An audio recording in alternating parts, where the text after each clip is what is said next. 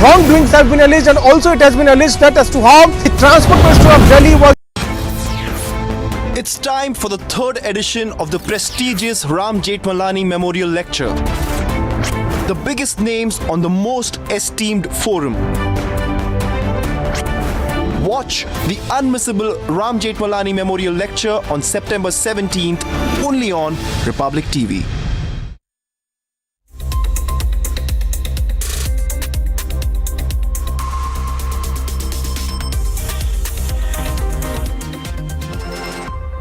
Top headlines at 7 a.m. AAP versus BJP face-off intensifies after Liquorgate and education scam.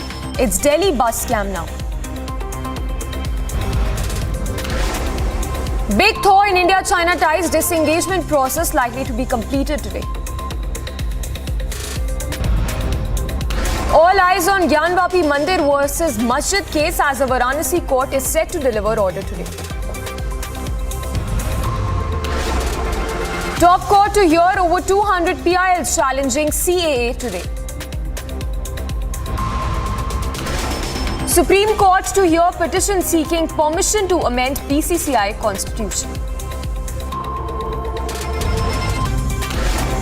Prime Minister Modi to inaugurate World Dairy Summit, over 50 countries to participate.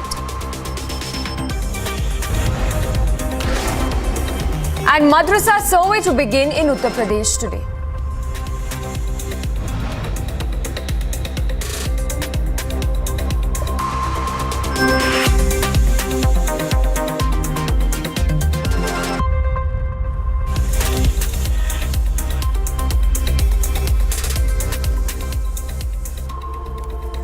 Thanks for tuning in this Monday morning. I'm Samiksha Srivastava. Lots lined up for you in this edition. Straight away starting with a top story. Prime Minister Modi will inaugurate the IDF World Dairy Summit 2022 at Greater Noida, wherein more than 1,500 delegates from 50 countries are scheduled to participate. The theme of the four-day event beginning today is Dairy for Nutrition and Livelihood. Here's more in this report. The 4-day-long International Dairy Federation World Dairy Summit will be held in Greater Noida, and Prime Minister Modi is all set to inaugurate the event. The summit is a congregation of global and Indian dairy stakeholders, including industry leaders, experts, farmers and policy planners, centering around the theme of Dairy for Nutrition and Livelihood. Yesterday, Chief Minister Yogi Adityanath took stock of the preparations at the IDF World Dairy Summit 2022.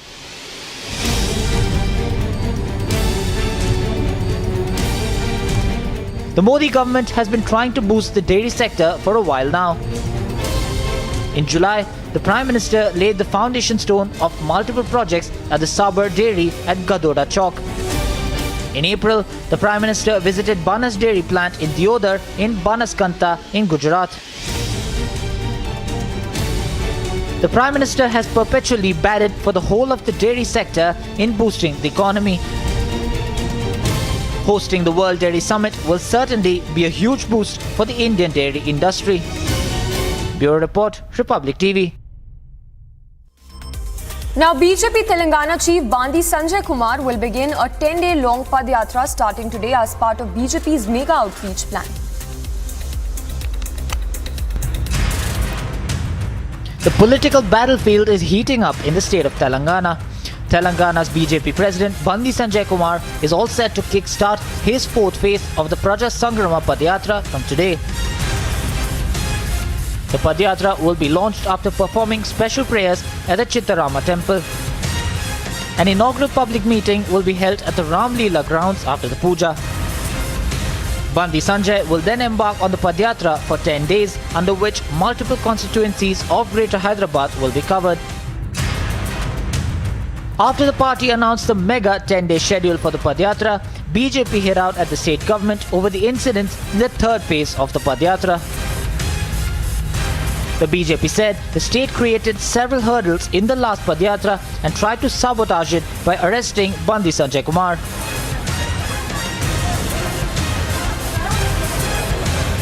The fourth phase will be starting from 12th of September, that's from day after tomorrow. Our National General Secretary Mr. Sunil Bansal will be the chief guest. It will be starting from the Kutbullapur constituency in Medchal urban district. From there, we'll be covering many of the parts of the Malkajgiri Parliament constituency, and then finally it will be will be ending on the 22nd. The BJP has sought permission from 3 police commissionerates but have not received any permission in written. In the 10-day long yatra, BJP would take up multiple issues to attack the state government, ranging from civic issues as well as lack of facilities in hospitals and VAT on fuel. On the 10th day, the Padyatra will conclude at the Outer Ring Road at the Pedda Ambar Pit on the 22nd of September. Bandi Sanjay in the last 3 phases has already covered 40 assembly constituencies in 3 phases, and his 4th yatra comes at a time when the Chief Minister has made an announcement to launch a national party. With KCR focusing on national ambitions and BJP making its moves sharper in Telangana, the upcoming days in the state politics are going to be politically significant. Bureau Report, Republic TV.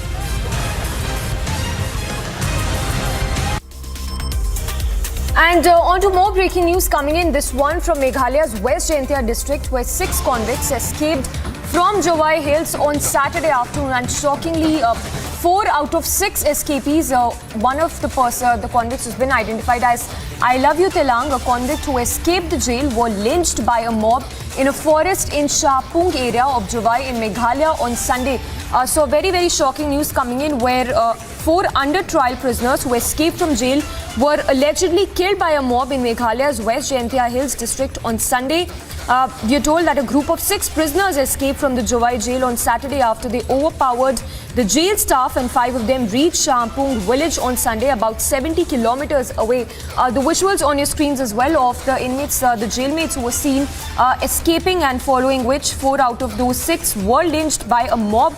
This incident, we are told, happened at around 3 p.m, which when one of the prisoners went to a tea shop to buy food. He was identified by the locals, and the entire area was alerted as well. Later, a large number of people turned up and chased the group of prisoners to a nearby forest.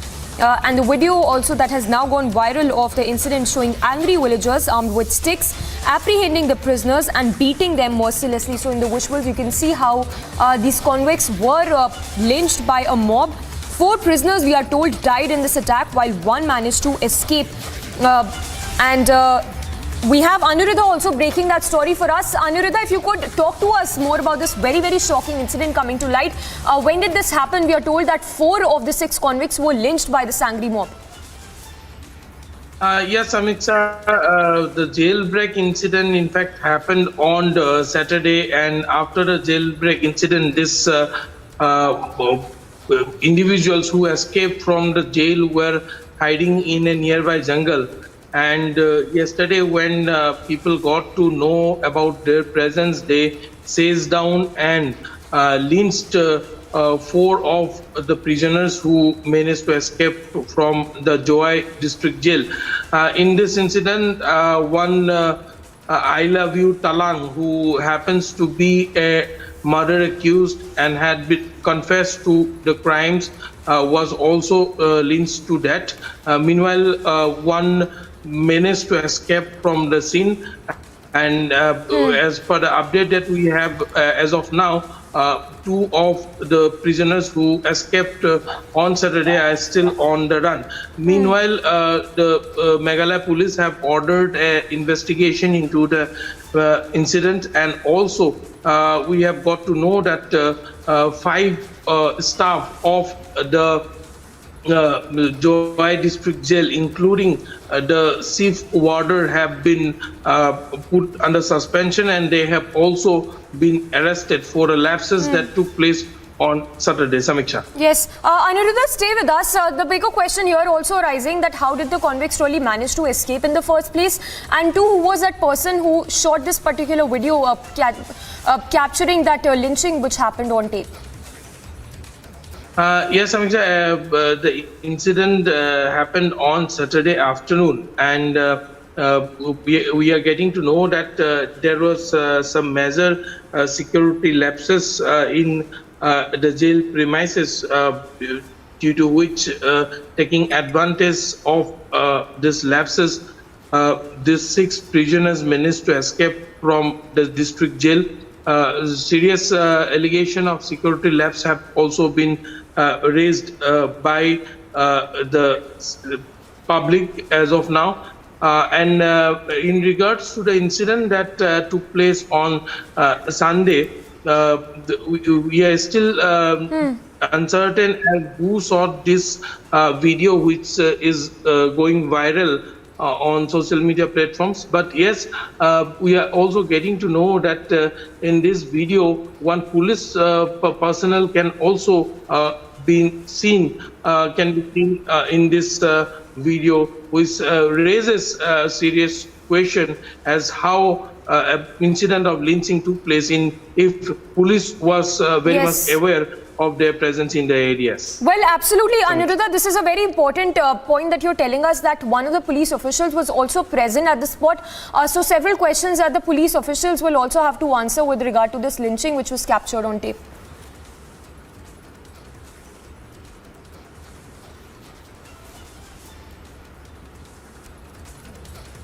All right, we'll try to connect with Aniruddha again, but the visuals on your screens as well of this shocking news coming to light from Meghalaya, where the inmates managed to escape and 4 of those 6 inmates were lynched.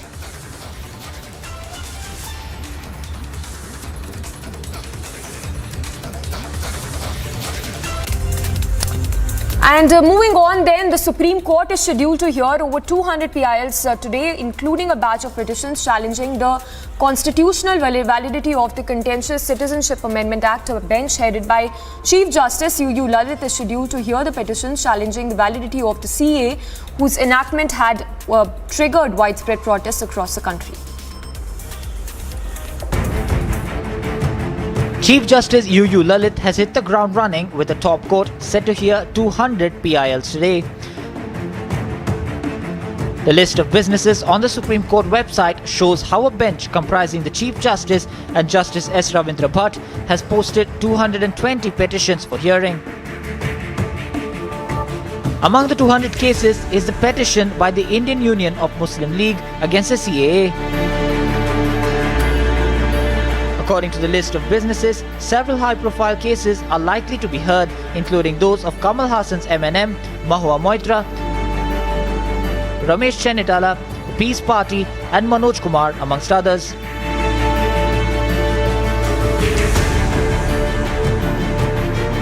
All eyes will now be on the top court, and the hearings are set to begin very soon.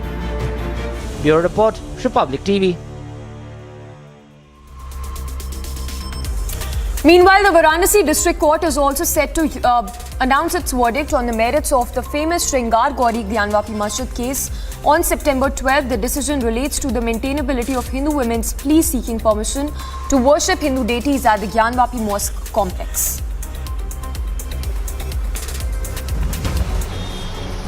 The Varanasi District Court is all set to rule on the maintainability of the petitions seeking daily worship at the Sringar Gauri temple. कल जो 7 rule 11 पे ये दावा पोषणीय है कि नहीं, supreme court के निर्देश पे माननीय जिला जज महोदय सुनवाई जो 2 महीने लगातार किया है उन्होंने, सुप्रीम कोर्ट ने कहा था कि प्रायोरिटी पे इसको सुन लीजिए, वो सुनवाई पूरी हो चुकी है और कल इसका फैसला आना है। इस फैसले में ये तय होगा कि ये जो है मुकदमा चलने योग्य है कि नहीं। This order in the Gyanvapi case was reserved on the 24th of August. The verdict will not be the final decision in the case. कल का फैसला जो भी आएगा, चाहे जिसके पक्ष में आवे, वो आखिर तो है नहीं, पहला है। इसके बाद जो पार्टी दुखी होगी वो हाई कोर्ट जाएगी, हाई कोर्ट के आर्डर से जो दुखी होगा सुप्रीम कोर्ट जाएगा। तो ये मामला रजिस्टर होना है सुप्रीम कोर्ट में। प्लेस ऑफ वर्शिप एक्ट इसमें अप्लाई नहीं करता, क्योंकि हमारा कहना ये है कि यहाँ जगह जगह हिंदू देवी देवता का स्थान है। Many supporting the petitioners believe the evidence is piling up. The verdict comes at a time when some are alleging that threats are being issued over the case. बहुत सी ऐसी शक्तियां हैं जो नहीं चाहती हैं कि मैं और मेरे पिताजी इस केस को लड़ें और एक लॉजिकल कंक्लूजन तक ले जाएं। और जो भी बातें हैं हमने एडमिनिस्ट्रेशन को इन्फॉर्म की हैं, सारी बातें एडमिनिस्ट्रेशन के और सरकार के नॉलेज में हैं और मुझे पूरी उम्मीद है कि जो लोग शरारती तत्व भी हैं, असामाजिक तत्व भी हैं, एंटी नेशनल तत्व भी हैं, वो अपना संयम रखेंगे। Security in the region has been tightened ahead of the verdict, with the commissioner imposing Section 144. आज सभी वरिष्ठ अधिकारियों के साथ, जिसमें SHOs, ACPs, एडिशनल DCPs और DCPs सारे अधिकारी प्रतिभाग किए थे, उन्हें संवेदित किया गया है। धारा 144 CRPC के आदेश निर्गत कर दिए गए हैं। जनपद में सेक्टर स्कीम लागू की जा रही है। प्रत्येक जगह पर खासतौर से मिक्स आबादी वाले इलाकों में पुलिस का पर्याप्त सुरक्षा प्रबंध किया जा रहा है। The case had previously created ripples in the political circles. I hope that the UP government will book a case against him for creating divisions, for creating mistrust among both the communities, and arrest this person. How can this report be leaked to media? This is a deliberate leak which has been done by the person who was appointed on the suggestion of the petitioners. Now, the countdown to the key Gyanvapi verdict has commenced. Bureau Report, Republic TV.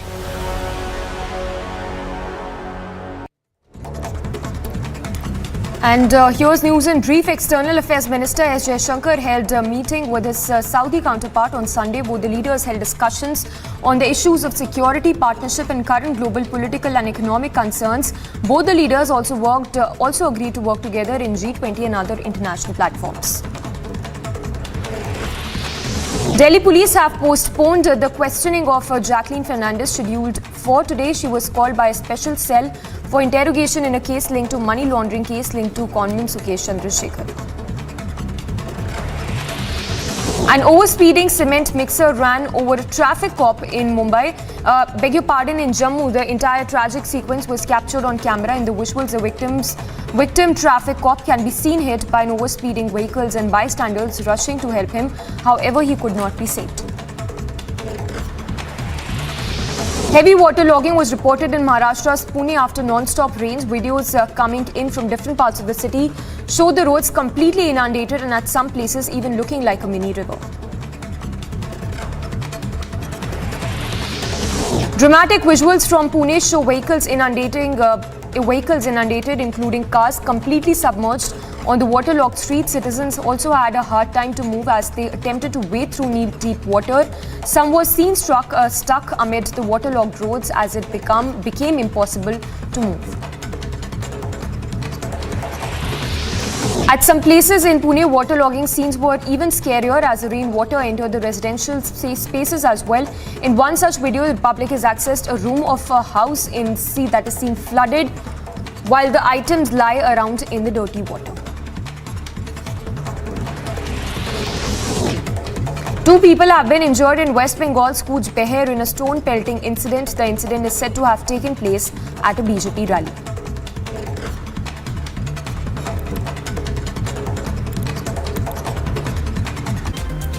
A very short break. Lots on the other side. It's AAP versus BJP face-off again after Liquorgate and education scam. It's Delhi bus scam now. And big thaw in India-China ties as disengagement process likely to be completed today.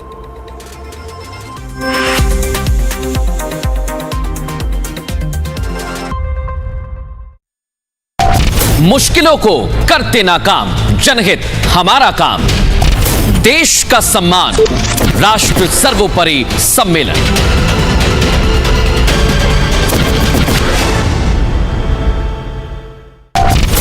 लहू में उबाल, राष्ट्रवाद की मशाल, भारत का अमृतकाल, राष्ट्र सर्वोपरि सम्मेलन।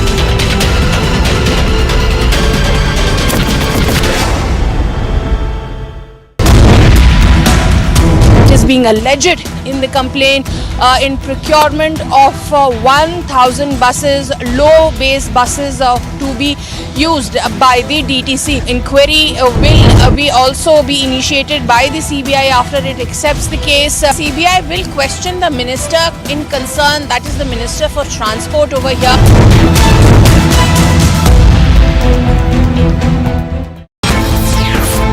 It's time for the third edition of the prestigious Ram Jethmalani Memorial Lecture. The biggest names on the most esteemed forum. Watch the unmissable Ram Jethmalani Memorial Lecture on September 17th only on Republic TV. Around 6:30 p.m. she reached the airport and she was going to take a flight to Bangkok around 9:45, but she was stopped by the immigration officials, and then ED official came and gave her a notice to appear before the ED next week, probably on Monday. That in spite of a travel restriction, travel ban, she tried to move from India to Bangkok, and ED is trying to understand whether that's one of the reasons of her being involved in the case, whether she was trying to elope or she had some other work.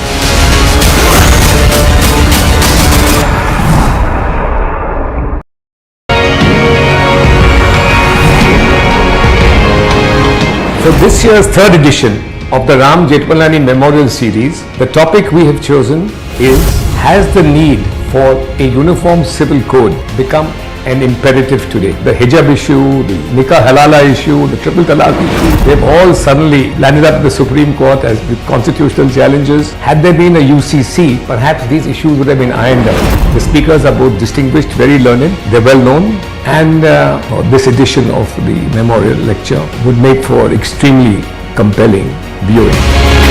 Watch the unmissable Ram Jethmalani Memorial Lecture on September 17th only.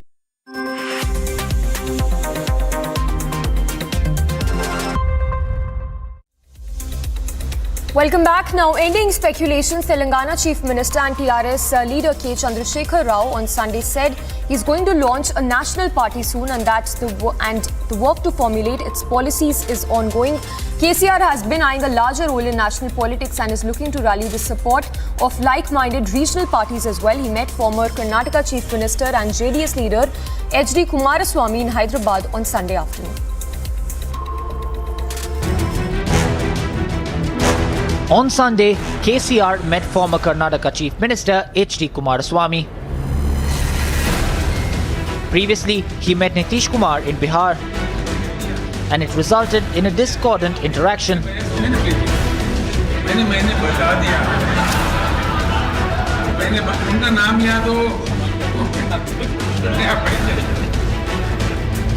And now it appears KCR has made his innings into national politics official by confirming the launch of a national party very soon. Nothing is concrete yet, but big promises are already being made.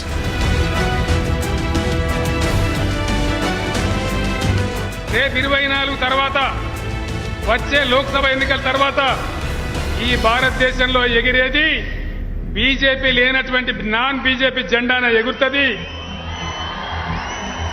ఈ దిక్కుమాలిన దరిద్రం కొట్టు పేదల వ్యతిరేక, రైతుల వ్యతిరేక, కార్మిక వ్యతిరేక బీజేపీని సాగనంపుదాం. మన ప్రభుత్వమే రాబోతా ఉంది ఢిల్లీ గద్దె మీద కూడా.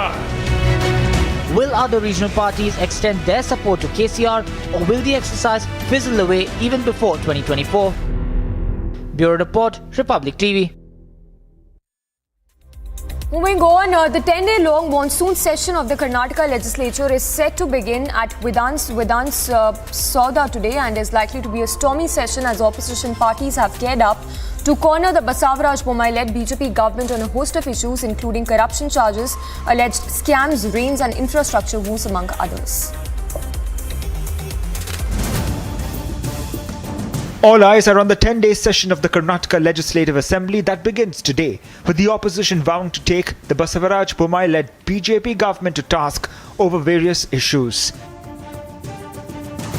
One of the issues is the 40% bribe for government contracts, echoing the allegations of Karnataka State Contractors Association. Rahul Gandhi had earlier accused Bommai of taking money from the poor and giving to a few rich businessmen,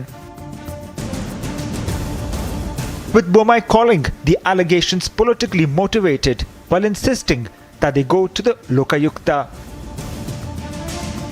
Another issue the Congress is likely to take up is the flood situation in Bengaluru. While Congress's DK Shivakumar blamed the state government over inaction, the BJP was quick to counter, claiming it was the maladministration of the previous Congress-led government.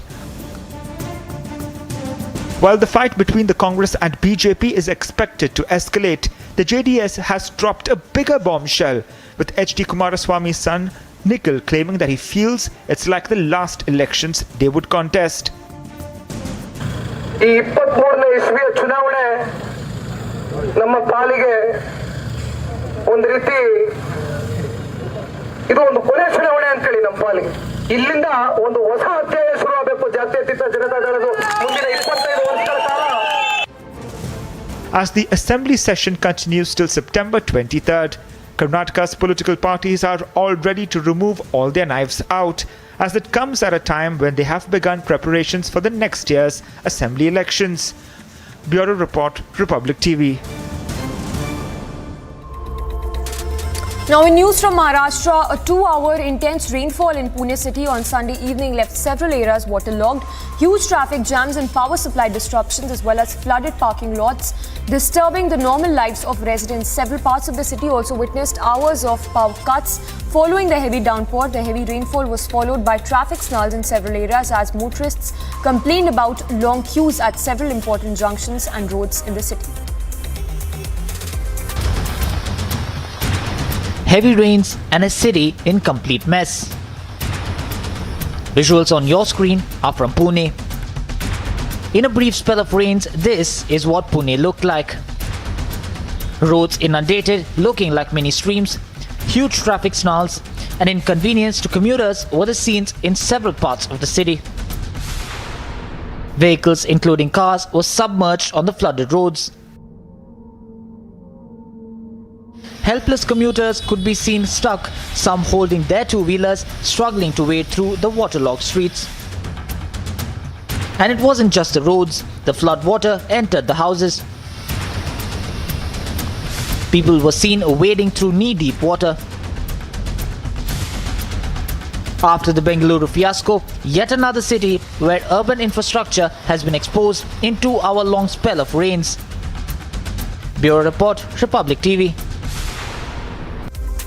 Now in news from Bengal, where at least 2 BJP workers were injured after several country-made bombs exploded during the party's protest in West Bengal's Coach Behar on Sunday. The injured have now been admitted to hospital and the situation has returned to normal. Here's a full report. On Sunday, a BJP rally in Sitalkochi turned violent.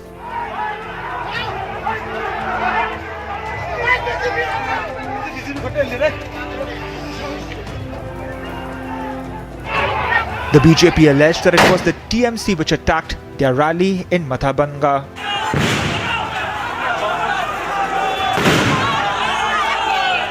শান্তিপূর্ণ আমাদের একটা rally ছিল, মিছিল ছিল। তো শান্তিপূর্ণ মিছিল হচ্ছিল, যে সময় মিছিলটা আমাদের শীতলকুচি ওই মোড়ে যখন চলে আসে মিছিলটাকে, সেই মিছিলের উপরে অতর্কিতভাবে হামলা করে। সে পাথর ছুঁড়ে মারে, গাড়ির উপরে মেরেছে এবং মিছিলের উপরে পাথর মারে, বোম্বিং করে তারা। কিন্তু আমাদের যারা কর্মীরা তারা যখন প্রতিবাদ করে তখন তারা সেখান থেকে পালিয়ে যায়। BJP leader Ajay Roy's car was vandalized. The BJP MLAs and district president met the police officers at Mathapanga police station and complained. The TMC is yet to respond on the matter. Bureau Report, Republic TV.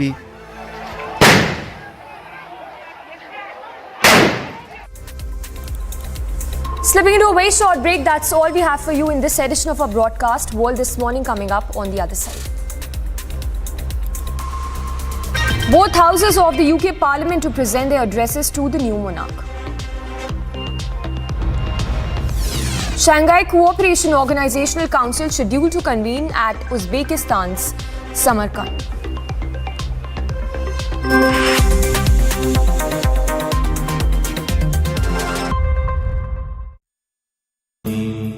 Amity has been ranked India's #1 private university for the 10th year by India Today, a testimony to Amity's world-class education whilst imbibing values and sanskars in students.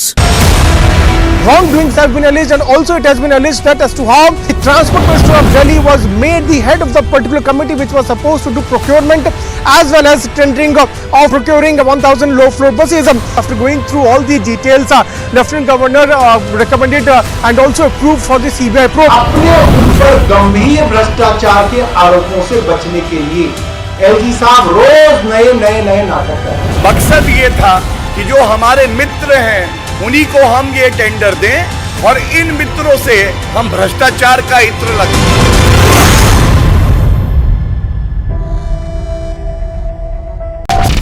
सोच का मंथन, विचारों का समागम, इतिहास लिखेंगे हम। राष्ट्रीय सर्वोपरि सम्मेलन।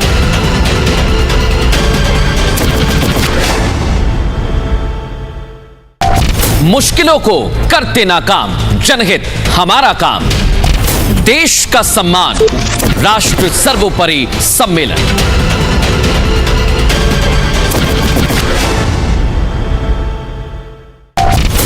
लहू में उबाल, राष्ट्रवाद की मशाल, भारत का अमृतकाल, राष्ट्र सर्वोपरि सम्मेलन।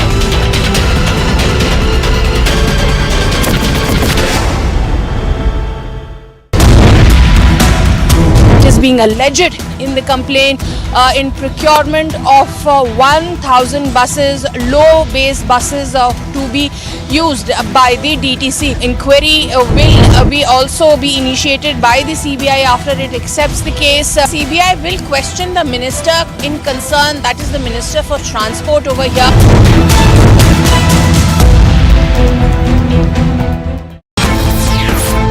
It's time for the third edition of the prestigious Ram Jethmalani Memorial Lecture. The biggest names on the most esteemed forum. Watch the unmissable Ram Jethmalani Memorial Lecture on September 17th only on Republic TV. Around 6:30 p.m. she reached the airport and she was going to take a flight to Bangkok around 9:45, but she was stopped by the immigration officials, and then ED official came and gave her a notice to appear before the ED next week, probably on Monday. That in spite of a travel restriction, travel ban, she tried to move from India to Bangkok, and ED is trying to understand whether that's one of the reasons of राष्ट्रवादी कलम, राष्ट्रवादी हम, मजबूत होते भारत के कदम, राष्ट्र सर्वोपरि सम्मेलन।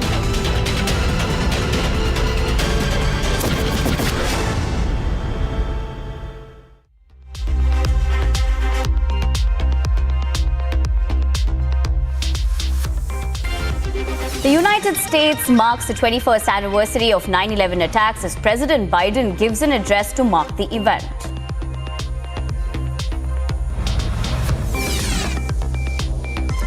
The Queen's coffin leaves begins its journey to London after leaving the Balmoral Castle.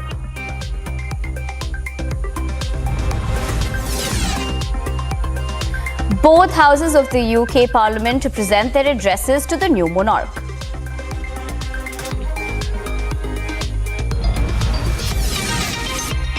Shanghai Cooperation Organization Council scheduled to convene at Uzbekistan's Samarkand.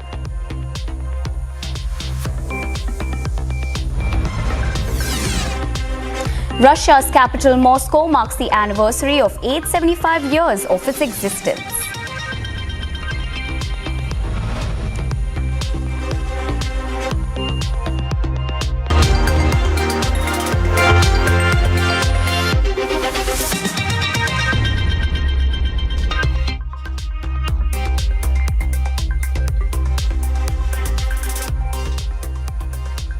A very good morning. Thanks for tuning in. You're watching World This Morning with me, Nivedna Prabhu. First up, after proclamation in England, King Charles III on Sunday was formally proclaimed the monarch in Scotland, Wales and Northern Ireland. Here's all that you need to know.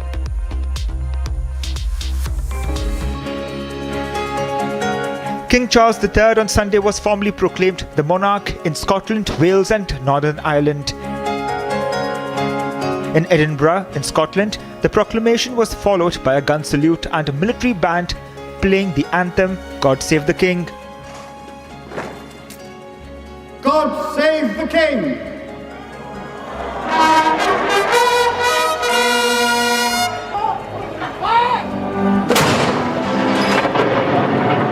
In Wales, 26 men of the 3rd Battalion of the Royal Welsh, supported by the Band of the Royal Welsh, marched from the City Hall along Duke Street and into Cardiff Castle.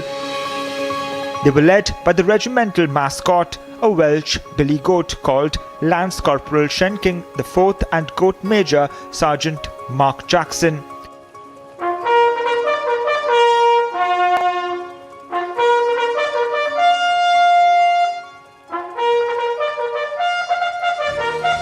Then King Charles III was formally proclaimed the monarch by Wales Herald of Arms Extraordinary Tom Lloyd.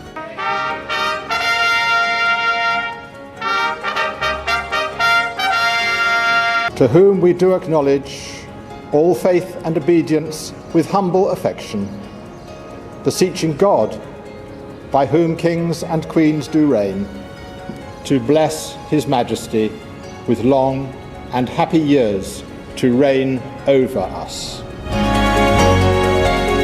In Belfast, in Northern Ireland, bells chimed and a bugler played before the proclamation was read. 3 cheers for His Majesty the King.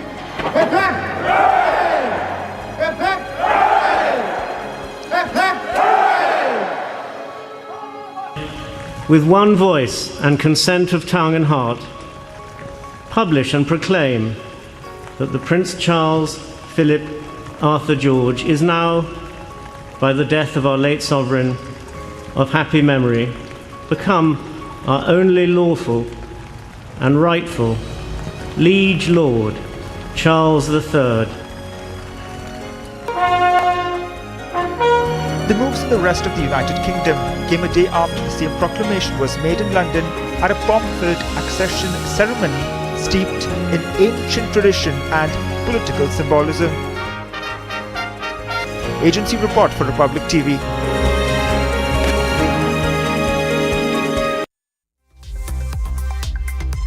As he is crowned as the new monarch, King Charles III is expected to visit both houses of the parliament with both the houses to give an address to the new king.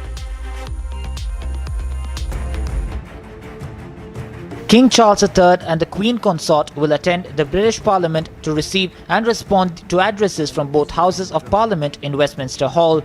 The speakers of both Houses of Parliament will present addresses of condolences to King Charles III and Queen Consort Camilla. Members of the legislatures of Northern Ireland, Scotland and Wales are expected to attend the presentation. Immediately before the ceremony, the Lord Speaker's procession will process to Westminster Hall, as will the procession of the Speaker of the House of Commons. The last time King Charles appeared in Parliament was on the 10th of May this year as the Prince of Wales. He was deputising for his mother, late Queen Elizabeth, at the state opening of Parliament. Charles was seated on the royal throne in the House of Lords to read out the programme of the government in the Queen's speech. Today, he will be attending for the first time as sovereign, appearing in Westminster Hall, the oldest part of Parliament which is steeped in history. As King Charles III addresses both Houses of Parliament for the first time as its new sovereign, expectations are running high from his ministers, people and the Commonwealth as he begins his reign as a new monarch. Agency report, Republic TV. Thousands lined the route to catch a glimpse as Queen Elizabeth II's coffin, seen in public for the first time, made its journey on Sunday from Balmoral Castle in Aberdeenshire to arrive at the late monarch's official Scottish residence of Holyrood House Palace in the capital city of Edinburgh. It is the end of the first stage of what her eldest son, King Charles III, has described as his mother's last great journey ahead of her funeral in London on September 19th. Thousands lined the route to catch a glimpse of Queen Elizabeth II's coffin, seen in public for the first time, which began its journey on Sunday. From Balmoral Castle in Aberdeenshire to the late monarch's official Scottish residence of Holyrood House Palace in the capital city of Edinburgh. At the end of the 6-hour journey, the coffin draped with royal standards of Scotland and featuring a wreath of flowers on top rested in the throne room of Holyrood House until Monday afternoon for the royal household to pay their respects to Britain's Queen, who died peacefully at the age of 96 at Balmoral on Thursday evening. The 7-car cortege with a police escort and the Queen's daughter, Princess Anne, slowly made its way towards Edinburgh as crowds of people gather to see it pass. The oak coffin will make an onward journey to London later in the week after Buckingham Palace unveiled plans for the state funeral, which will take place at Westminster Abbey on Monday, September 19th. Prior to the funeral, the late monarch will lie in state at Westminster Hall within the Houses of Parliament complex for 4 days to allow the British public to pay their last respects.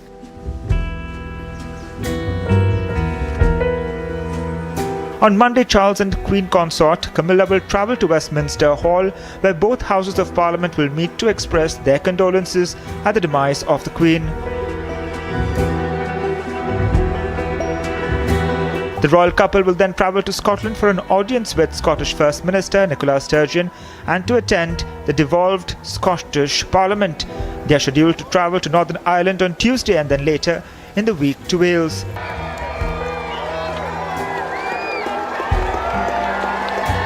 The journey from Scotland to England will be undertaken by air on Tuesday, when the Queen's daughter Princess Anne will accompany the coffin on its journey to the Bow Room at the monarch's London residence of Buckingham Palace. A day later, on Wednesday, it will be borne in procession to the Palace of Westminster for lying in state until the day of the funeral. Members of the royal family, politicians and world leaders are expected to attend the state funeral at 11 a.m. local time on September 19th. Agency report for Republic TV.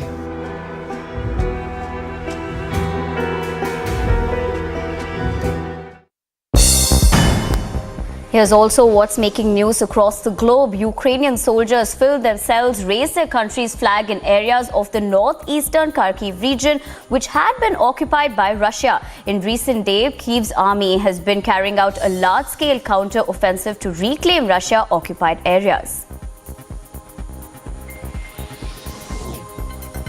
Flames lit up the night sky at a power station on the western outskirts of Kharkiv after it was hit in a strike. Thick smoke billowed into the air. Ukrainian officials said that Kharkiv TEC-5, the country's second biggest heat and power plant, had been hit in a Russian attack.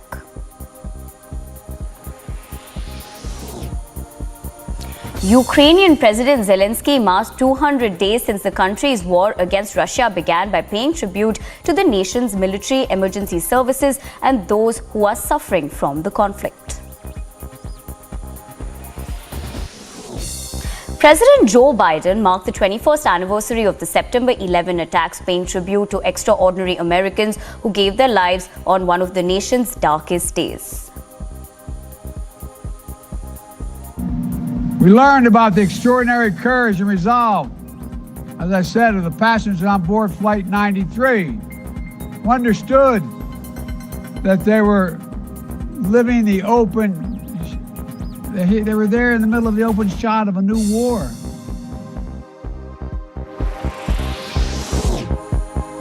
The Honorary Consul of Tuvalu said that he hopes King Charles III's passion for tackling climate change will benefit the South Pacific Islands. Tuvalu, an independent island nation which is within the British Commonwealth, has suffered problems brought on by climate change, and Ayaz said the islands needs more help.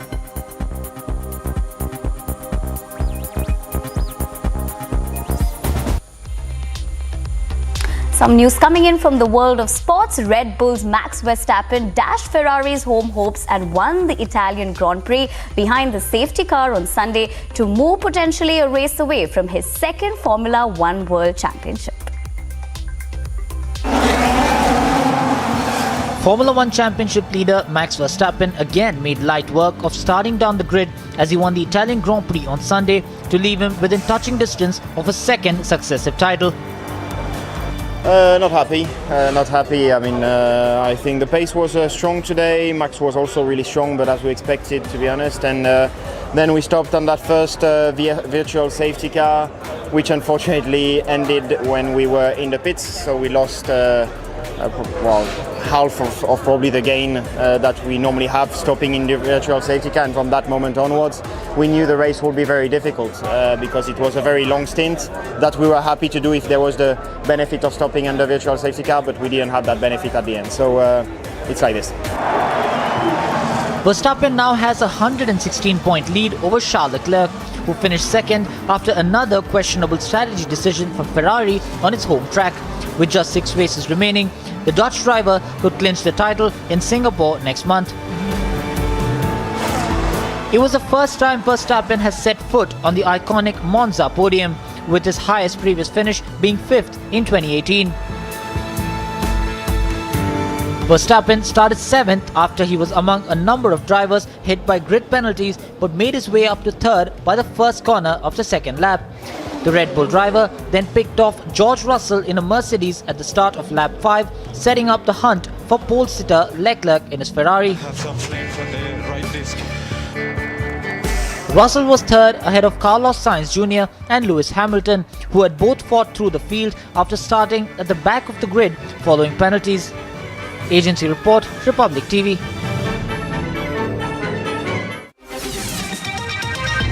We're slipping into a short break, but on the other side, Shanghai Cooperation Organization Council scheduled to convene at Uzbekistan, Samarkand.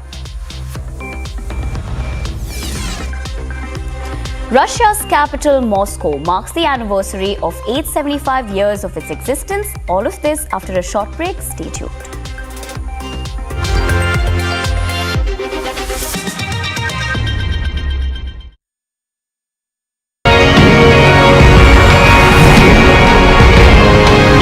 For this year's 3rd edition of the Ram Jethmalani Memorial Series, the topic we have chosen is, has the need for a uniform civil code become an imperative today? The hijab issue, the nikah halala issue, the triple talaq issue, they've all suddenly landed up at the Supreme Court as with constitutional challenges. Had there been a UCC, perhaps these issues would have been ironed out. The speakers are both distinguished, very learned, they're well known, and this edition of the memorial lecture would make for extremely compelling viewing. Watch the unmissable Ram Jethmalani Memorial Lecture on September 17th only on Republic TV.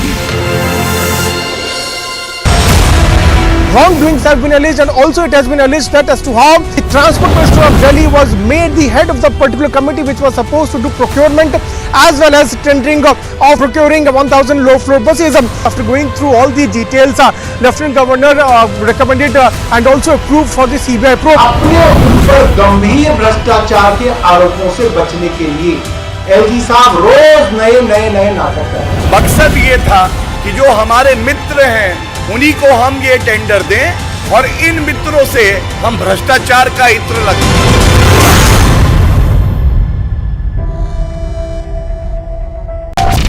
सोच का मंथन, विचारों का समागम, इतिहास लिखेंगे हम।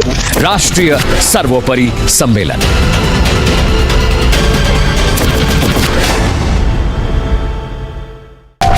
मुश्किलों को करते नाकाम, जनहित हमारा काम, देश का सम्मान, राष्ट्र सर्वोपरि सम्मेलन।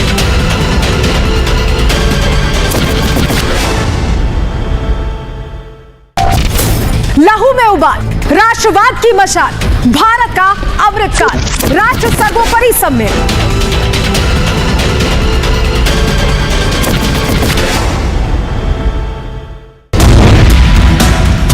Is being alleged in the complaint in procurement of 1,000 buses, low-base buses to be used by the DTC. Inquiry will also be initiated by the CBI after it accepts the case. CBI will question the minister in concern, that is the Minister for Transport over here.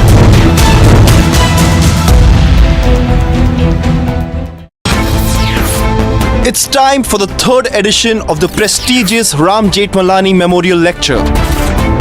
The biggest names on the most esteemed forum.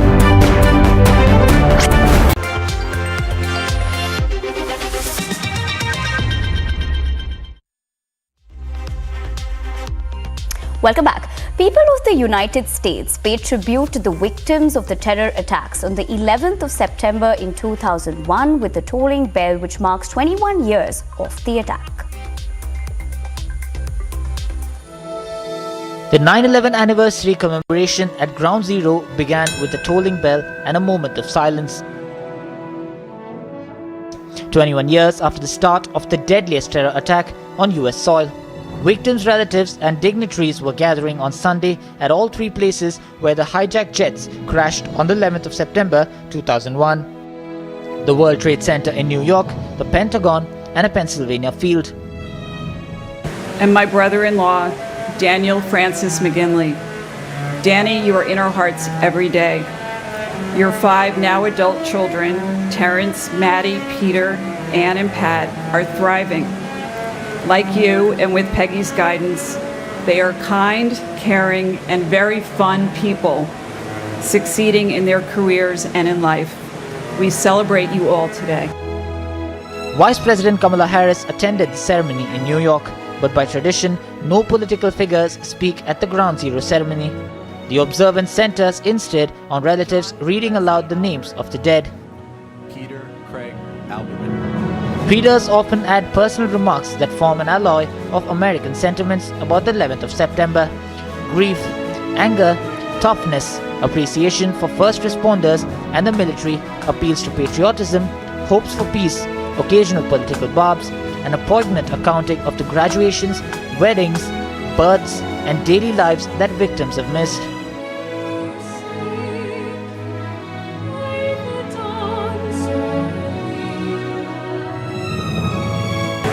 And my father, John Leslie Albert.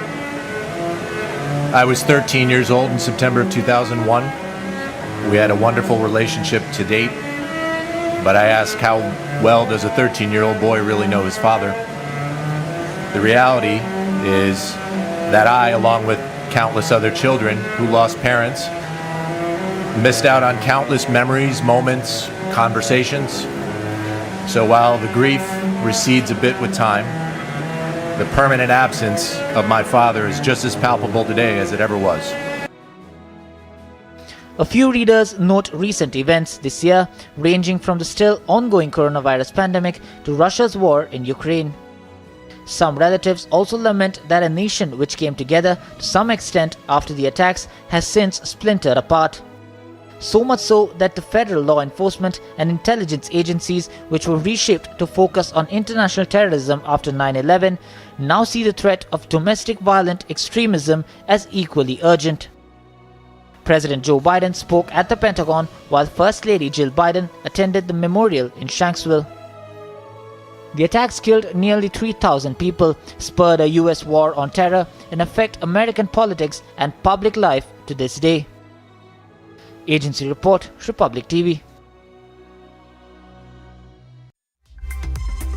President Joe Biden marked the 21st anniversary of the September 11 attacks, taking part in a somber wreath-laying ceremony at the Pentagon held under a steady rain, and urged people to take part in protecting American democracy.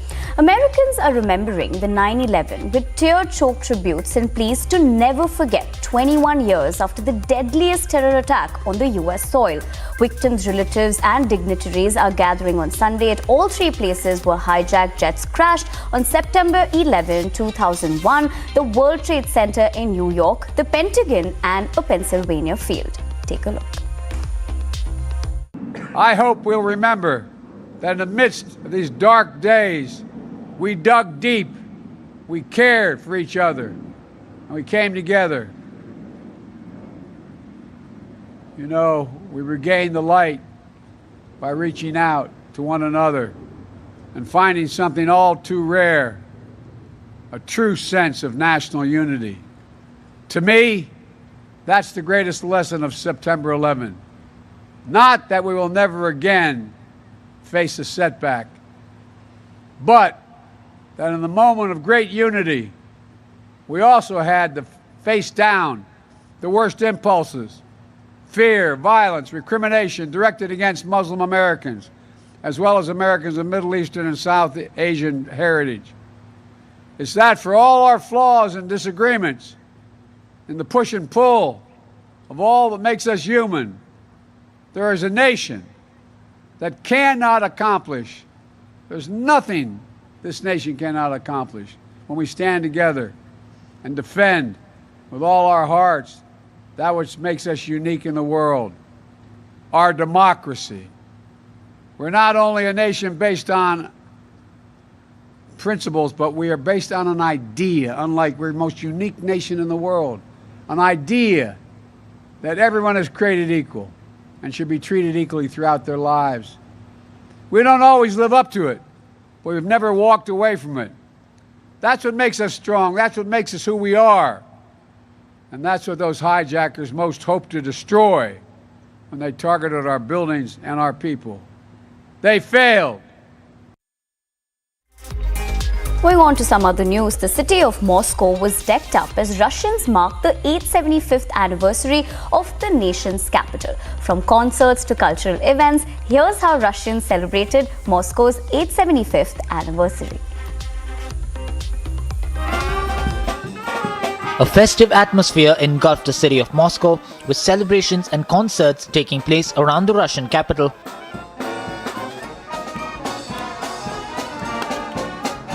There was pomp and show on the streets of Moscow as Russians marked the anniversary of the nation's capital. The Russian capital turned 875. Приехала моя давняя подруга, сейчас вот мы гуляем. Я хочу поздравить всех москвичей, не только с этим праздником. Все сложно в мире, но я думаю, что... There were concerts as well as cultural performances on display as Russians enjoyed a warm summer morning in Moscow. Настроение отличное. Всем желаю прекрасного дня в этот прекрасный праздник. Посмотрите, сегодня солнце светит, а были тучи. Настроение должно быть таким же солнечным и прекрасным. Earlier in the day, the Russian President Vladimir Putin congratulated Moscovites on the occasion. The celebrations went on through the day and was rounded up by a spectacular fireworks display. Agency report, Republic TV.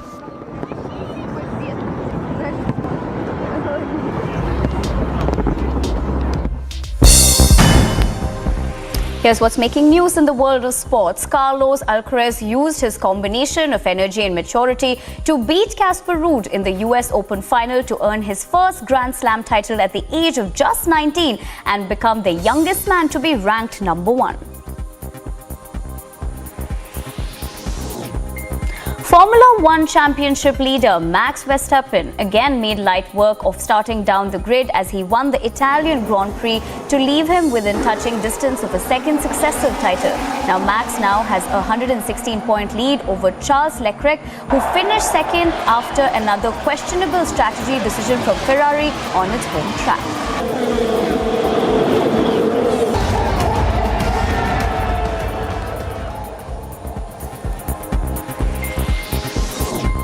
Team USA sealed their first ever Sail Grand Prix win after finishing ahead of New Zealand and UK at the Range Rover France Sail Grand Prix in Saint-Tropez. USA team picked up the 10 points to improve to 25 points in the Sail GP Championship, which sees them rise to 7th place in the overall standings ahead of the next Sail GP race in Spain in 2 weeks.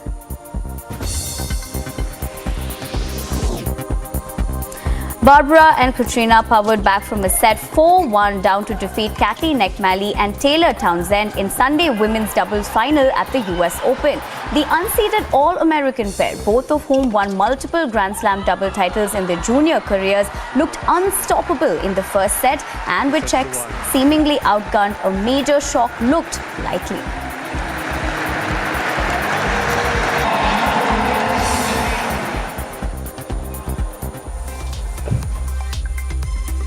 Well, we're getting in visuals of Afghans celebrating Sri Lanka's victory over Pakistan in the Asia Cup 2022 final.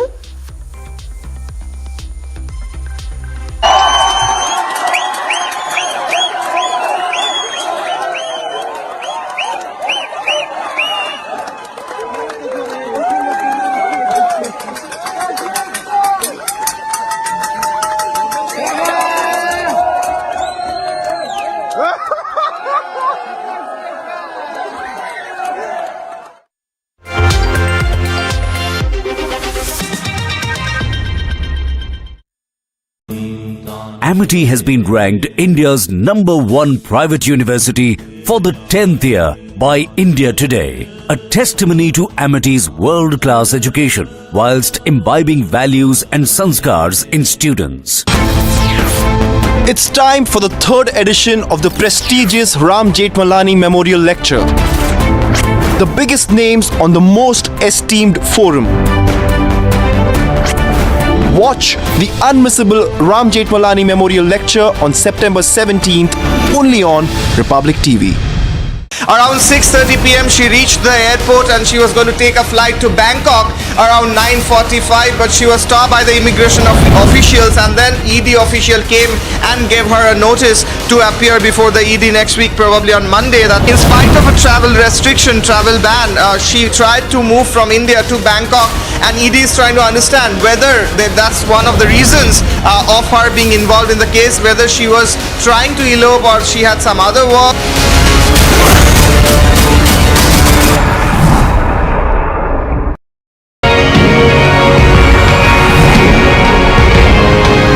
For this year's third edition of the Ram Jethmalani Memorial Series, the topic we have chosen is, has the need for a uniform civil code become an imperative today? The hijab issue, the nikah halala issue, the triple talaq issue, they've all suddenly landed up in the Supreme Court as the constitutional challenges. Had there been a UCC, perhaps these issues would have been ironed out. The speakers are both distinguished, very learned, they're well known, and this edition of the memorial lecture would make for extremely compelling viewing.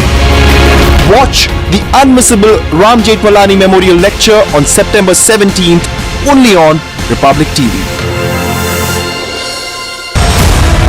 Wrongdoings have been alleged, and also it has been alleged that as to how the Transport Minister of Delhi was made the head of the particular committee which was supposed to do procurement as well as tendering of procuring 1,000 low-floor buses. After going through all the details, Lieutenant Governor recommended and also approved for the CBI probe. अपने ऊपर गंभीर भ्रष्टाचार के आरोपों से बचने के लिए एलजी साहब रोज नए नाटक कर रहे हैं। मकसद ये था कि जो हमारे मित्र हैं उन्हीं को हम ये टेंडर दें और इन मित्रों से हम भ्रष्टाचार का इत्र लगाएं।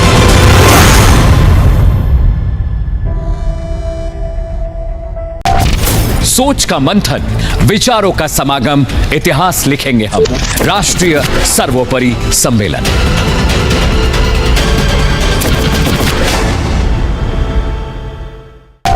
मुश्किलों को करते नाकाम, जनहित हमारा काम, देश का सम्मान, राष्ट्र सर्वोपरि। It's time for the third edition of the prestigious Ram Jethmalani Memorial Lecture. The biggest names on the most esteemed forum. Watch the unmissable Ram Jethmalani Memorial Lecture on September 17th only on Republic TV.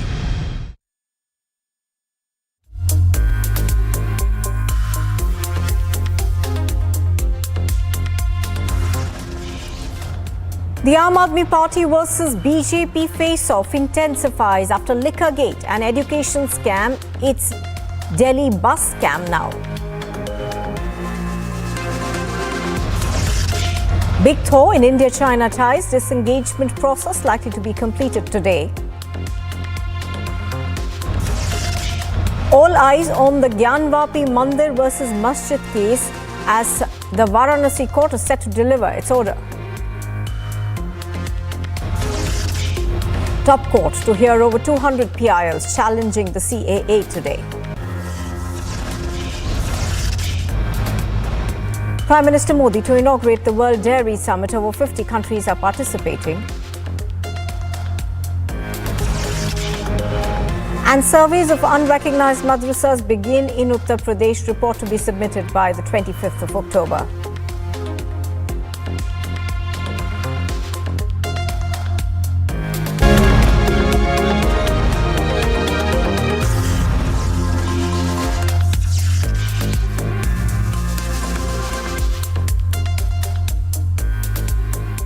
Good morning and welcome. You are watching the Morning Express on Republic TV. I'm Nupur Talwar Suri. We begin with news that's just coming in from Delhi. In fact, even as the face-off over alleged scams intensifies in the national capital, the Aam Aadmi Party has now claimed that police conducted a raid at the Aam Aadmi Party's office in Ahmedabad on Sunday, further claiming that the ruling BJP is extremely rattled by the immense support it is getting in the run-up to the Gujarat Assembly polls.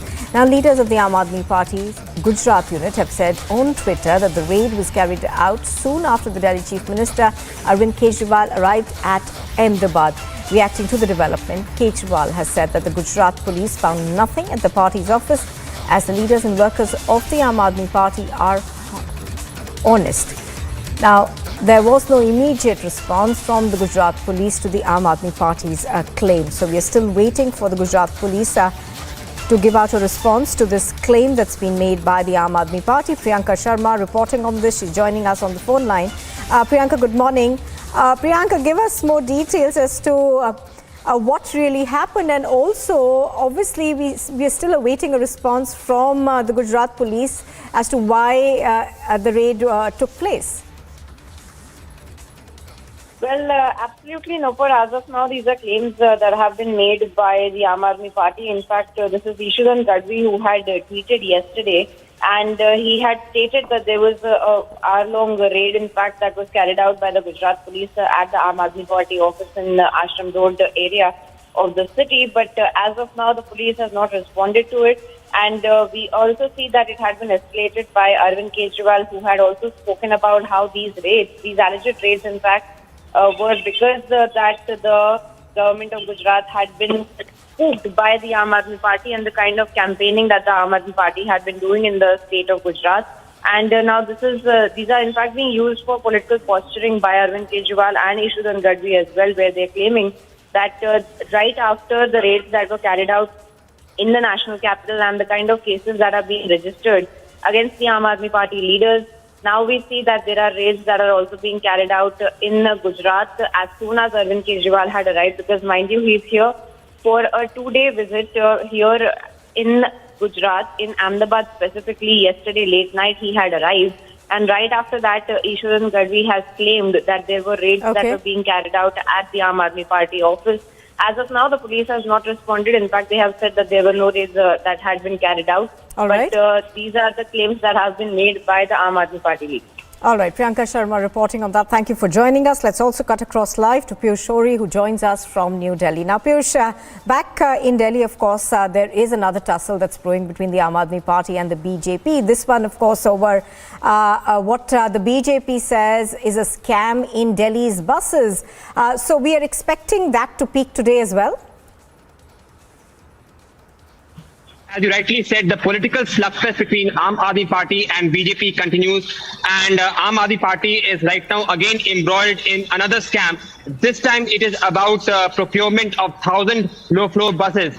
Now, remember, Aam Aadmi Party is already been embroiled in 2 other scams in which it has been alleged that it is involved in the liquor gate scam and also in irregularities of construction of classrooms in Delhi government schools.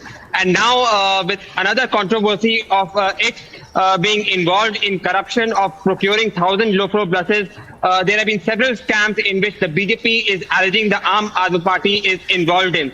So yes, you are seeing a lot of blames, allegations, counter-allegations, and in the process, you're watching a major political war between BJP and Aam Aadmi Party over here in national capital. Back to you, the studio.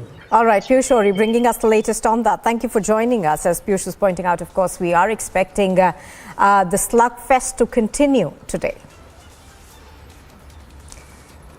Now, moving on to another big story we're tracking this morning. A major verdict is expected to be pronounced by the District Court in Varanasi in connection with the hearing of the Gyanvapi case, leading to extensive police deployment throughout the city, along with inspections being conducted at various checkpoints. The Varanasi District Court is all set to rule on the maintainability of the petitions seeking daily worship at the Sringar Gauri Temple. कल जो 7 rule 11 पे ये दावा पोषणी है कि नहीं, supreme court के निर्देश पे माननीय जिला जज महोदय सुनवाई जो 2 महीने लगातार किया उन्होंने, सुप्रीम कोर्ट ने कहा था कि प्रायोरिटी पे इसको सुन लीजिए, वो सुनवाई पूरी हो चुकी है और कल इसका फैसला आना है। इस फैसले में ये तय होगा कि ये जो है मुकदमा चलने योग्य है कि नहीं। This order in the Gyanvapi case was reserved on the 24th of August. The verdict will not be the final decision in the case. कल का फैसला जो भी आएगा, चाहे जिसके पक्ष में आवे, वो आखिर तो है नहीं, पहला है। इसके बाद जो पार्टी दुखी होगी वो हाई कोर्ट जाएगी, हाई कोर्ट के आर्डर से जो दुखी होगा सुप्रीम कोर्ट जाएगा। तो ये मामला रजिस्टर होना है सुप्रीम कोर्ट में। प्लेस ऑफ वर्शिप एक्ट इसमें अप्लाई नहीं करता, क्योंकि हमारा कहना ये है कि यहाँ जगह जगह हिंदू देवी देवता के स्थान है। Many supporting the petitioners believe the evidence is piling up. The verdict comes at a time when some are alleging that threats are being issued over the case. बहुत सी ऐसी शक्तियां हैं जो नहीं चाहती हैं कि मैं और मेरे पिताजी इस केस को लड़ें और एक लॉजिकल कंक्लूजन तक ले जाएं। और जो भी बातें हैं हमने एडमिनिस्ट्रेशन को इन्फॉर्म की हैं, सारी बातें एडमिनिस्ट्रेशन के और सरकार के नॉलेज में हैं। और मुझे पूरी उम्मीद है कि जो लोग शरारती तत्व भी हैं, असामाजिक तत्व भी हैं, एंटी नेशनल तत्व भी हैं, वो अपना संयम रखेंगे। Security in the region has been tightened ahead of the verdict, with the commissioner imposing Section 144. आज सभी वरिष्ठ अधिकारियों के साथ, जिसमें SHOs, ACPs, एडिशनल DCPs और DCPs सारे अधिकारी प्रतिभाग किए थे, उन्हें संवेदित किया गया है। धारा 144 CRPC के आदेश निर्गत कर दिए गए हैं। जनपद में सेक्टर स्कीम लागू की जा रही है। प्रत्येक जगह पर खासतौर से मिक्स आबादी वाले इलाकों में पुलिस का पर्याप्त सुरक्षा प्रबंध किया जा रहा है। The case had previously created ripples in the political circles. I hope that the UP government will book a case against him for creating divisions, for creating mistrust among both the communities, and arrest this person. How can this report be leaked to media? This is a deliberate leak which has been done by the person who was appointed on the suggestion of the petitioners. Now, the countdown to the key Gyanvapi verdict has commenced. Bureau Report, Republic TV.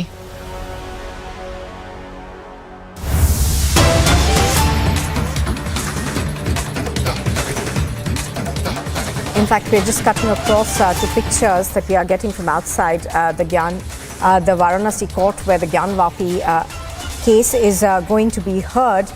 Security, of course, has been heightened across Varanasi ahead of this verdict. Now, do remember that the Varanasi District Court is set to render a verdict on the merits of the Shringar Gauri Gyanvapi Masjid case today. The decision, of course, relates to the maintainability of the Hindu women's plea seeking permission to worship Hindu deities in the Gyanvapi Mosque complex. Now, even as this judgment, of course, or rather order comes out, security has been heightened all across Varanasi. The district administration over there wanting to make sure that nothing goes out of hand. The district judge, of course, today will give its decision on whether the ongoing trial in court regarding the permission to worship is maintainable and whether the plea is based on tenable grounds. Let's also listen into what the police is saying in terms of the arrangements that have been made ahead of this verdict.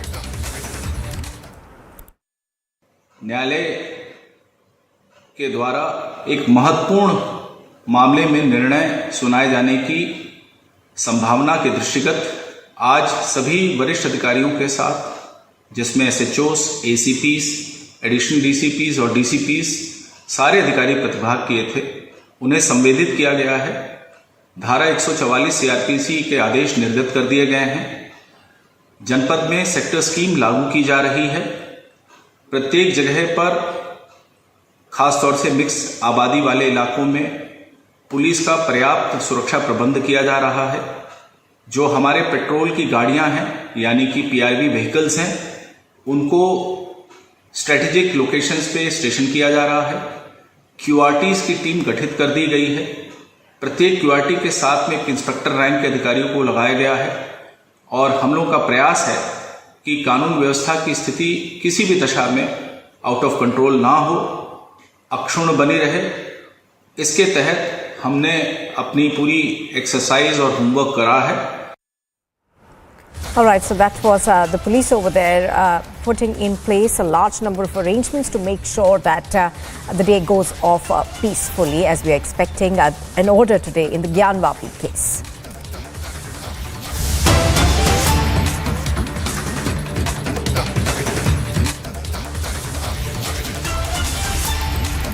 A Pakistani drone intrusion attempt has been foiled in Punjab's Gurdaspur sector. Reports suggest that the drone attempted to enter the Indian side at about 5:15 this morning at Kalanur area. BSF Jawans fired multiple rounds at the Pakistani drone, after which it went back. Now, searches have been launched in the area. The DIG BSF is on the spot to monitor search operations. Now, do remember that we have had a large number of drones trying to enter into the Indian side. Some of them do carry weapons as well as narcotics. I'm going to go across to Gursimran, who reports from Jammu on this. Gursimran, good morning. Gursimran, give us more details about what the BSF is saying, and also how this was beaten back. See, it was today morning at around 5:15 when an attempt of drone infiltration was made by the Pakistani side, but the allied troops of the border security force that have been deployed in the Kalanur area of the international border in the Gurdaspur, they thwarted the attempt of the Pakistan by firing several rounds on this Pakistani drone, after which it went back to the Pakistani territory. Now the intensified searches have been launched along with the Punjab police in the area that is very near to international border to rule out any possibility of weapon dropping by the Pakistani drone, because in the past we have seen that drones are being used to push cash, narcotics as well as weapons into the Indian territory. DIG BSF of the range, Prabhakar Joshi, is on the spot monitoring the situation. All right. Thank you very much, Gursimran, for joining us with those details. So Gursimran reporting on that from Jammu. And we're now learning that the NIA is carrying out raids and searches at around 50 locations in different parts of the north. Raids are being carried out in Punjab, Haryana, Rajasthan and the Delhi NCR region. These are in cases that have been registered against terrorist gangs executing sensational murders to terrorize common people. Now, this is also a case that relates to extortion, drug smuggling and other organized crime activities to finance terror. So these are raids that the NIA is carrying out right now. These are raids that are being conducted at about 50 locations, and several raids, of course, being conducted in Punjab, Haryana, Rajasthan and the Delhi NCR region. We are given to understand that this is also attempting to probe links of these gangsters with Pakistan's ISI. Abhishek Kapoor, a senior executive editor, on the phone line with us. Good morning, Abhishek. Raids being carried out in about 50 locations. What are these pertaining to? Can you give us more details, please?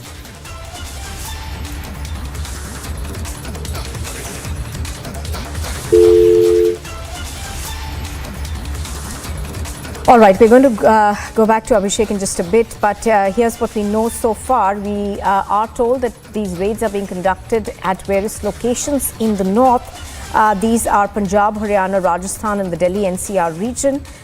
These, we are given to understand, are against gangsters who could have links to the ISI. These are also raids that are being conducted against gangs which are involved allegedly in extortion, drug smuggling and other organized crime activities. So this is being seen as a mega crackdown of the National Investigation Agency against gangs which are believed to have terror links. They are being conducted in various parts of North India. 4 states in particular is what we are learning right now: Punjab, Haryana, Rajasthan, the Delhi NCR. Abhishek Kapoor back on the phone line with us. Abhishek, good morning. Can you give us more details, please? Yes, Nupur. So, we saw how in the backdrop of Sidhu Moosewala murder, the role of gangs, many of them operating without compunction across the belt in North India, from Delhi to Haryana to Punjab to Rajasthan. Remember, in the case of Sidhu Moosewala murder, after committing the crime, they were moving around for almost a fortnight, as far as Gujarat. So, for example, the criminal gangs associated with Lawrence Bishnoi, so of course he is in jail, but his members of his gang, is another gangster called Bombaya, then Kaushal, then Kala Jathedi. In fact, all these gangs, their role in some manner or the other had come to light in the Sidhu Moosewala murder itself, and subsequently we have seen how their role has emerged in extortion and terrorizing cases. Also, of course, associated drug peddling and narco terror. So I think a call was taken to do a major crackdown and get all their members also, so that the backbone of these syndicates is broken. That's why NIA, the National Investigation Agency, is carrying out this massive swoop down on members of these gangs. At least 50 locations across these 4 or 5 states happening. This might go on for a couple of hours, and then we'll get more information. Now, Abhishek, as far as these gangs are concerned, particularly, whether it's the Lawrence Bishnoi gang or others which were behind Sidhu Moosewala's murder case, we have learned that there is a link that is emerging to some foreign countries as well. Is that also something that's under the scanner? Oh, absolutely. So, for example, in the case of the Sidhu Moosewala murder itself, all these men of Lawrence Bishnoi were working at the behest of Goldie Brar, who's operating from Canada.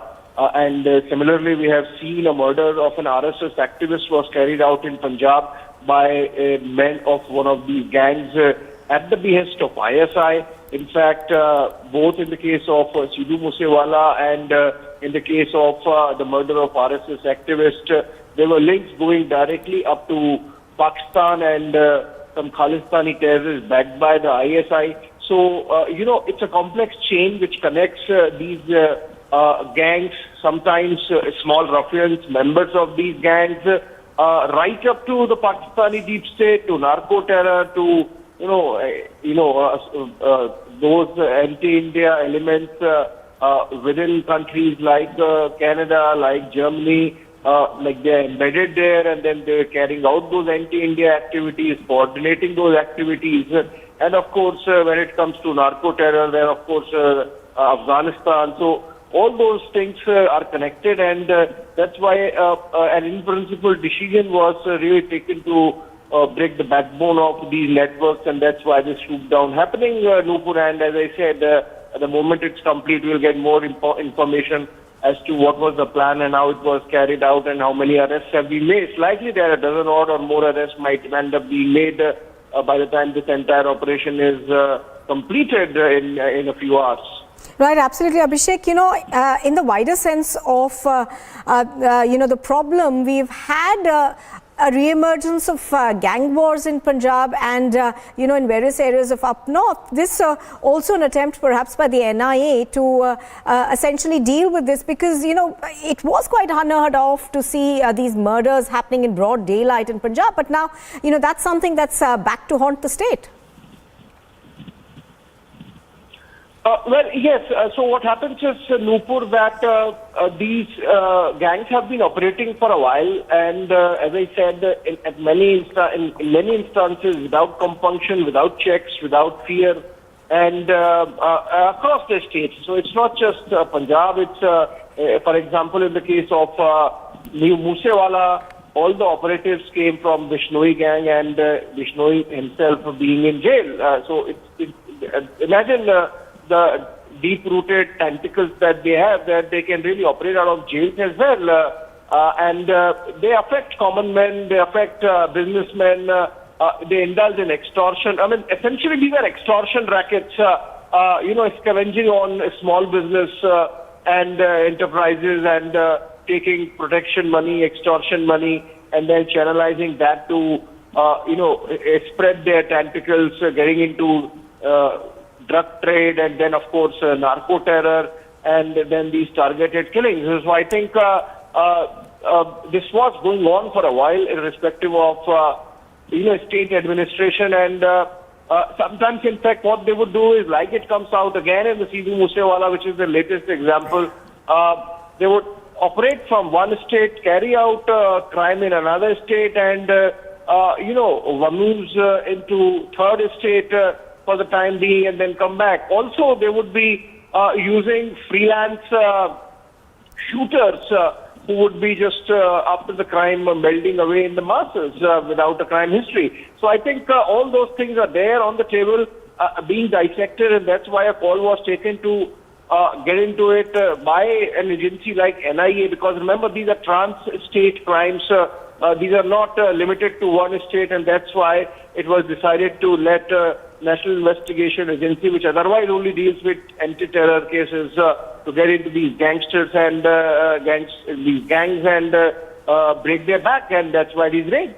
Right, Abhishek Kapoor, Senior Executive Editor, joining us. Thank you for that. Let's also go across on the ground to Piyush Ori, who's reporting from Delhi on this. Piyush, any more specifics that we are getting right now? We do know that about 50 locations are being raided even as we speak. Now, as Abhishek's been pointing out, these are aimed at anti-terror activities?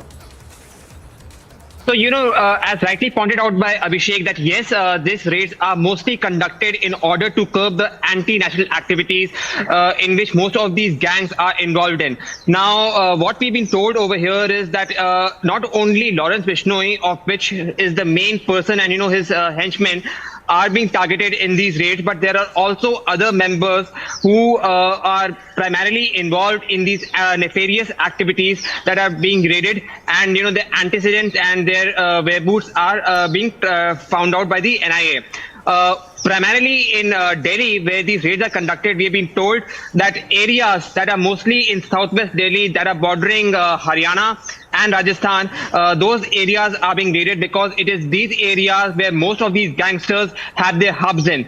So the NIA now is making sure that they go raid these areas, understand the source of financing of these gangs, understand the henchmen who are working in these gangs, and understand that what kind of people, who are the victims, who these gangs are targeting. Because as we have already seen, that the murder of Sidhu Moosewala has really made us realize about how dangerous these gangs actually are. Now, these gangs actually are involved in most of the criminal activities like murder, extortion, robbery and burglary. But now, as Abhishek rightly pointed out, that these gangs are not only operating in one state, but they are operating in different states, and that's why trying to understand their antecedents, trying to understand their way of functioning becomes very important. And for this purpose, a reputed investigative agency in form of NIA is being used to now raid these gang members and understand their identification points. Back to you in the studio.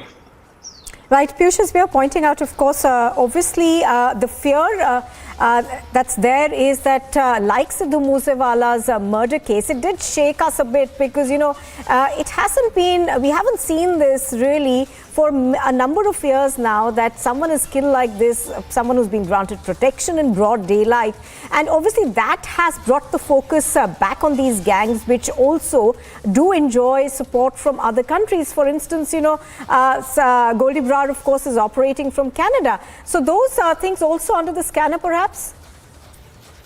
You rightly pointed out, Nupur, that how exactly the murder of Sidhu Moosewala made us realize about how brazen, how dangerous, and how difficult, how complex these gangs actually operate. And you rightly again pointed out that, not only within the country, but also outside the country, these gangs have their network. So thereby it becomes very important to understand and to curb their financing activity and to curb their financing activities. We are going to make you updated of all these raids that are being conducted in different parts of the country to curb these gangs that are involved in murder of Sidhu Moosewala and other anti-nefarious activities. Stay tuned to Republic Media Network as we keep you updated. Stay tuned.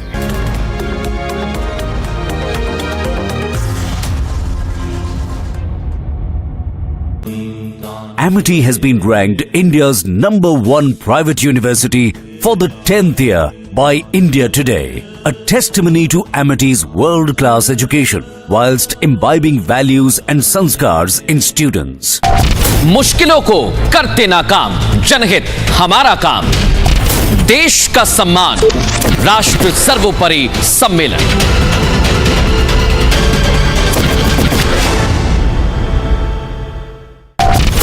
लहू में उबाल, राष्ट्रवाद की मशाल, भारत का अमृतकाल, राष्ट्र सर्वोपरि सम्मेलन।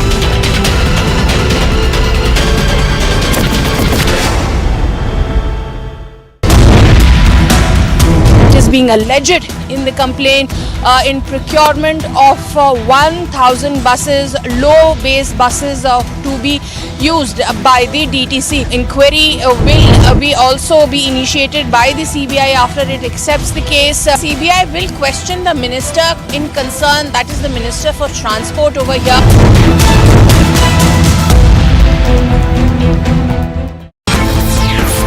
It's time for the third edition of the prestigious Ram Jethmalani Memorial Lecture. The biggest names on the most esteemed forum. Watch the unmissable Ram Jethmalani Memorial Lecture on September 17th only on Republic TV. Around 6:30 p.m. she reached the airport and she was going to take a flight to Bangkok around 9:45, but she was stopped by the immigration officials, and then ED official came and gave her a notice to appear before the ED next week, probably on Monday. That in spite of a travel restriction, travel ban, she tried to move from India to Bangkok, and ED is trying to understand whether that's one of the reasons of her being involved in the case, whether she was trying to elope or she had some other work.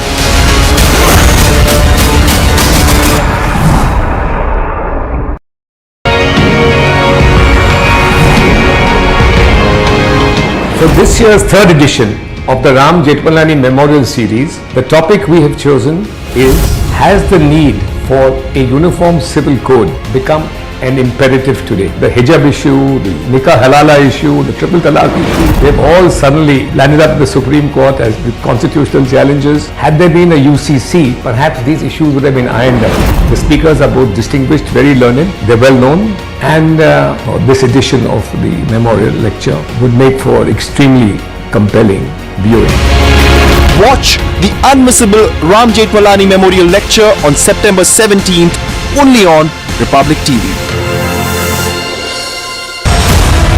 Wrongdoings have been alleged, and also it has been alleged that as to how the Transport Minister of Delhi was made the head of the particular.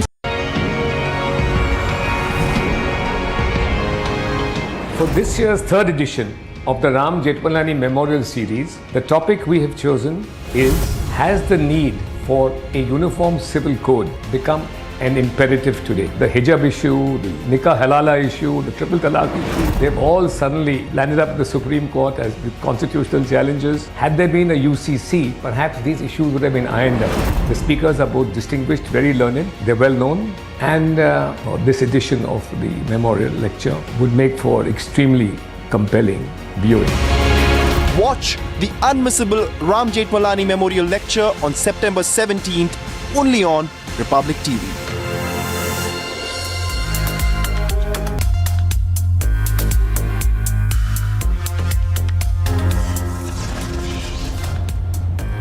Top headlines at 8:30. Mega NI crackdown on terror, gangsters and links with terror under lens. Pan-India NI raids underway across 50 locations in the country.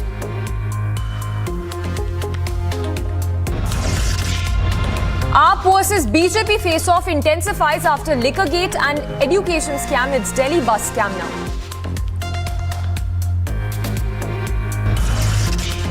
All eyes on Gyanvapi Mandir versus Masjid case as a Varanasi court is set to deliver order today. Top court to hear over 200 PILs challenging the CAA today. Prime Minister Modi set to inaugurate World Dairy Summit, over 50 countries to participate.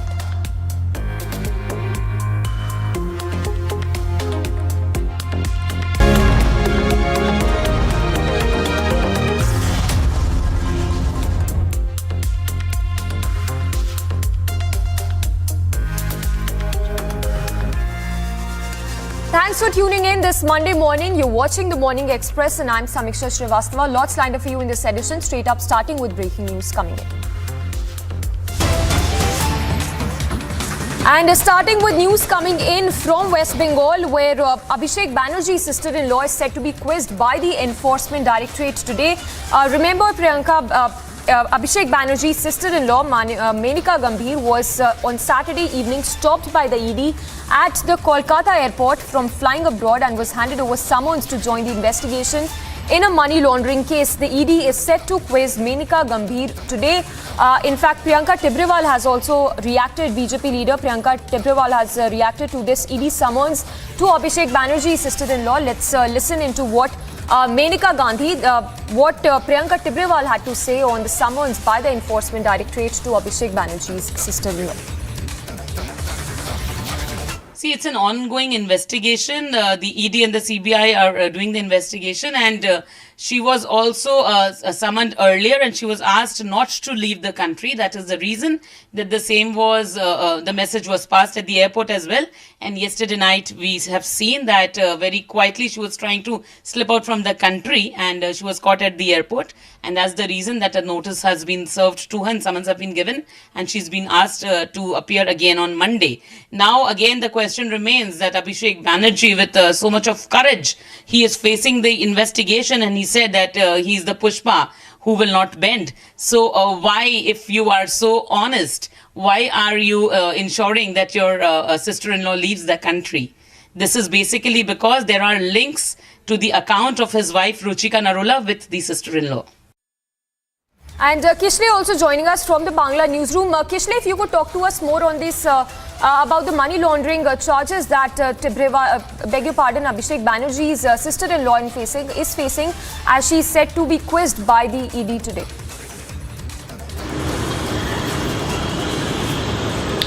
Well, exactly. As we have seen that day before yesterday, when she was trying to leave the country, she was trying to go to Bangkok, she was stopped. Now, after the summon was given to her, after the notice was served to her, the big breaking is that yesterday night around 12:30, she reached ED office and she reached with a lawyer. Now, the question arises why she had suddenly decided to go to the ED office yesterday at midnight with her lawyer. According to our sources, the summon that was given to her, the notice that was given to her, it mentioned 12:30 a.m. as the timing when she had to reach on Monday, that is today. So whether this is a technical fault, whether this is an error, or whether she was summoned at 12:30 at night is a question. However, no ED officials or investigators were present in the ED office so late at night, so she had to come back, and probably she will be visiting again the ED office today at 12:30 p.m.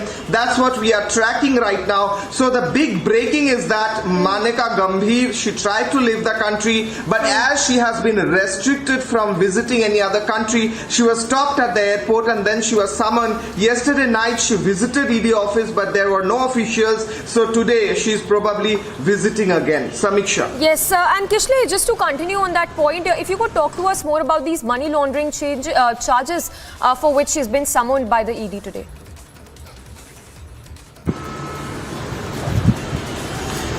Well, Samiksha, we have seen that the coal scam is one of the most investigated scams in West Bengal, apart from SSC scam and the cattle smuggling scam, which means that coal scam is both investigated by the two central agencies, CBI and ED. CBI and ED had both summoned Abhishek Banerjee as well, and Abhishek Banerjee was questioned as well in the ED office. The charges are that, also by the CBI, the charges are that when the whole area of Asansol and Birbhum, which are coal areas, which has big coal mines, all the coal from these areas, much of the coal from these areas was smuggled illegally to different parts of the country and outside the country, and there were beneficiaries, and most of the Trinamool Congress leaders who are charged in this case are said to be beneficiaries in this whole scam, who helped in the process of illegal smuggling of the coal, and names of big Trinamool Congress honchos such as Abhishek Banerjee himself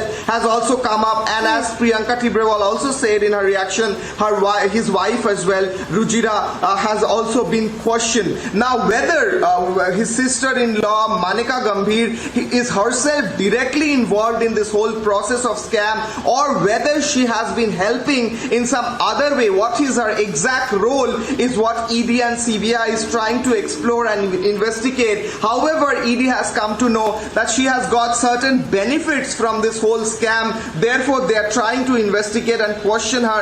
That's why she has been summoned.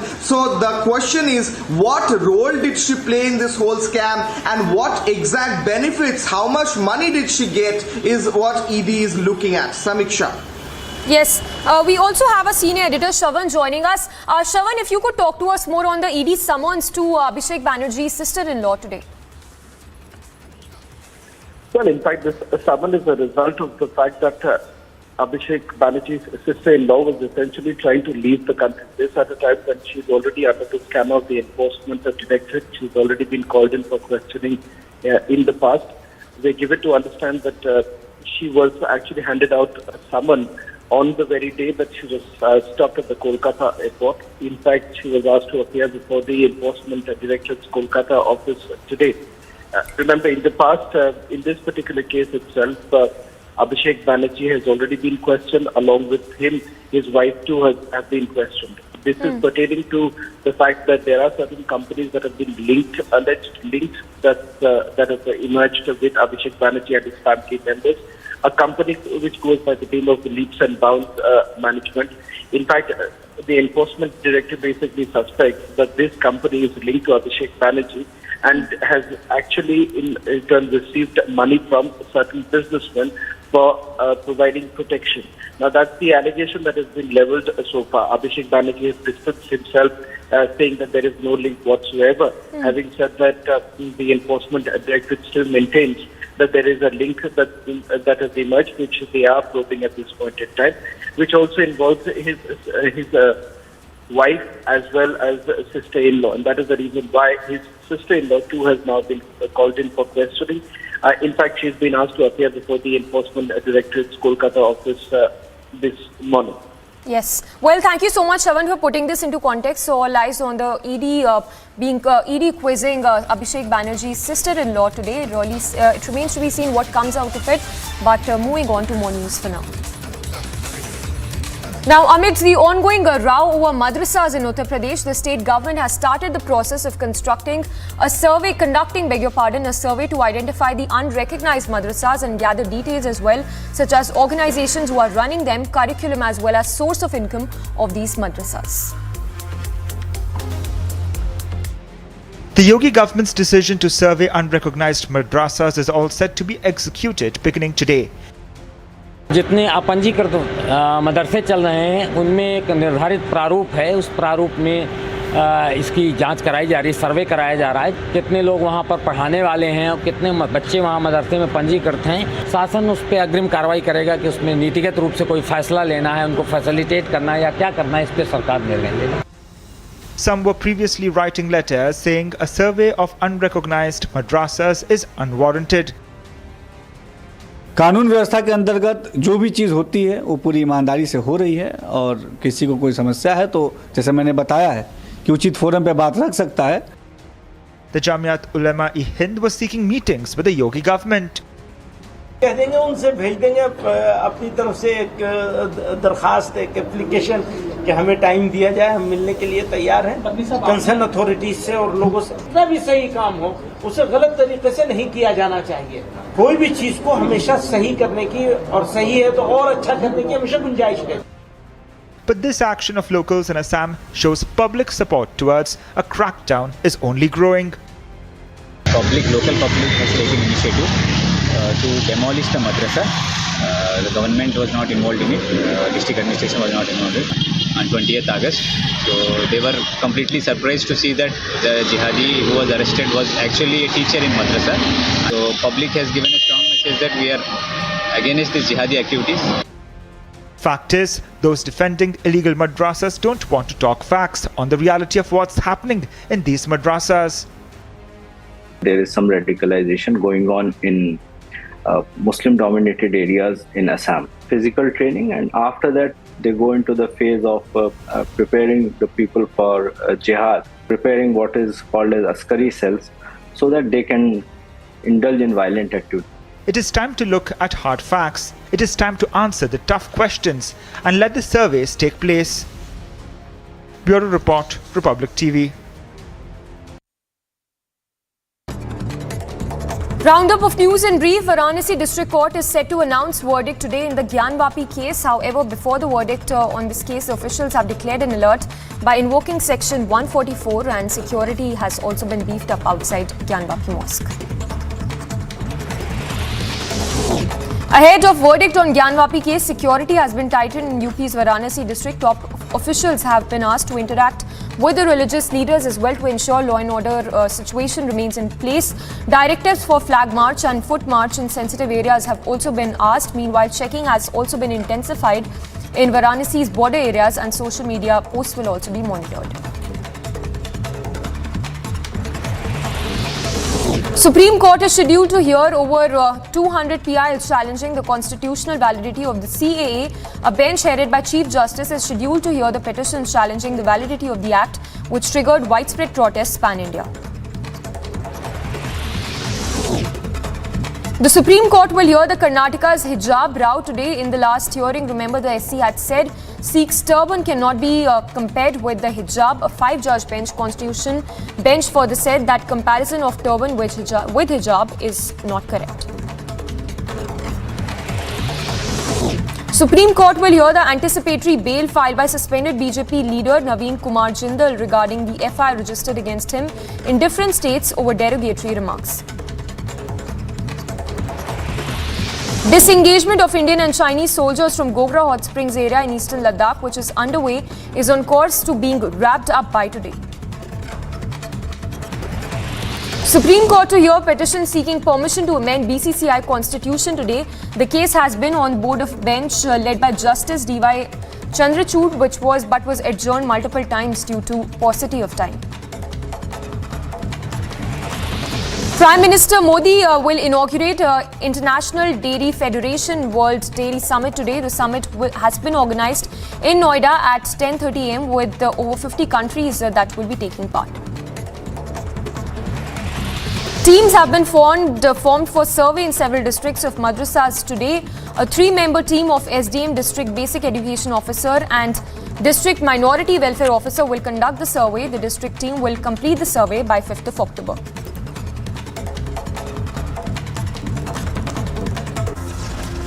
Slipping into a very short break, lots on the other side. Pan-India NI raids underway across 50 locations. AAP versus BJP face-off intensifies after liquor gate and education scam. It's Delhi bus scam now.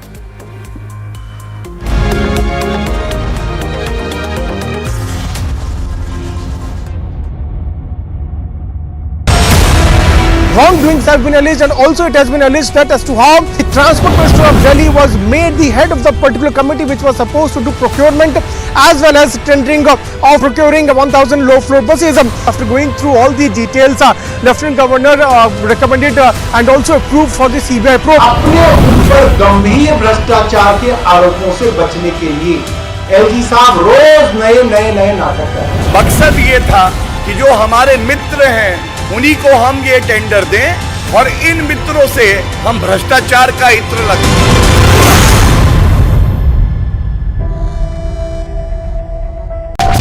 सोच का मंथन, विचारों का समागम, इतिहास लिखेंगे हम। राष्ट्रीय सर्वोपरि सम्मेलन।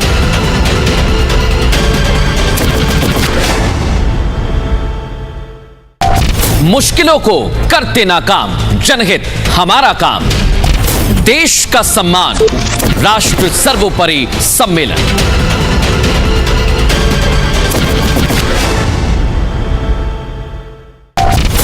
लहू में उबाल, राष्ट्रवाद की मशाल, भारत का अमृतकाल, राष्ट्र सर्वोपरि सम्मेलन।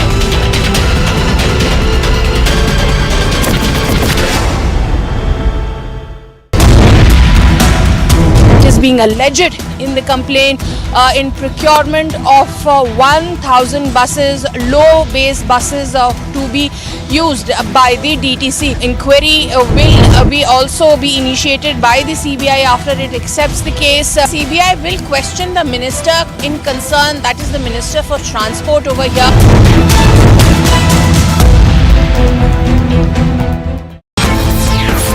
It's time for the 3rd edition of the prestigious Ram Jethmalani Memorial Lecture. The biggest names on the most esteemed forum. Watch the unmissable Ram Jethmalani Memorial Lecture on September 17th, only on Republic TV. Around 6:30 p.m. she reached the airport and she was going to take a flight to Bangkok around 9:45, but she was stopped by the immigration officials, and then ED official came and gave her a notice to appear before the ED next week, probably on Monday. That in spite of a travel restriction, travel ban, she tried to move from India to Bangkok, and ED is trying to understand whether that's one of the reasons of her being involved in the case, whether she was trying to elope or she had some other work.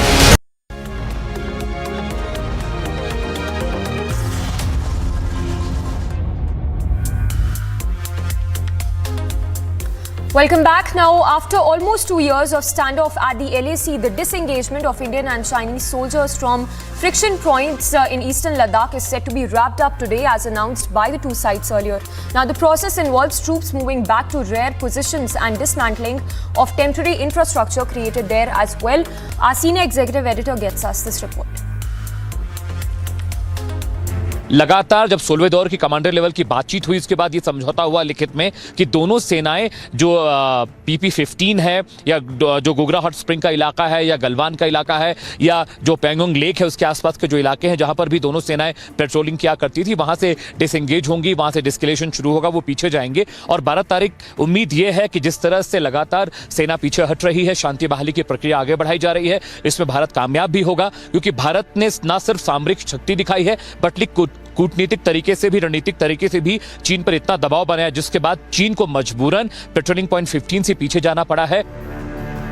A big thaw has been witnessed between India and China ahead of Prime Minister Narendra Modi and Chinese President Xi Jinping's meeting on the sidelines of the SCO summit in Uzbekistan.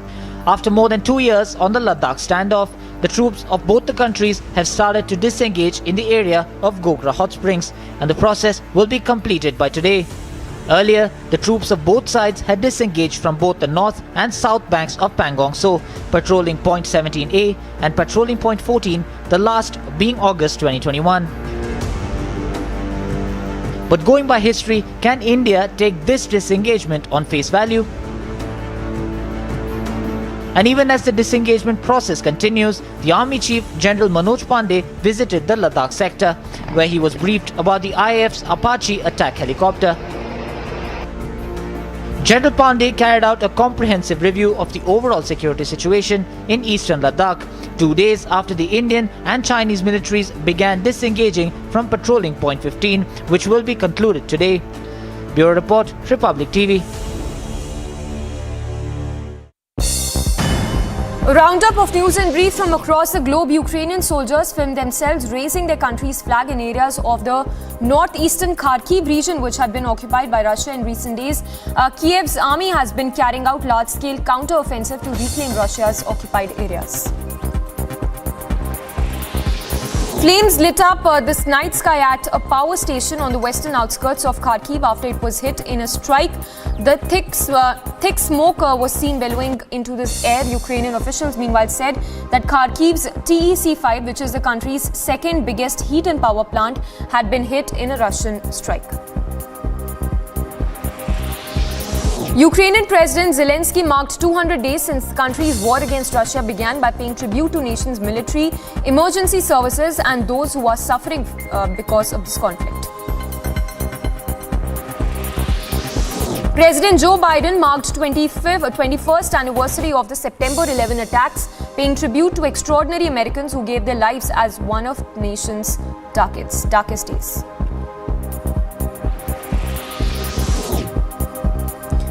The Honorary Consul of Tuvalu said that he hopes King Charles III's passion for tackling climate change will benefit the South Pacific Islands. He said that an independent island nation which is within the British Commonwealth has suffered problems brought on by climate change and that the island needs more help.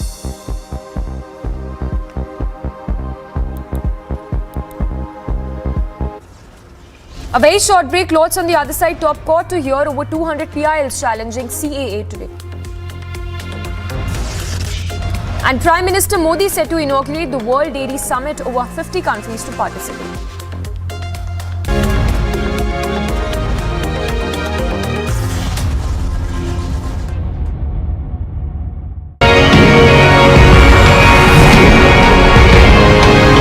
So this year's third edition of the Ram Jethmalani Memorial Series, the topic we have chosen is, has the need for a uniform civil code become an imperative today? The hijab issue, the nikah halala issue, the triple talaq issue, they've all suddenly landed up in the Supreme Court as the constitutional challenges. Had there been a UCC, perhaps these issues would have been ironed out. The speakers are both distinguished, very learned, they're well known, and this edition of the memorial lecture would make for extremely compelling viewing.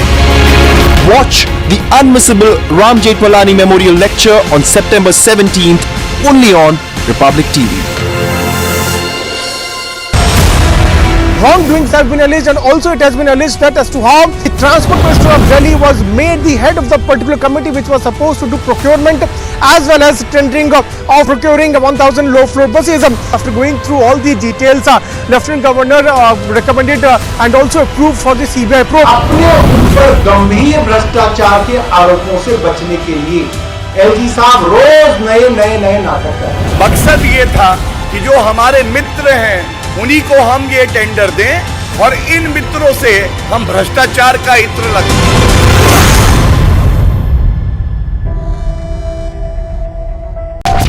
सोच का मंथन, विचारों का समागम, इतिहास लिखेंगे हम। राष्ट्रीय सर्वोपरि सम्मेलन।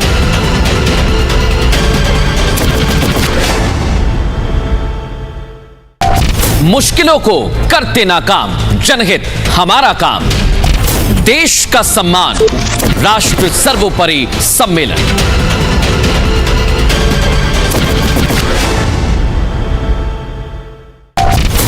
लहू में उबाल, राष्ट्रवाद की मशाल, भारत का अमृतकाल, राष्ट्र सर्वोपरि सम्मेलन।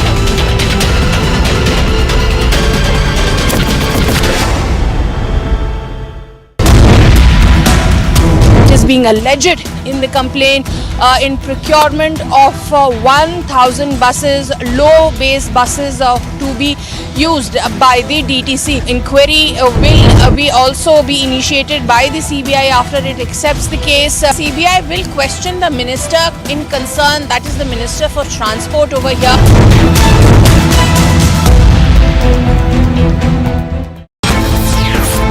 It's time for the third edition of the prestigious Ram Jethmalani Memorial Lecture. The biggest names on the most esteemed forum. Watch the unmissable Ram Jethmalani Memorial Lecture on September 17th only on Republic TV. Around 6:30 p.m. she reached the airport and she was going to take a flight to Bangkok around 9:45, but she was stopped by the immigration.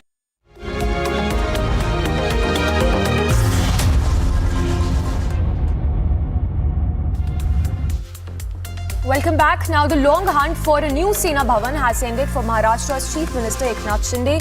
Republic has the information on Shinde's new Sena Bhavan. Here's a report.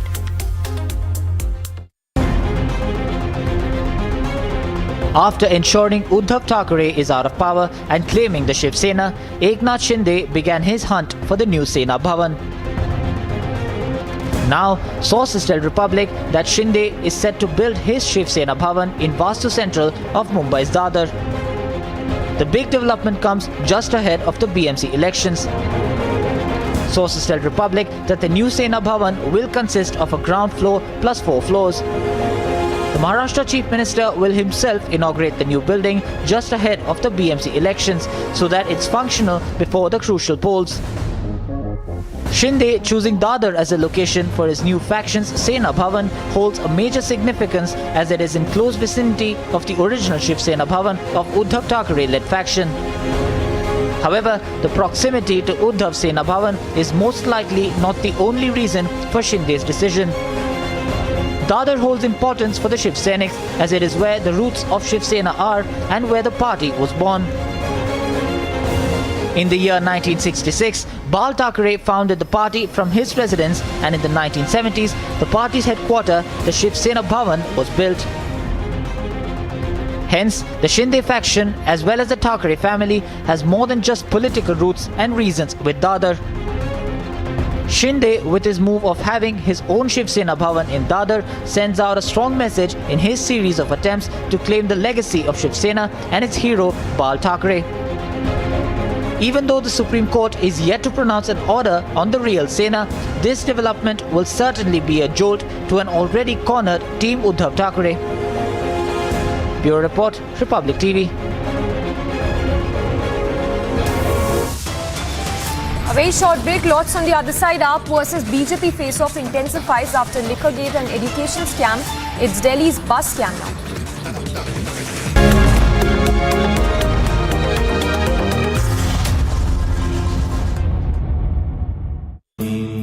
Amity has been ranked India's #1 private university for the 10th year by India Today, a testimony to Amity's world-class education whilst imbibing values and sanskars in students. It's time for the 3rd edition of the prestigious Ram Jethmalani Memorial Lecture. The biggest names on the most esteemed forum.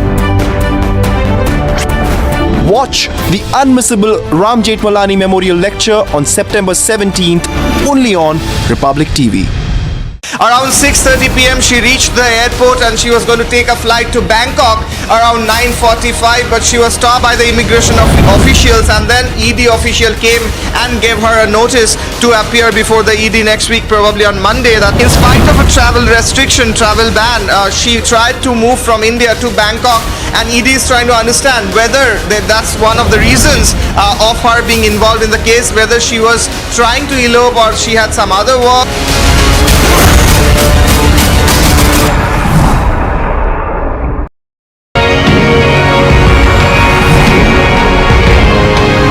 For this year's 3rd edition of the Ram Jethmalani Memorial Series, the topic we have chosen is, has the need for a uniform civil code become an imperative today? The hijab issue, the nikah halala issue, the triple talaq issue, they've all suddenly landed up at the Supreme Court as with constitutional challenges. Had there been a UCC, perhaps these issues would have been ironed out. The speakers are both distinguished, very learned, they're well known, and this edition of the memorial lecture would make for extremely compelling viewing. Watch the unmissable Ram Jethmalani Memorial Lecture on September 17th only on Republic TV.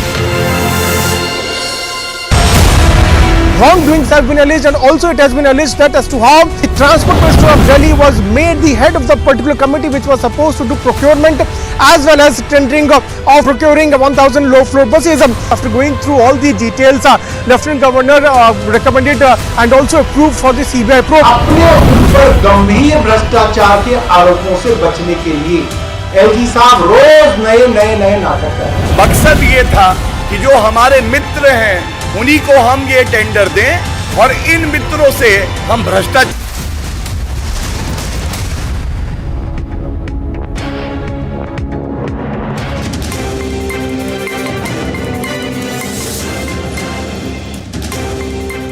Well, I'm joined by RCP Singh, former Union Minister and once a close confidant of Bihar Chief Minister Nitish Kumar, but both are at loggerheads and it seems that there is a point of no return. RCP Singh जी, कटुता इतनी बढ़ गई है आप लोगों में। आज आप पहली बार यात्रा पर निकले हैं, जनसंपर्क यात्रा पर, पॉलिटिकल यात्रा है, नीतीश कुमार जी के खिलाफ ही आप करेंगे। तो कटुता इतनी बढ़ गई है कि आप फॉर्मर आईएएस ऑफिसर हैं उत्तर प्रदेश काडर के, और जब नीतीश कुमार जी आजकल आप पर काफ़ी गुस्साए रहते हैं, बोलते हैं कि हमारा स्टाफ था, सेक्रेटरी था, कौन रखा, तो क्यों इतनी कटुता बढ़ गई है? और क्या वो एक आईएएस ऑफिसर पूरा सिस्टम पर स्टील फ्रेम जिसे कहा जाता था, मैक्स वेबर ने कहा था, उस पर भी क्वेश्चन कर रहे हैं? देखिए, एक बात को समझना बहुत ज़रूरी है कि कटुता मैंने तो कोई बढ़ाई नहीं, और मैं अपने मन में किसी प्रकार का द्वेष भी नहीं रखता हूँ। लेकिन देखिए, जिस प्रकार की भाषा का वो उपयोग कर रहे हैं, आखिर उनकी पहचान क्या इस देश में थी? एक संयमित भाषा बोलने का, सम्मानजनक शब्दों का प्रयोग करने का। लेकिन किस प्रकार की भाषा बोल रहे हैं? तुम तड़ाम पर आए हुए। तो देखिए, पथ से तो भ्रष्ट हुए ही वो, भाषा उनकी बिल्कुल भ्रष्ट हो चुकी है। किस प्रकार का भाषण दिया विधानसभा में, दिल्ली में किस प्रकार का प्रेस कॉन्फ्रेंस किया। तो देखिए, वो जो उनका जो एक अंदर का जो एक जो समझिए क्या कहिए कि जो कटुता है ना, अब वो जवान पर आ जा रही है। अब हमको टारगेट करने के लिए वो पूरी की पूरी आईएएस पर टारगेट कर दिए। बोले क्या था आईएएस? अरे साहब, आईएएस की जो सेवा है, अन्य सारी सेवाएं हैं, प्रादेशिक सेवाएं हैं, हमारे सभी कर्मचारियों की सेवाएं हैं, सबका एक योगदान लोकतंत्र में है, जनता का है, जनप्रतिनिधियों का, सबका है। आप उसको टारगेट हमारे चलते कर रहे हैं। और बगल में मूर्ति किनकी रख रहे हैं? सरदार पटेल की। सरदार पटेल ने ही ऑल इंडिया सर्विस जिस रूप में आज है उसको फिर से स्थापित किया था। और सरदार पटेल को मूर्ति बगल में रखते हैं जी। सरदार पटेल को कभी कुर्सी से लगाव था क्या? याद करिए, जिसमें देश आज़ाद हुआ था, मौका मिला था प्रधानमंत्री बनने का, उनके कांग्रेस के जितने भी नेता थे राज्यों के, उनके पक्ष में प्रस्ताव किया था, उन्होंने उसको छोड़ दिया। कुर्सी उनके लिए महत्वपूर्ण नहीं था। कैसे पूरे देश में 560 से ज़्यादा रियासतें थी, उनको एक किया और बगल में बैठाए हुए काहे के लिए? कि पटेल जाति के थे। पटेल एक जाति के नहीं थे, पटेल इस राष्ट्र के थे। ये हमारा हिंदुस्तान राष्ट्र, भारत राष्ट्र कैसे मजबूत हो, कैसे एक हो, इसकी पहचान सरदार पटेल की थी। और जिस सरदार पटेल ने इतनी बड़ी सेवा स्थापित की, हमारे माध्यम से उसी को टारगेट कर लिए। दूसरी बात जो आपने कहा कि भाई जिस प्रकार की सोच उनकी है, और हम कहते हैं कि आप स्टाफ थे उनके। बहुत बढ़िया। देखिए सेक्रेटरी, देखिए यही मैं बता रहा हूँ, सोच फिर आइए, सोच क्या थे हम जी? अब वो क्या है? वो जनता जब चुनती है तब एमपी बने, प्रधानमंत्री तत्कालीन मंत्री ने तय किया तो मंत्री बने, व्यवस्था थी। नीतीश कुमार आज व्यक्ति कुछ नहीं बन गए। उसी प्रकार से मैं जब प्राइवेट सेक्रेटरी बना तो एक व्यवस्था, चूंकि मैं आईएएस में था, मुझसे उन्होंने अनुरोध किया, मैंने अपनी सहमति दी। हमारा काडर था यूपी, उससे आपने नो ऑब्जेक्शन लिया, उसने नो ऑब्जेक्शन दिया, फिर एसीसी ने अपॉइंटमेंट किया। जी आप कौन होते हैं? और जो बोलते हैं बहुत लोग कि साहब स्टाफ है, अगर प्रिंसिपल सेक्रेटरी स्टाफ है एक मिनट के लिए हमको कोई दिक्कत नहीं है। मुझे नाम से कोई मेरे मन में कुछ है ही नहीं, क्योंकि मैंने तो सब चीज़ प्राप्त कर लिया है। लेकिन आपकी सोच स्टाफ अगर नहीं रहे, आपका काम चलेगा कभी? किसी श्रेणी का स्टाफ अगर नहीं रहेगा, श्रीमान जी कुछ कर पाइएगा आप लोग? लेकिन देखिए इनकी मानसिकता को दर्शाता है, इनके मन में किस प्रकार की सोच है कि अपने अलावे सबको समझते हैं कि इनका कोई भी योगदान विकास में, समाज के निर्माण में नहीं है, जबकि सबका योगदान है। तो ये यहाँ तक भी बात कहते हैं कि जो आप पार्टी में जो जगह मिली है आपको, जो भी हैं आप उन लोगों के बदौलत हैं। ललन जी भी यही कहते हैं, नीतीश कुमार जी भी यही कहते हैं कि पार्टी अध्यक्ष बना दिया, आपको अपना पद दे दिया, तो क्या आपकी कोई मेरिट नहीं थी उसमें? यही तो उनसे पूछना चाहिए। देखिए एक चीज़ मैंने बार बार मैं देखा हूँ कि मैंने अपनी कुर्सी दे दी। इनकी कौन सी कुर्सी है जी? राष्ट्रीय अध्यक्ष कुर्सी इनकी कुर्सी है। राष्ट्रीय अध्यक्ष की कुर्सी, उस समय मैं भी जनता दल में था, जनता दल के कार्यकर्ताओं का शीर्ष पद था। उसका एक चुनाव की प्रक्रिया थी, उस चुनाव की प्रक्रिया से आप राष्ट्रीय अध्यक्ष बने, और उसी चुनाव की प्रक्रिया से मैं भी राष्ट्रीय अध्यक्ष बनाया गया। उसी चुनाव की प्रक्रिया से जिनका आप नाम लिए, मैं नाम नहीं लेता हूँ, वो भी राष्ट्रीय अध्यक्ष बनाए। नाम में हम काहे किसी का नाम लेंगे? तो बार बार आपके बारे में बोलते हैं। नाम ही रामचंद्र है, जितना बार नाम लेंगे भगवान का नाम लेंगे वो। तो देखिए अब ये बताएं, अगर मुख्यमंत्री जी कि शरद जी ने अपनी कुर्सी सौंप दी, जैसे वो कहते हैं कि मुझे उन्होंने कुर्सी दे दी और मैंने उन व्यक्ति को कुर्सी सौंप दी। अरे साहब ये अहंग है, अहंग। मैं जो बोलते हैं संस्कृत में शब्द अहम, उसी से अहंकार बोलता है। ये जो कार्यकर्ता है, जरा कार्यकर्ता से पूछ लीजिए, कार्यकर्ताओं से जाके पूछें। ये कार्यकर्ताओं से लोग मिलते हैं, इनके पास समय है, जाए कार्यकर्ता के बीच में तब पता चलेगा। दिन भर पटना में मीटिंग करते रहते हैं, कितने लोग रहते हैं, जिसको मैं भुंजा पार्टी कहता हूँ, उसके अलावा कुछ और लोग हैं। जरा मिले जा करके, पिछले 1.5 सालों में गए कई कार्यकर्ता से भेंट हुई है, खाली भुजिया खाते रहते हैं। अरे ये हम कहे के लिए कहेंगे, लेकिन समय काटने का वो एक तरीका है। जैसे आप जाते हैं फुटबॉल मैच देखने, मैच चल रहा है, साथ में चिनिया बादाम काहे खाते हैं, समय भी कटे। अच्छा, अभी हाल फिलहाल में नीतीश जी दिल्ली गए थे, तमाम रीजनल पार्टी के नेताओं से मिले और एक मंच पे लाने की कोशिश कर रहे हैं, विपक्षी एकता की कोशिश कर रहे हैं। और क्या आपको लगता है कि ये लोग सारे लोग मिल के, ममता बनर्जी ने भी कह दिया उधर से कि नीतीश जी आ गए हैं हमारे साथ, केजरीवाल जी भी है, हम लोग धूल चटा देंगे इनको, तो आपको क्या लगता है कि मोदी जी को ये लोग चैलेंज कर पाएंगे 24 में? देखिए नीतीश जी के नेतृत्व में। देखिए बता देते हैं आपको, इनकी साख क्या बची है और न विश्वसनीयता बची है। जब दोनों नहीं बची है, आप विपक्षी की तरफ से जा रहे हैं जी। पिछला देखिए 96 से है ना सत्ता में, ही आज 2022 है, 4 साल निकाल दीजिए, किसके साथ रहे हैं श्रीमान जी? कौन सी पार्टी रही है?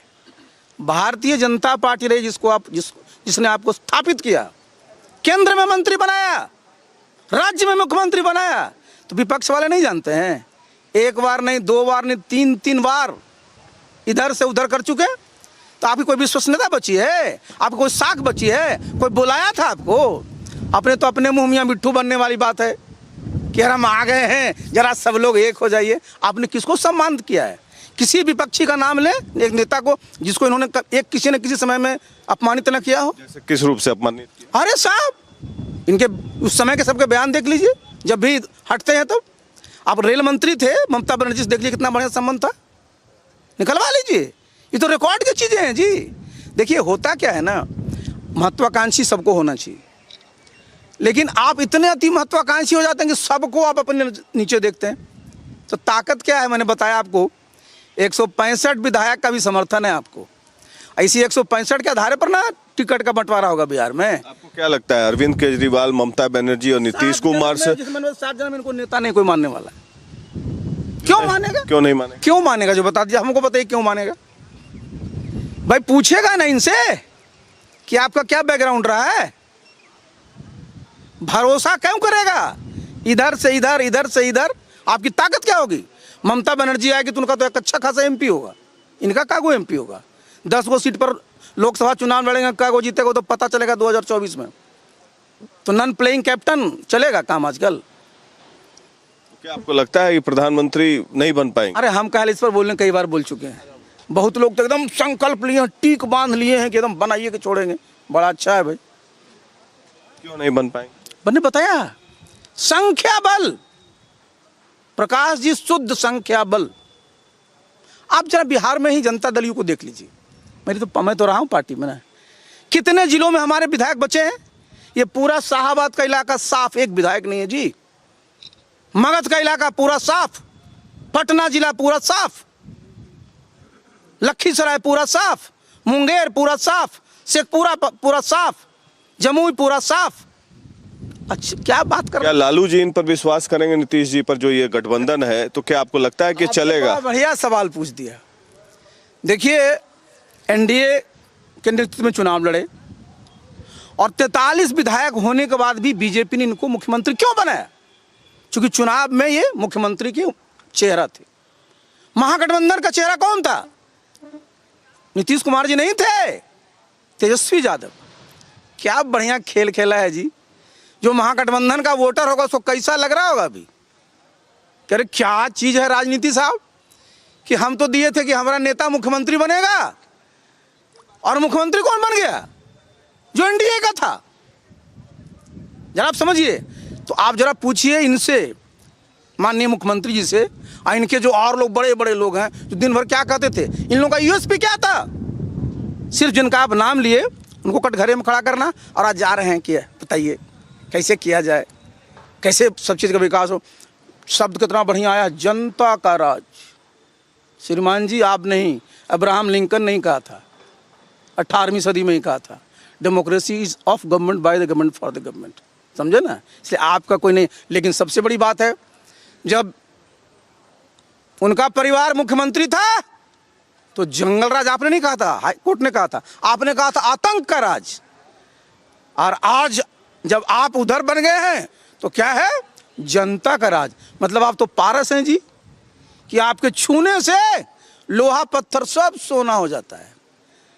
अगर आप साथ में आप मुख्यमंत्री नहीं हैं तो आतंक का राज, और आप मुख्यमंत्री हैं तो जनता का राज। ये आप ही का पैमाना हो सकता है श्रीमान जी, इसके लिए बहुत बहुत बधाई आपको। नहीं तो ये बताइए, आज आप अपने राजनीतिक यात्रा पर निकल रहे हैं, तो क्या अगला पड़ाव आपका क्या होगा? बीजेपी में शामिल होंगे आप या अपनी पार्टी बनाएंगे, क्या करेंगे? देखिए, मैंने कई बार इस पर आपसे चर्चा किया है। मैं सब हमारे पास सारे ऑप्शंस हैं। हम अपने साथियों से मिल रहे हैं, सबसे बातचीत कर रहे हैं, और बिहार के सभी कोने में जाकर मैं साथियों से बातचीत करूंगा, और बातचीत हमारी हो भी रही है। सब लोग अपनी अपनी राय दे रहे हैं, सब मिल करके फिर एक निर्णय लेंगे हम लोग। All right, so that is RCP Singh over there speaking to Republic TV. It's an exclusive interview that we are bringing for you, continuing, of course, to target Nitish Kumar.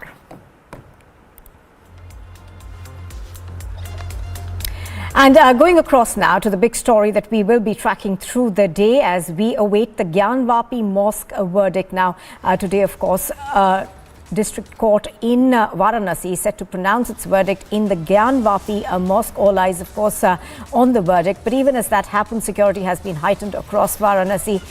Entry gates are being manned by security forces. The police also in full action. Now, here's what we're expecting in the case today, of course, is the fact that the court of Varanasi's senior most judge essentially is expected to decide whether a case that's been filed by 5 women seeking their right to worship inside the city's Gyanvapi mosque, located next to the famous Kashi Vishwanath temple, is maintainable or not. So that verdict comes out about in 4.5 hours from now.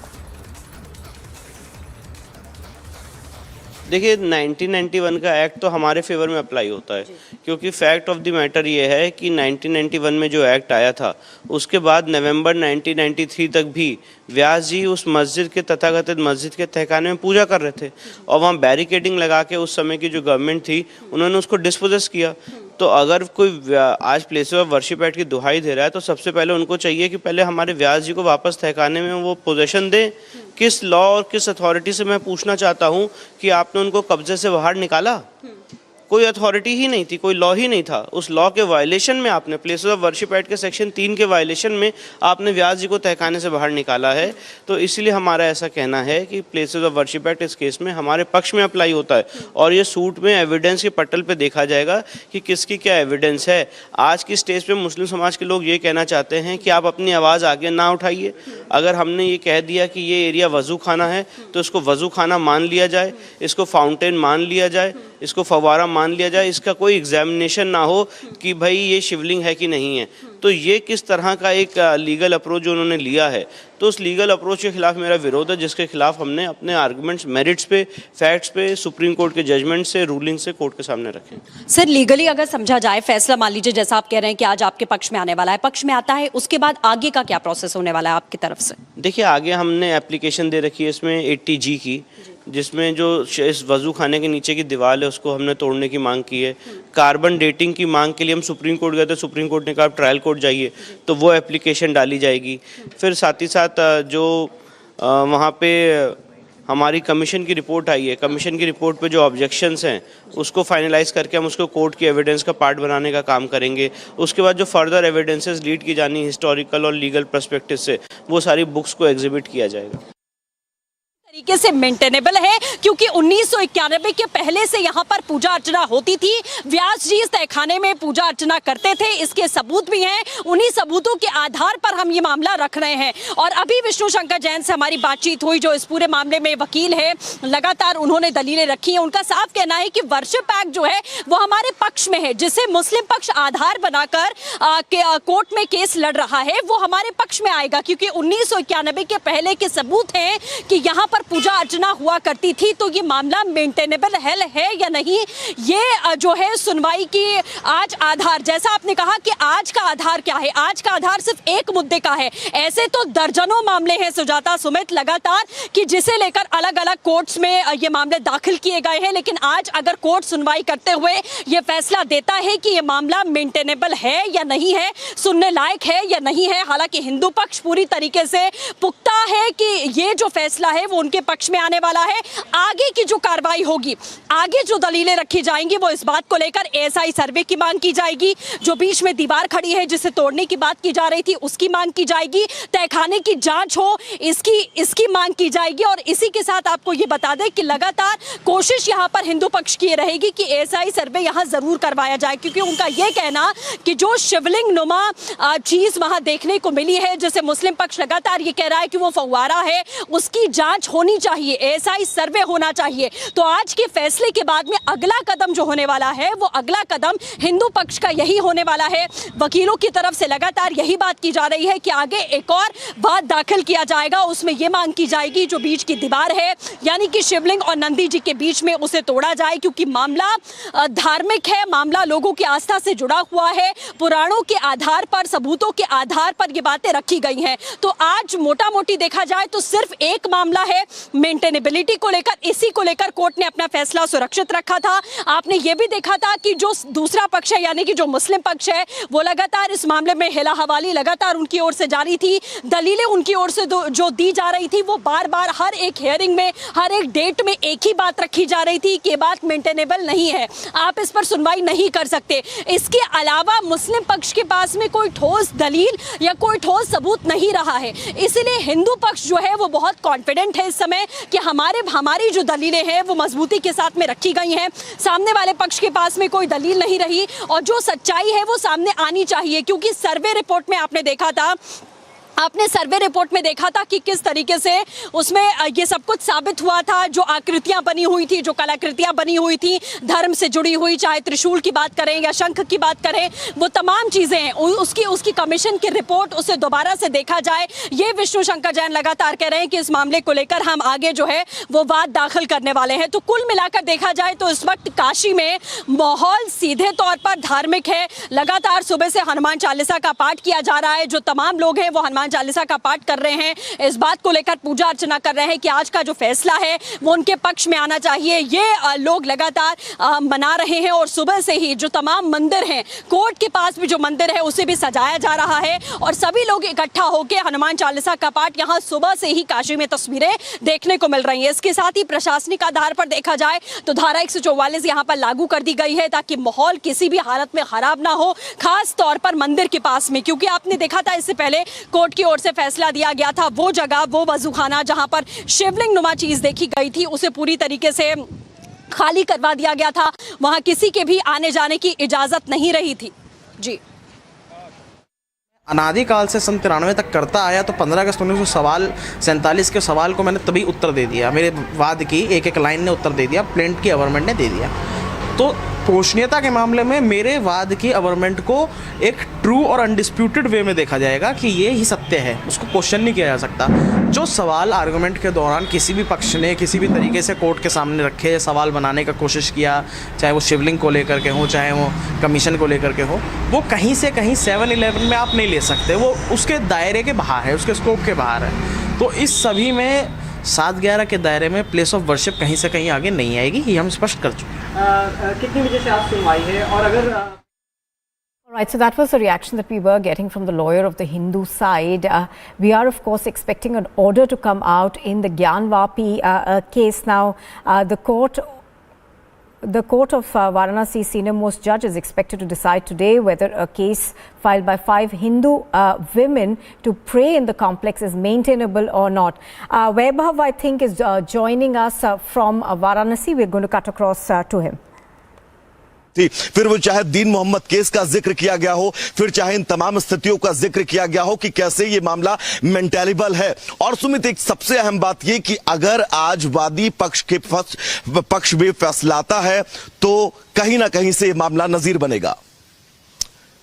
और ये मामला नजीर इसलिए भी बनेगा क्योंकि अगर maintainability को लेकर स्थितियां स्पष्ट हो जाती हैं तो आने वाले वक्त में मथुरा, भद्रकाली, अटाला ऐसे कई मामलों के लिए ये मामला जो है वो नजीर बनता हुआ नजर आएगा। और अगर इन तमाम मामलों में आगे पोषणीयता को लेकर सवाल उठाए जाते हैं तो उन पोषणीयता के सवालों को लेकर ये वाराणसी में मां श्रृंगार गौरी के प्रकरण में जो फैसला आया है वो फैसला इस बात की तस्दीक करेगा कि कैसे ये तमाम मामले जो है वो मेंटेनेबल है। एक बार अभिषेक इन तस्वीरों को दिखाएगा मंदिरों को और हमारे साथ कुछ अधिवक्ता भी हैं, उनसे भी हम लगातार बात करते रहेंगे। राजानंद जी, क्या कुछ कार्यक्रम आज उस मंदिर में है? 51 बार हम लोग यहाँ पर हनुमान चालीसा का पाठ करेंगे। बटुक ब्राह्मण बुलाए गए हैं, 11 ब्राह्मण बुलाए गए हैं जो लगातार पूजा अर्चना करेंगे जब तक कि इस पे फैसला ना आ जाए, हमारे पक्ष में ना आ जाए। क्योंकि यहाँ पर ये मान्यता है कि अगर यहाँ पर पूजा किया जाता है तो वाद में विजय मिलती है, जो मुकदमे चलते हैं उसमें पक्ष में फैसले आते हैं। तो हम चूंकि सनातन धर्म को मानने वाले हैं, सनातनी हैं, तो हम लगातार ईश्वर से यही प्रार्थना करेंगे कि हमारे बाबा वहाँ कैद हैं, वो जल्द से जल्द मुक्त हों, हमको उनकी पूजा अर्चना करने की अनुमति मिले। और ज्यादा से ज्यादा हिंदू ये चाह भी रहे हैं कि जल्द से जल्द बाबा मुक्त हो, क्योंकि बाबा का एक बार दर्शन हो गया और अब वो भूखे प्यासे वहां पर कैद पड़े हुए हैं। तो कहीं ना कहीं एक टीस हम लोगों के दिल में चुभ रही है, एक दर्द है जिसको हम शब्दों में बयां नहीं कर सकते हैं। और लगातार हम लोग यही भगवान से प्रार्थना कर रहे हैं, हनुमान जी से प्रार्थना कर रहे हैं, इनको जागृत करने का प्रयास कर रहे हैं कि आप जागिए और जो चीजें हैं वो फैक्ट जो मिली है वो हमारे पक्ष में आ जाए और हम लोग जाकर बाबा का वहां पर पूजा अर्चन कर पाए। तो जिस टीस का जिक्र किया गया है, दरअसल यही टीस लगातार इस पूरे मामले की एक और सुनवाई चल रही थी। जब यहाँ पर गर्मी की छुट्टियां हुई थी सिविल कोर्ट के अंदर, उस वक्त भी कहीं ना कहीं से कई इसी याचिका के समानांतर याचिकाएं पड़ी थी जिसमें इस बात का जिक्र किया गया था कि पूजा पाठ की परमिशन जो है वो दी जाए। याद करिए, जब स्वामी अविमुक्तेश्वरानंद जी यहाँ पर अनशन पर बैठे थे, अपने मठ के अंदर तकरीबन 3 दिनों तक उनका अनशन चला था। अनशन के बाद उन्होंने सांकेतिक पूजा के बाद अपना अनशन जो है वो तोड़ा था। यानी कि तमाम प्रक्रियाएं जो है इस श्रृंगार गौरी वाद के समानांतर चलती रही हैं और इन तमाम प्रतिक्रियाओं के बीच आज का दिन बहुत ज्यादा अहम, क्योंकि सवाल पोषणीयता को लेकर था और पोषणीयता को लेकर जो अंजुमन इंतजामिया मसाजिद कमेटी की तरफ से दलीलें दी गई थी, वो दलीलें कहीं ना कहीं से अपने आप में बहुत ज्यादा अहम हो जाती हैं। जिसके बाद जब बारी वादी पक्ष की आती है दलील देने की, तो वादी पक्ष विष्णु पुराण का जिक्र करता है, शिव पुराण का जिक्र करता है और सबसे अहम बात यह कही जाती है वादी पक्ष की तरफ से कि एक बार किसी भी मूर्ति की प्राण प्रतिष्ठा कर दी जाए तो आजीवन वहां पर मंदिर रहता है। All right, so as we're pointing out, of course, it's a very critical judgment that's been looked upon. It's an order of the highest district court in Varanasi that we are watching out for. We're expecting that order to come in about 4.5 hours from now. Security, of course, has been heightened all across Varanasi, and Section 144 is in place at several places. And here's a quick look at what else is making news this morning. Ahead of the Gujarat Assembly polls, the Aam Aadmi Party has claimed that the police conducted a raid at the AAP office in Ahmedabad on Sunday. Reacting to the development, Kejriwal said that Gujarat police found nothing at the party's office as the leaders and workers of the Aam Aadmi Party are honest. Now, there was no immediate response from the Gujarat police to the Aam Aadmi Party's claim. Prohibitory orders are in place and security has been heightened in Varanasi ahead of the district court's order on the maintainability of the plea in the Gyanvapi mosque Shringar Gauri case. The district judge A.K. Vishwesh had last month reserved the order till the 12th of September. धारा 144 CrPC के आदेश निर्गत कर दिए गए हैं। जनपद में sector scheme लागू की जा रही है। प्रत्येक जगह पर खासतौर से मिक्स आबादी वाले इलाकों में पुलिस का पर्याप्त सुरक्षा प्रबंध किया जा रहा है। जो हमारे पेट्रोल की गाड़ियां हैं यानी कि पीआईवी व्हीकल्स हैं, उनको स्ट्रेटेजिक लोकेशंस पे स्टेशन किया जा रहा है। क्यूआरटीज की टीम गठित कर दी गई है। प्रत्येक क्यूआरटी के साथ में एक इंस्पेक्टर रैंक के अधिकारियों को लगाया गया है और हम लोग का प्रयास है कि कानून व्यवस्था की स्थिति किसी भी दशा में आउट ऑफ कंट्रोल ना हो। In a major anti-terror crackdown, NIA is carrying out raids at around 50 locations in different parts of Punjab, Haryana, Rajasthan and Delhi NCR region in recently registered cases against activities of terrorist gangs. Now, gangsters including Lawrence Lambia, Kaushal and Kala Jathedi are under the NIA scanner.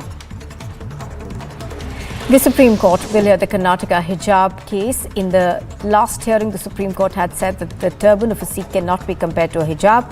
A 5-judge constitutional bench had decided that the turban and the kirpan are an essential part of Sikh religious identity.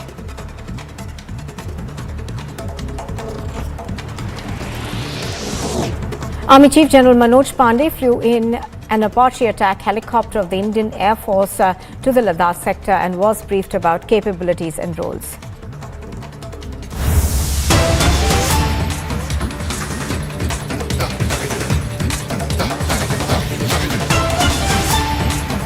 We are now cutting across to the NIA carrying out raids across 50 locations in different parts of North India. These raids are being carried out in Punjab, Haryana, Rajasthan and the Delhi NCR region in cases that have been registered against various gangs or believed to be operating in the north. Now these gangs of course are also connected to extortion rackets, to drug peddling and other organized crime activities. The NIA, of course, which is a national investigation agency, is looking at their links to countries abroad as well. The focus, of course, has come down upon these gangs ever since the Sidhu Moosewala murder case shocked the country, where he was shot dead in broad daylight despite having security cover that had been given to him. This, of course, has brought into sharp focus these gangs that are operating in various states across India. These states, of course, are Punjab, Haryana, Rajasthan and Delhi NCR. We're going to try and get you more details on what's happening on that. We step into a very short break. When we return, we bring you more details.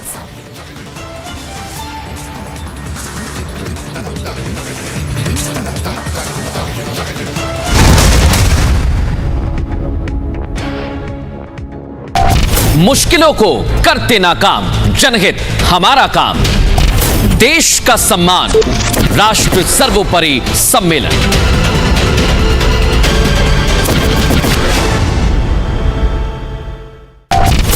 लहू में उबाल, राष्ट्रवाद की मशाल, भारत का अमृतकाल, राष्ट्र सर्वोपरि सम्मेलन।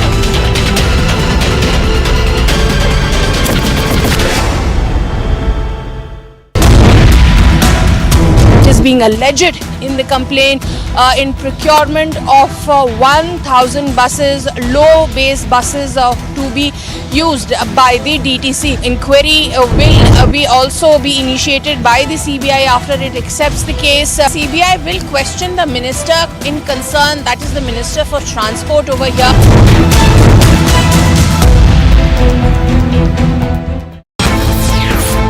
It's time for the third edition of the prestigious Ram Jethmalani Memorial Lecture.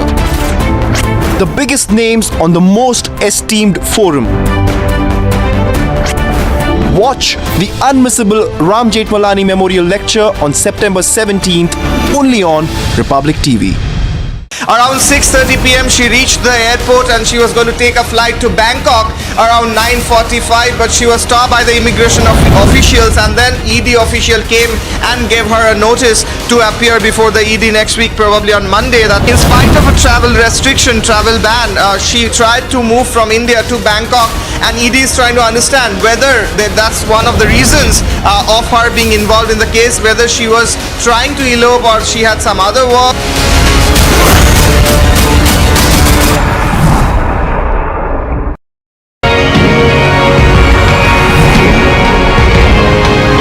So this year's third edition of the Ram Jethmalani Memorial Series, the topic we have chosen is, has the need for a uniform civil code become an imperative today? The hijab issue, the nikah halala issue, the triple talaq issue, they've all suddenly landed up the Supreme Court as the constitutional challenges. Had there been a UCC, perhaps these issues would have been ironed out. The speakers are both distinguished, very learned, they're well known, and this edition of the memorial lecture would make for extremely compelling.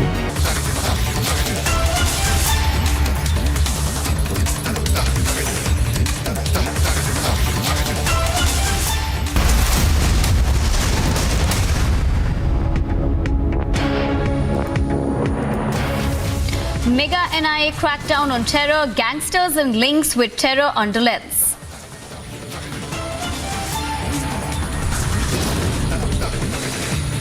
Pan-India NIA raids underway across 50 locations.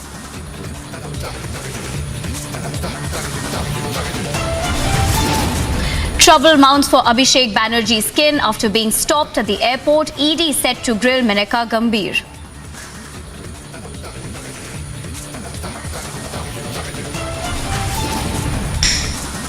All eyes on Gyanvapi Mandir versus Masjid case as the Varanasi court is set to deliver order today.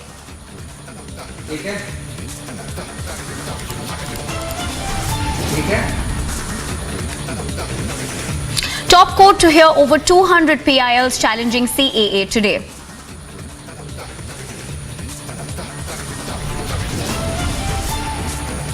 Prime Minister Narendra Modi to inaugurate World Dairy Summit, over 50 countries to participate.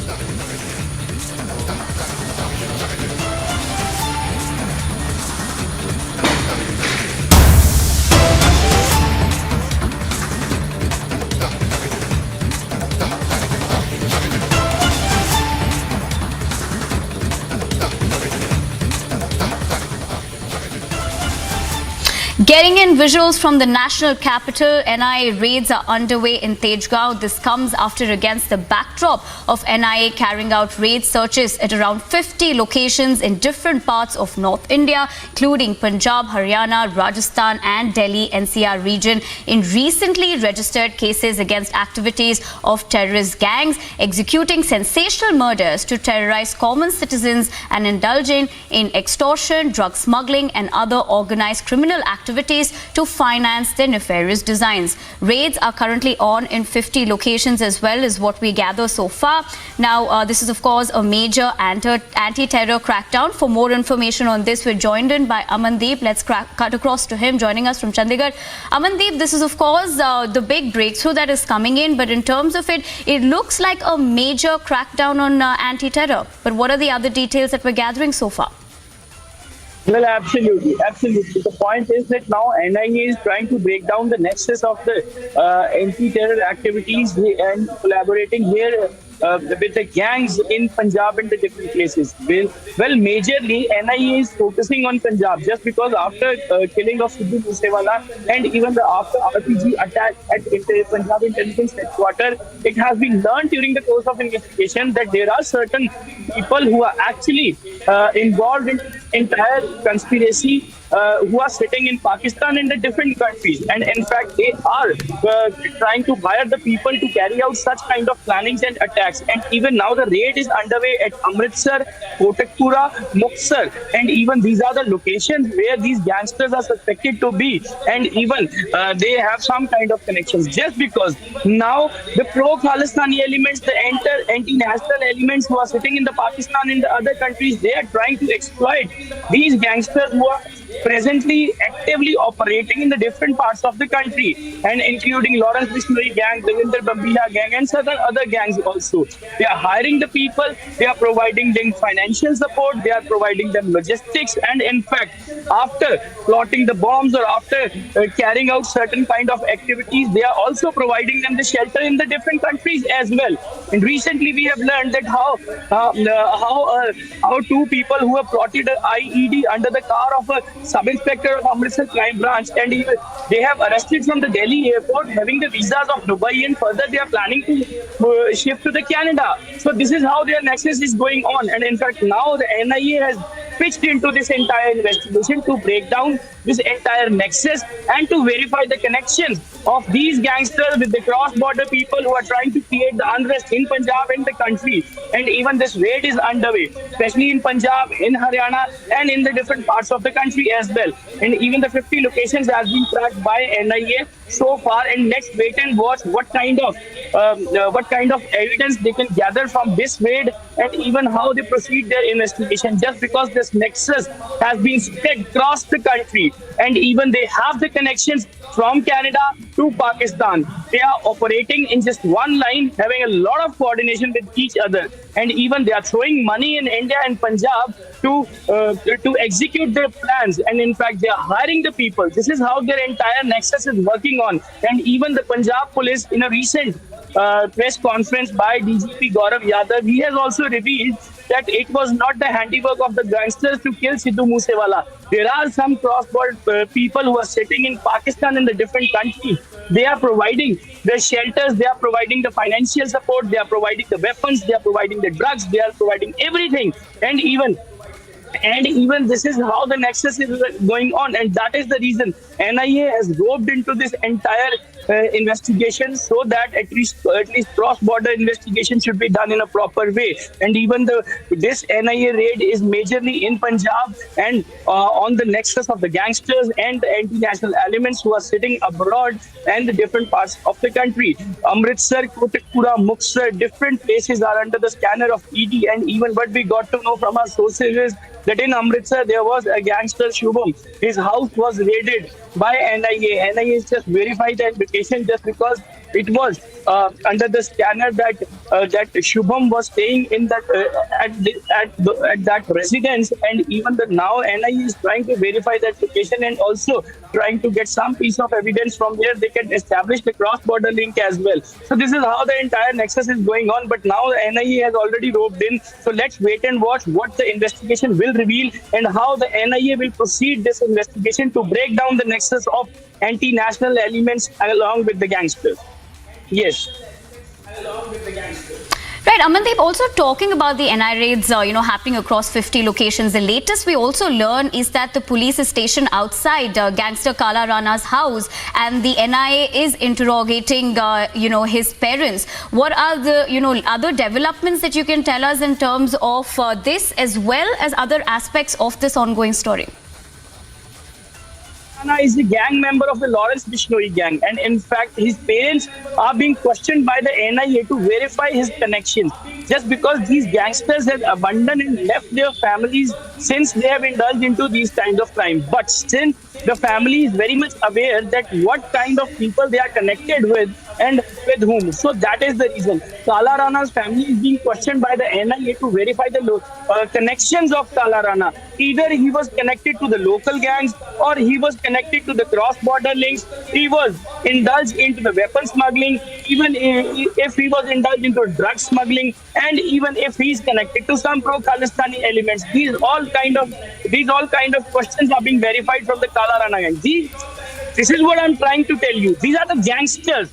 Earlier, they were small gangsters just because they don't have money to execute their plans. But now, the people who are actually sitting in Pakistan and in the different countries and even having a huge support, financial support, they are just injecting the money and exploiting these people to carry out their own activities in Punjab and the different locations in country as well. They are making the easy access of the weapons, they are making the easy access of their shelter, they are trying to help them to flee from India to different countries, and even there also, even in Dubai, in Canada, in any country, they are providing. All right, Amandeep, stay with us. We have some more breaking news coming in. We will continue to track the story, but moving on, the TMC MP Abhishek Banerjee's sister-in-law, Menaka Gambhir, was on Saturday evening stopped by the ED at the Kolkata airport from flying abroad and was handed over summons to join the investigation in a money laundering case. Now, ED is set to quiz Menaka Gambhir today, is the latest that we're understanding so far.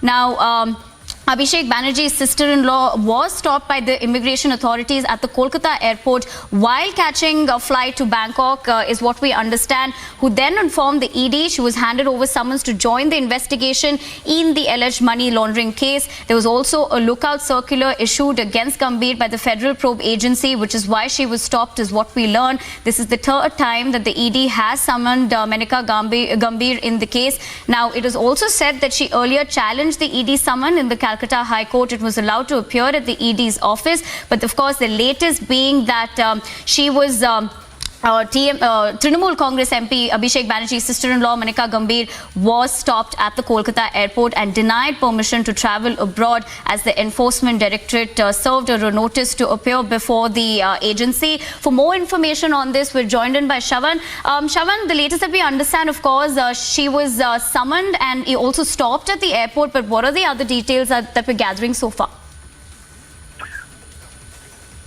Well, Nivedana, this is a response to an attempt that was made by Abhishek Banerjee's sister-in-law to leave the country. In fact, she was stopped at the Kolkata airport. This was on Saturday late night, is what we are being told. Immediately thereafter, the Enforcement Directorate had served her a summons at the airport itself, asking her to appear before the Kolkata office on Monday. She's essentially been asked to appear today, is what we know as of now. What's important to point out here is that she has been under the scanner. along with Abhishek Banerjee as well as Abhishek Banerjee's wife Ruchira Banerjee, and it was essentially connected to one particular company which goes by the name of Leaps and Bounds. And in fact, at this very company, the enforcement directed suspects had received money from a businessman, which they believe that this was a part of the proceeds of crime. And secondly, they also suspect that perhaps the businessman was actually providing money to this particular company as protection money, especially for the cattle, for the coal and cattle smuggling. Now, what's important to point out here is that the links of this very company with Abhishek Banerjee is still being probed by the enforcement directorate. Abhishek Banerjee all this while has been maintaining that there is no link whatsoever, and whatever he has had any association with this particular company has already been informed to the enforcement directorate. Shravan, we also understand that this is the third time that she has been summoned in this case.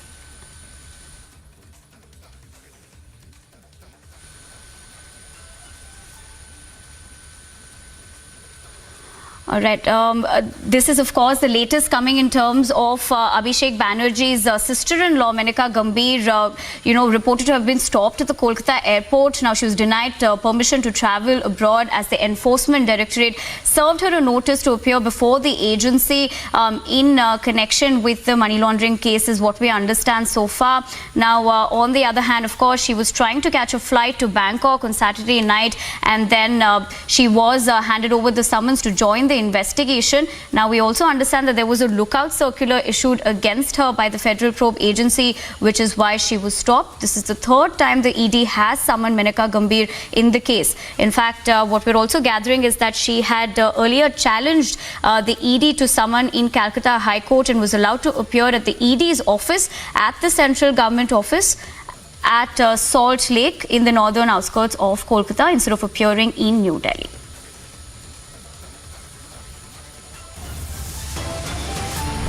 We're slipping into a short break, but on the other side, all eyes on Gyanvapi Mandir versus Masjid case as the Varanasi court is set to deliver the order today.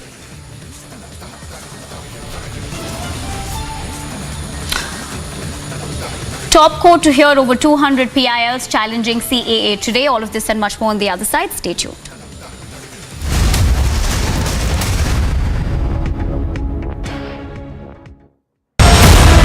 Wrongdoings have been alleged, and also it has been alleged that as to how the Transport Minister of Delhi was made the head of the particular committee which was supposed to do procurement as well as tendering of procuring 1,000 low-floor buses. After going through all the details, Lieutenant Governor recommended and also approved for the CBI probe. अपने ऊपर गंभीर भ्रष्टाचार के आरोपों से बचने के लिए एलजी साहब रोज नए नाटक कर रहे हैं। मकसद ये था कि जो हमारे मित्र हैं उन्हीं को हम ये टेंडर दें और इन मित्रों से हम भ्रष्टाचार का इत्र लगाएं।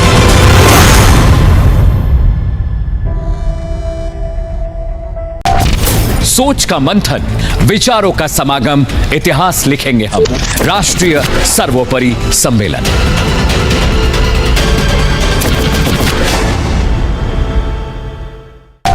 मुश्किलों को करते नाकाम, जनहित हमारा काम, देश का सम्मान, राष्ट्र सर्वोपरि सम्मेलन।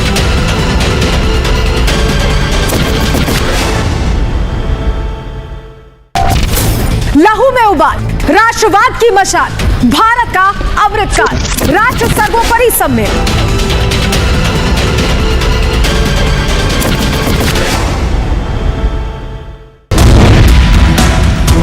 Being alleged in the complaint in procurement of 1,000 buses, low base buses to be used by the DTC. Inquiry will also be initiated by the CBI after it accepts the case. CBI will question the minister in concern, that is the Minister for Transport over here.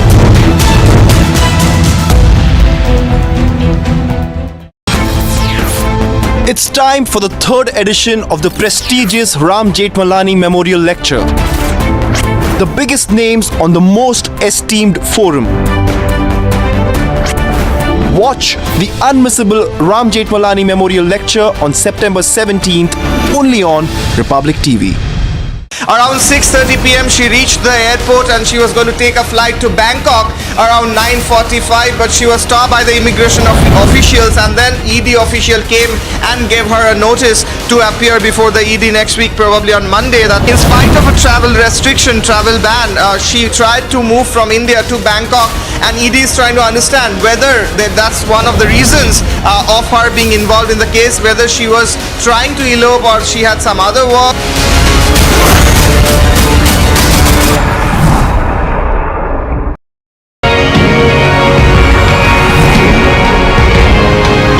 For this year's third edition of the Ram Jethmalani Memorial Series, the topic we have chosen is, has the need for a uniform civil. सोच का मंथन, विचारों का समागम, इतिहास लिखेंगे हम। राष्ट्रीय सर्वोपरि सम्मेलन।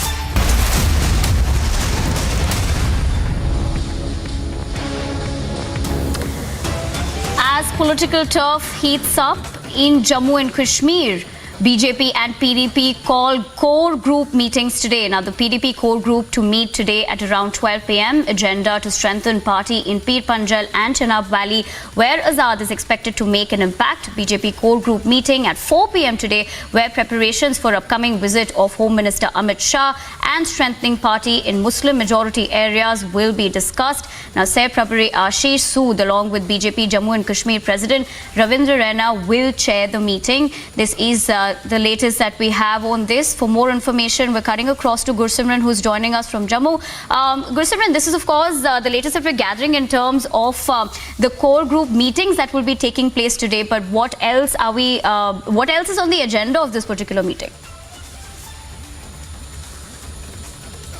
See, this week is going to be politically really hot for the Union Territory of Jammu and Kashmir. Starting off on Monday, both the political parties, that is the People Democratic Party and the BJP, they have called their core group meetings. Mehbooba, being in Jammu, will be meeting the core group leaders today at around 12 noon, wherein she will be discussing the agenda. Especially the focus will be on the Pir Panjal and the Chenab Valley range, which is a stronghold of the PDP, considering the fact that this is a Muslim majority area. But Azad coming into the frame, now the political parties, the traditional political parties, PDP and NC, are fearing that they will lose their vote share from that very place, and that's why this meeting is really very crucial for the People's Democratic Party. While on the other hand, the Bharatiya Janata Party too have called their meeting of the core group members. The meeting is scheduled at 4 in the evening, wherein Ashish Sood, who happens to be Seh Prabhari of Jammu and Kashmir, along with the BJP J&K chief Ravindra Raina, will be chairing the meeting, and the agenda of the discussion will be the upcoming visit of Home Minister Amit Shah, which is expected starting of the October, and also the agenda will be to strengthen the party in the Muslim majority areas as the Union Territory of Jammu and Kashmir gear up for the upcoming assembly elections. For more, stay tuned to Republic TV right after this short break.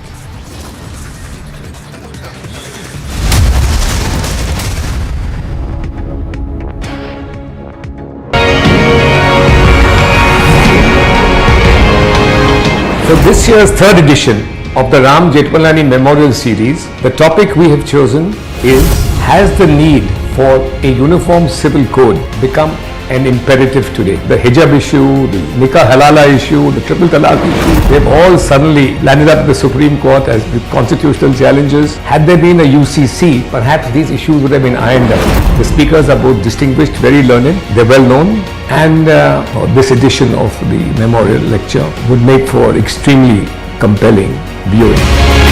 Watch the unmissable Ram Jethmalani Memorial Lecture on September 17th only on Republic TV. Wrongdoings have been alleged, and also it has been alleged that as to how the Transport Minister of Delhi was made the head of the particular committee which was supposed to do procurement as well as tendering of procuring 1,000 low-floor buses. After going through all the details, Lieutenant Governor recommended and also approved for the CBI probe. अपने ऊपर गंभीर भ्रष्टाचार के आरोपों से बचने के लिए एलजी साहब रोज नए नाटक कर रहे हैं। मकसद ये था कि जो हमारे मित्र हैं उन्हीं को हम ये टेंडर दें और इन मित्रों से हम भ्रष्टाचार का इत्र लगवाएं।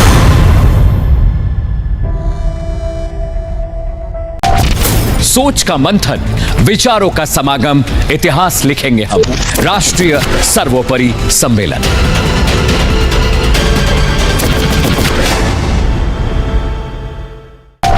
मुश्किलों को करते नाकाम, जनहित हमारा काम, देश का सम्मान, राष्ट्र सर्वोपरि सम्मेलन।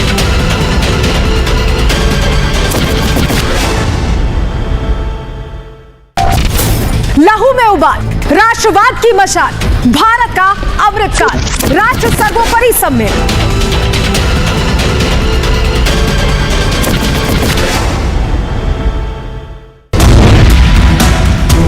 Being alleged in the complaint in procurement of 1,000 buses, low-base buses to be used by the DTC. Inquiry will be also be initiated by the CB.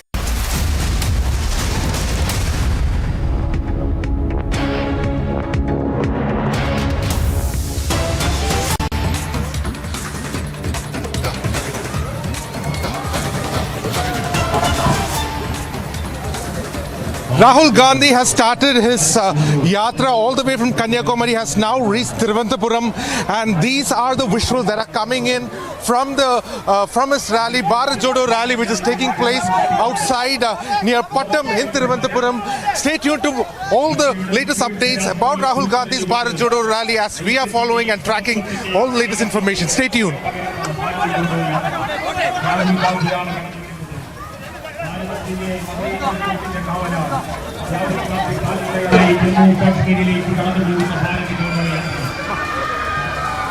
Rahul Gandhi's rally is right now taking place near Pattam in Thiruvananthapuram. In Thiruvananthapuram, as you can see in these visuals, Rahul Gandhi is walking on the road. He had started his journey early at 7 a.m., about 8 kilometers away from where the spot is right now. In a short while from now, at around 10:30, 11, he will be addressing a rally at a nearby school, at St. Mary's School, where he will also be speaking. As you can see around, there is a cavalcade of people. There are about 20 vehicles which are all proceeding before his Padayatra that you can see. Along with Rahul Gandhi, you could also see some of the key Congress members, including ASSC Secretary, ASSC National Secretary, as well as the MP from Thiruvananthapuram and MP from Vadakara, and several other key Congress workers are also here. And the rally will end at Karakutam at around 5 p.m. today, after which he will be resting at the suburbs in Karakutam and then continue. Now, the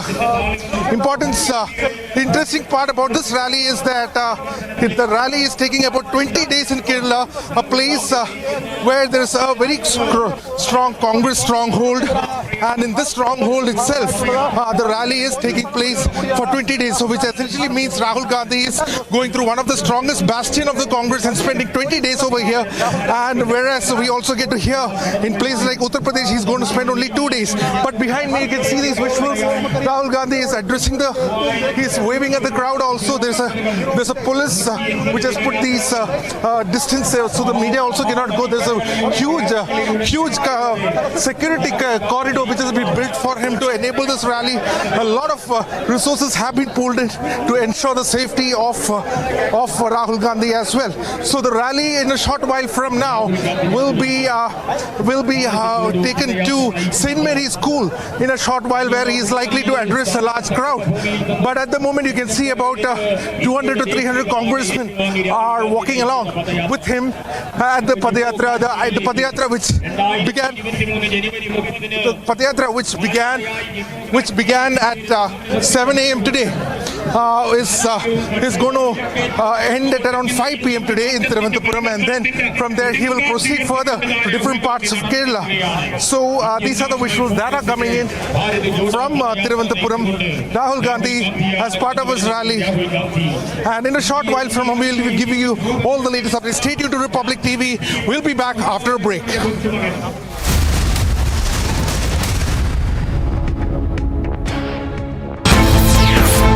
It's time for the third edition of the prestigious Ram Jethmalani Memorial Lecture. The biggest names on the most esteemed forum. Watch the unmissable Ram Jethmalani Memorial Lecture on September 17th only on Republic TV. Around 6:30 p.m. she reached the airport and she was going to take a flight to Bangkok around 9:45, but she was stopped by the immigration officials, and then ED official came and gave her a notice to appear before the ED next week, probably on Monday. That in spite of a travel restriction, travel ban, she tried to move from India to Bangkok, and ED is trying to understand whether that's one of the reasons of her being involved in the case, whether she was trying to elope or she had some other work.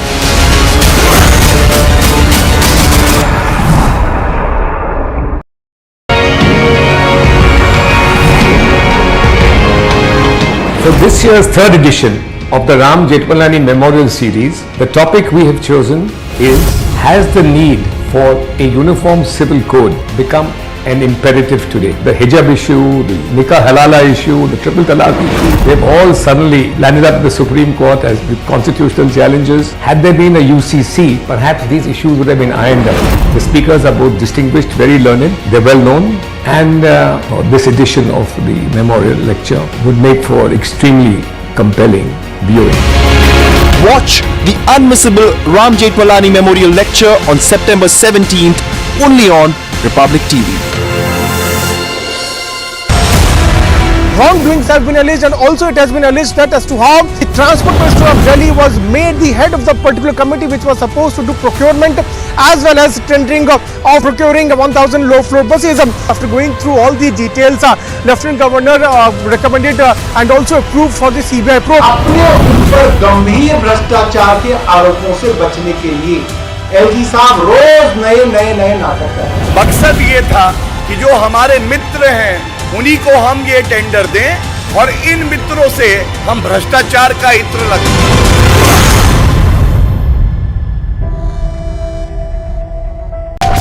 सोच का मंथन, विचारों का समागम, इतिहास लिखेंगे हम। राष्ट्रीय सर्वोपरि सम्मेलन।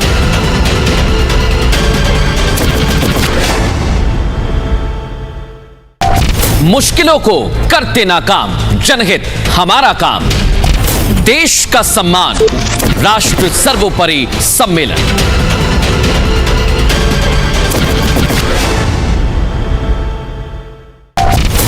लहू में उबाल।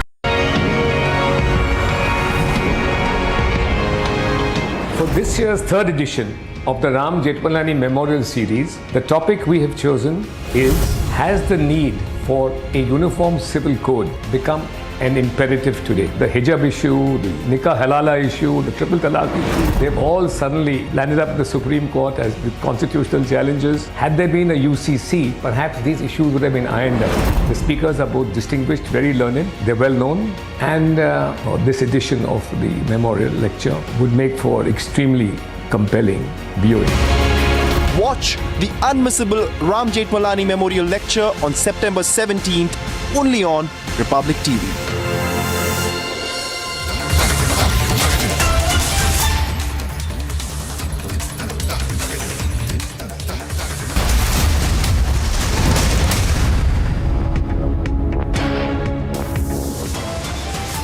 Mega NIA crackdown on terror. Gangsters and links with terror are under the link.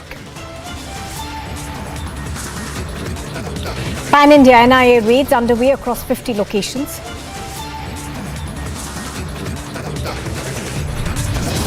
Trouble mounts for Abhishek Banerjee's kin after being stopped at the airport. The ED is set to grill Menaka Gambhir. All eyes on the Gyanvapi Mandir versus Masjid case as the Varanasi court is set to deliver its order today. Prime Minister Modi is to inaugurate the Dairy Summit. Over 50 countries will be participating.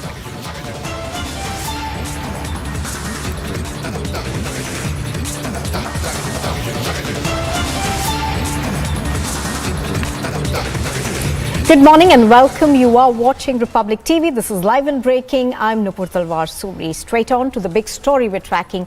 A major verdict is expected to be pronounced today by the District Court in Varanasi in connection with the hearing of the Gyanvapi case, leading to extensive police deployment through the city, along with inspections that are being carried out at various locations. Here's what we are expecting. The Varanasi District Court is all set to rule on the maintainability of the petitions seeking daily worship at the Sringar Gauri temple. कल जो 7 rule 11 पे ये दावा पोषणीय है कि नहीं, supreme court के निर्देश पे माननीय जिला जज महोदय सुनवाई जो 2 महीने लगातार किया उन्होंने, सुप्रीम कोर्ट ने कहा था कि प्रायोरिटी पे इसको सुन लीजिए, वो सुनवाई पूरी हो चुकी है और कल इसका फैसला आना है। इस फैसले में ये तय होगा कि ये जो है मुकदमा चलने योग्य है कि नहीं। This order in the Gyanvapi case was reserved on the 24th of August. The verdict will not be the final decision in the case. कल का फैसला जो भी आएगा, चाहे जिसके पक्ष में आवे, वो आखिर तो है नहीं, पहला है। इसके बाद जो पार्टी दुखी होगी वो हाई कोर्ट जाएगी, हाई कोर्ट के आर्डर से जो दुखी होगा सुप्रीम कोर्ट जाएगा। तो ये मामला रजिस्टर होना है सुप्रीम कोर्ट में। प्लेस ऑफ वर्शिप एक्ट इसमें अप्लाई नहीं करता, क्योंकि हमारा कहना ये है कि यहाँ जगह जगह हिंदू देवी देवता के स्थान है। Many supporting the petitioners believe the evidence is piling up. The verdict comes at a time when some are alleging that threats are being issued over the case.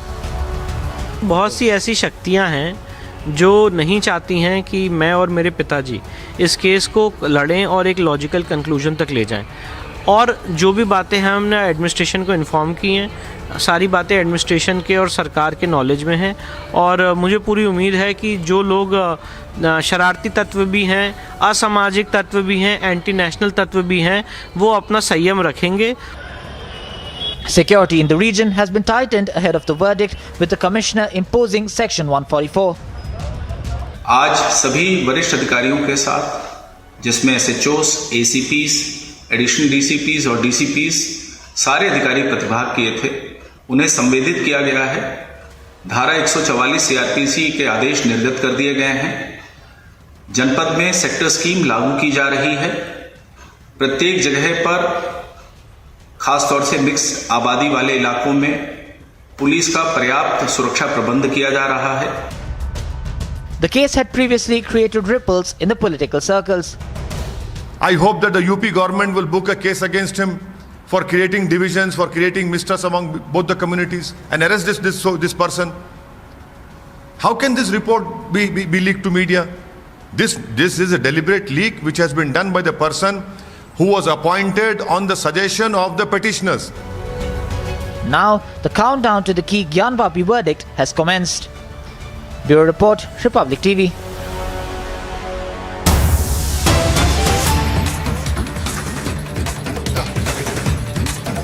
Now, Republic TV has exposed terrorist activities of Dawood Ibrahim's gang and his goons in the real estate sector in the financial capital of Mumbai. The Maharashtra Deputy Chief Minister is ordered to probe the Bhindi Bazaar redevelopment project. The BMC has also issued a stop work notice to Saifi Burhani Upliftment Trust. Now, the BMC will probe the project of the MVA back in 2019 and has given its nod to the project under which irregularities have now been found. What you are given to understand is that the project will now be probed as per instructions that have been given by the Home Minister Devendra Fadnavis. Republic has accessed a complaint letter given to the BMC chief by the advocate Ajay Agarwal requesting the BMC to continue the stop work notice till this project complies with all laws, rules and regulations and all other court's directions, including the Supreme Court's order. Alicia is reporting on this. She now joins us on the phone line. Alicia, give us more details as to what's happening in this case. Of course, we are given to understand that the Maharashtra Deputy Chief Minister has ordered a detailed probe.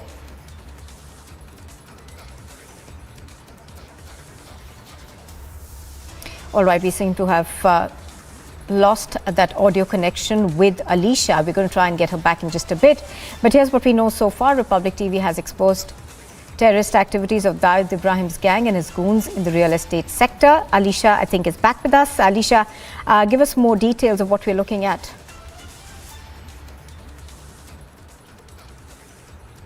So we can see that it's a Salim Qureshi who is now under the arrest, who was arrested by NI. Clearly shows the involvement of him in the Bindi Bazaar redevelopment project. There are some of the documents that we have access, and also the video of Salim Qureshi clearly showing that he is in the same site of the Bindi Bazaar redevelopment project, which is now under the radar of BMC and the Maharashtra government itself.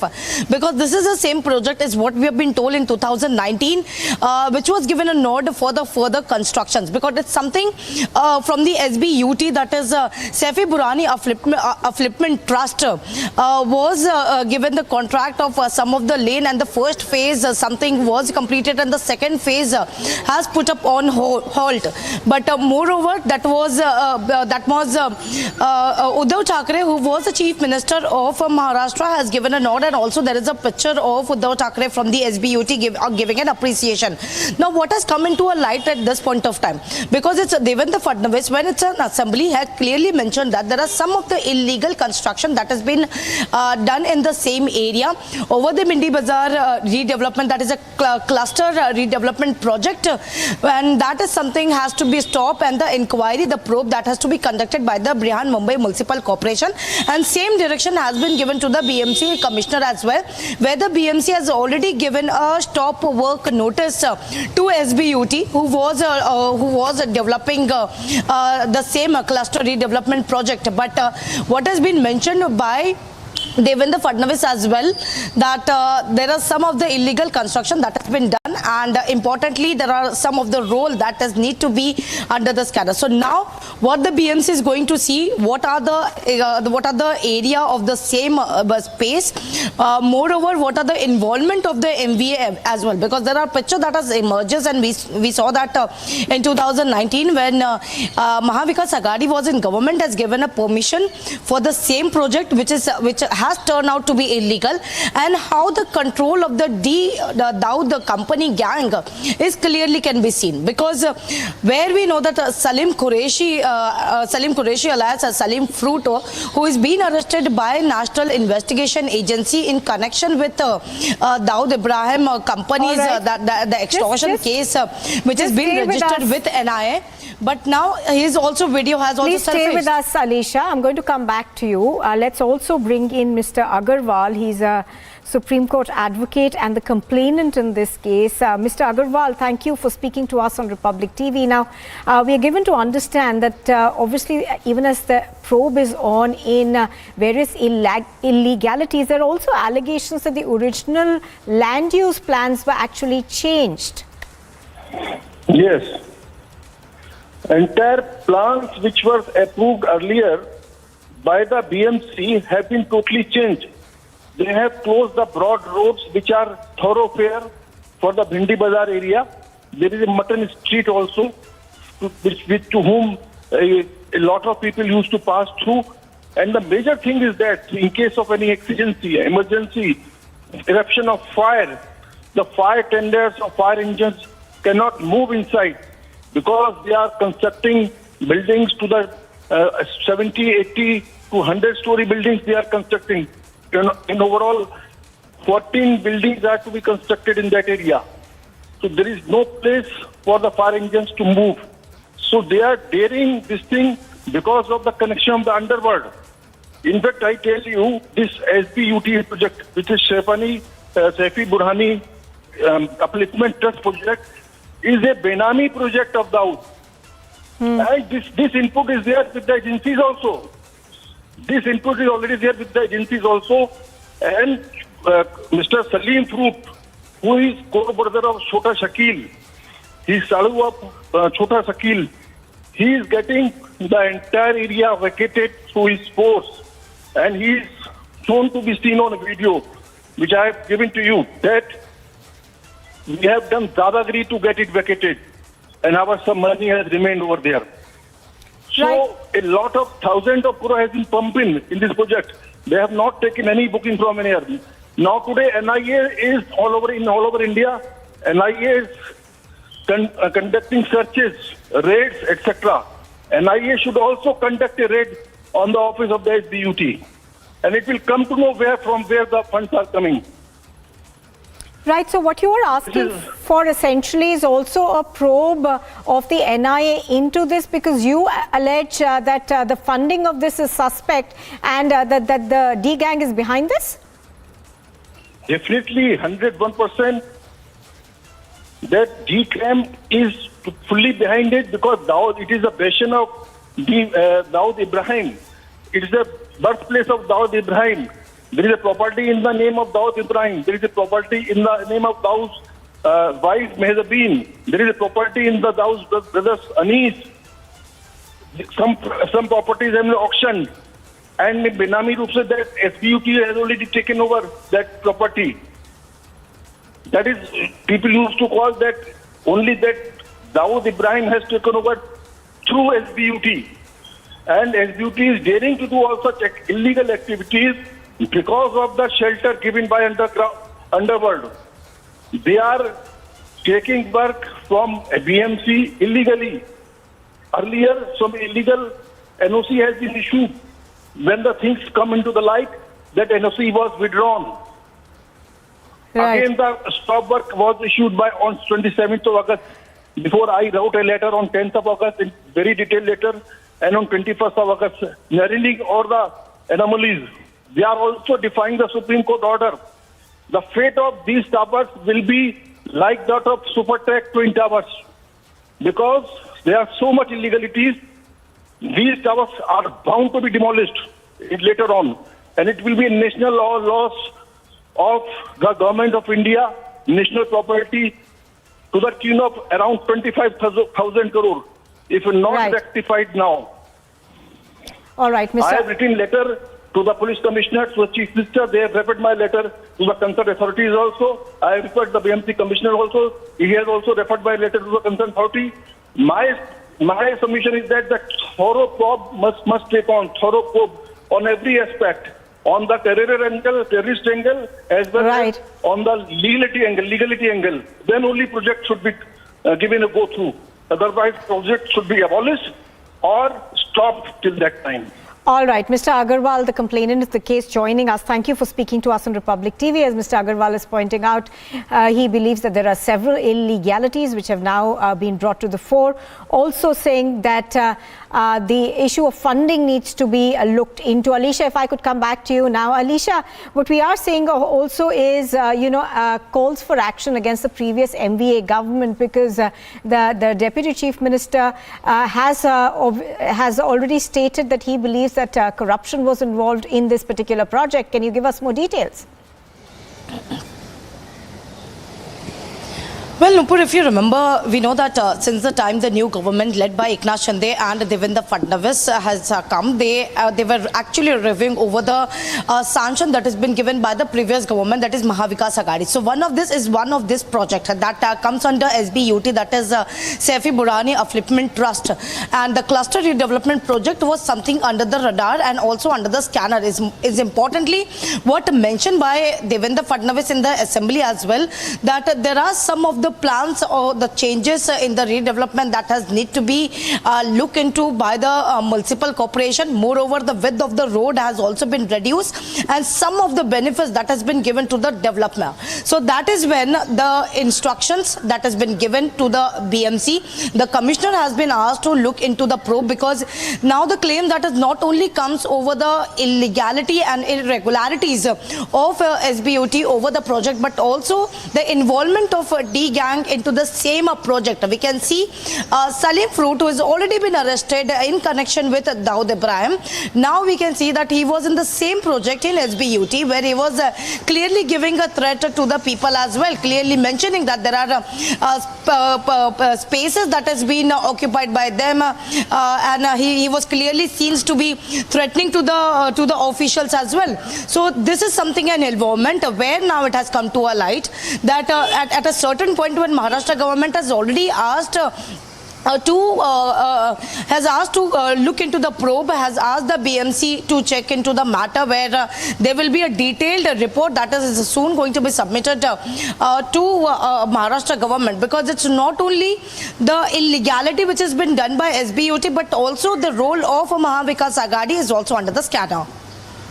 All right, Alicia, of course, is continuing to bring us the latest on this. Now, Alicia, the other thing that I wanted to ask you is that we were just speaking to the petitioner there, and he says that the original plans have been changed. I'm going to come back to you in just a bit, but let's play out that video clip that we have managed to access.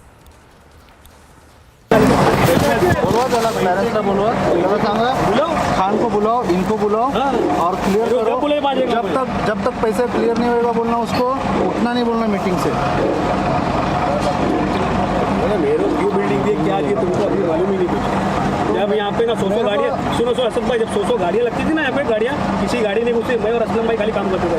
जो भी है देखो काम नहीं अभी तो नहीं मैदान मिला ना तो सब अगर वो बोलेगा तुमको फ्री उनका मैटर इसका इसका में बोल रहे हैं माल के लिए नहीं बोलेगा तो उनका जो आउटस्टैंडिंग है ना तो अभी आसफ भाई का बोल रहे हैं कि आप और ये सलीम भाई हम लोग चारों जन बैठ के जो भी है सॉर्ट आउट करें। वो नहीं फ़ोन नहीं उठा रहा है ना इधर। हाँ तो एक काम करूँगा मैं फ़ोन करूँ मैं करता हूँ। चलो ओके अभी क्लियर मैं अभी खान को फ़ोन कर रहा हूँ। बुला लो मैं आता हूँ।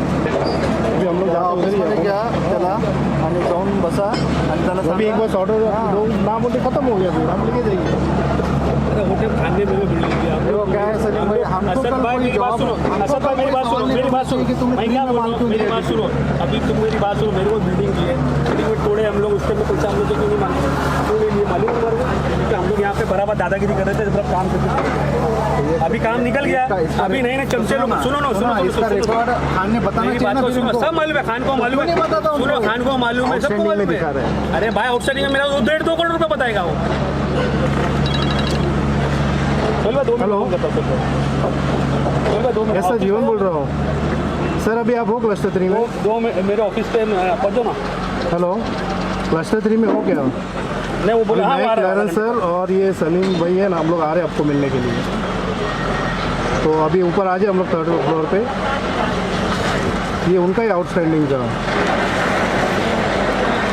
तो एक बार मिल लेते हैं क्या। हाँ भाई हाँ पहुँचो मैं आप पहुँचो ऑफिस पर ठीक है। अरे सर अभी तो वो बोलते थे ना माइकी में मालूम है इसको यार तो बोल तुम्हारा नाम ले रहे बोल ये तो आपका नाम ले रहे इसके लिए सलीम भाई बुलाओ ना उनको सामने बुलाओ ना। एक मिनट दो कौन दो उनको खान साहब जरा आप आओ ना बैठ के बात करते सब भाई मैं और तुम अकेले बात करते नहीं आप इनके ऑफिस में आ जाए ना जीवन भाई किधर। All right, so that video that we were playing out for you essentially is of someone linked to the D gang threatening people who are working over there. I'm going to go back to Alicia on this one. Now, Alicia, there are two sides to the argument that have been made by the petitioner. One, of course, is that he says that the original land use plan was changed, and the Deputy Chief Minister also, of course, has spoken about the fact that this is going to be Bhindi Bazaar that will be replaced by just another Bhindi Bazaar. So that also questioning how this redevelopment is going to go forward. But the other side of the story is also, apart from the original plans, there are questions being raised about the funding of this project. Allegations coming in that it's actually being funded by the D gang from overseas. Well, of course, Nupur, it's very important to understand because this is something now under the scanner of Maharashtra government. Since the time when from Mahavikas Aghadi government has given an order. We even saw there is an appreciation letter that has also been given by SBUT, that is Saifi Burani Upliftment Trust, clearly mentioning that they have given a go-ahead. So what is link now at this point of time? It's a link of SBUT with the D gang as well, because that is what has been claimed by by Ajay Agrawal, who is the complainant, who has written several letters, whether to the BMC, whether to the NIA, whether to the ED, to the CBI, and also to the Maharashtra government, that is Chief Minister and Deputy Chief Minister as well. So all is taken into the consideration is what he has already mentioned. So the concerned authorities has been directed to look into it. So what he mentioned that there is a Salim Fruit, who is a Salim Qureshi, or he was already arrested by National Investigation Agency over in connection with Dawood Ibrahim, the FIR that was registered by NI. So now his involvement completely can be seen in the same location, that is in the Bindi Bazaar redevelopment project, where he's been standing and giving a threat to the people as well. So which is why the nod that was given to by MVA by then in 2019, now the government has clearly mentioned that it should be under the probe, after which BMC has given a stop work notice to the SBUT as well. All right, Alicia reporting on that. Thank you for joining us. As Alicia is pointing out, there's a stop work notice that's been given by the BMC in this project.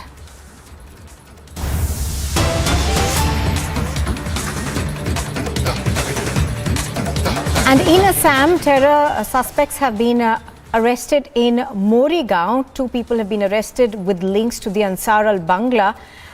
The 2 have been arrested by the Morigaon police. One was arrested from Nagaon. Now, earlier, one madrasa was also demolished in Morigaon district after suspected links with the Ansar al-Bangla terror module. Let's go across to Anirudh, who is joining us with more details right now. Anirudh, to begin with, explain to us how these people are linked to terror outfits, and in what manner is this connected to the illegal madrasa that was earlier demolished in this area?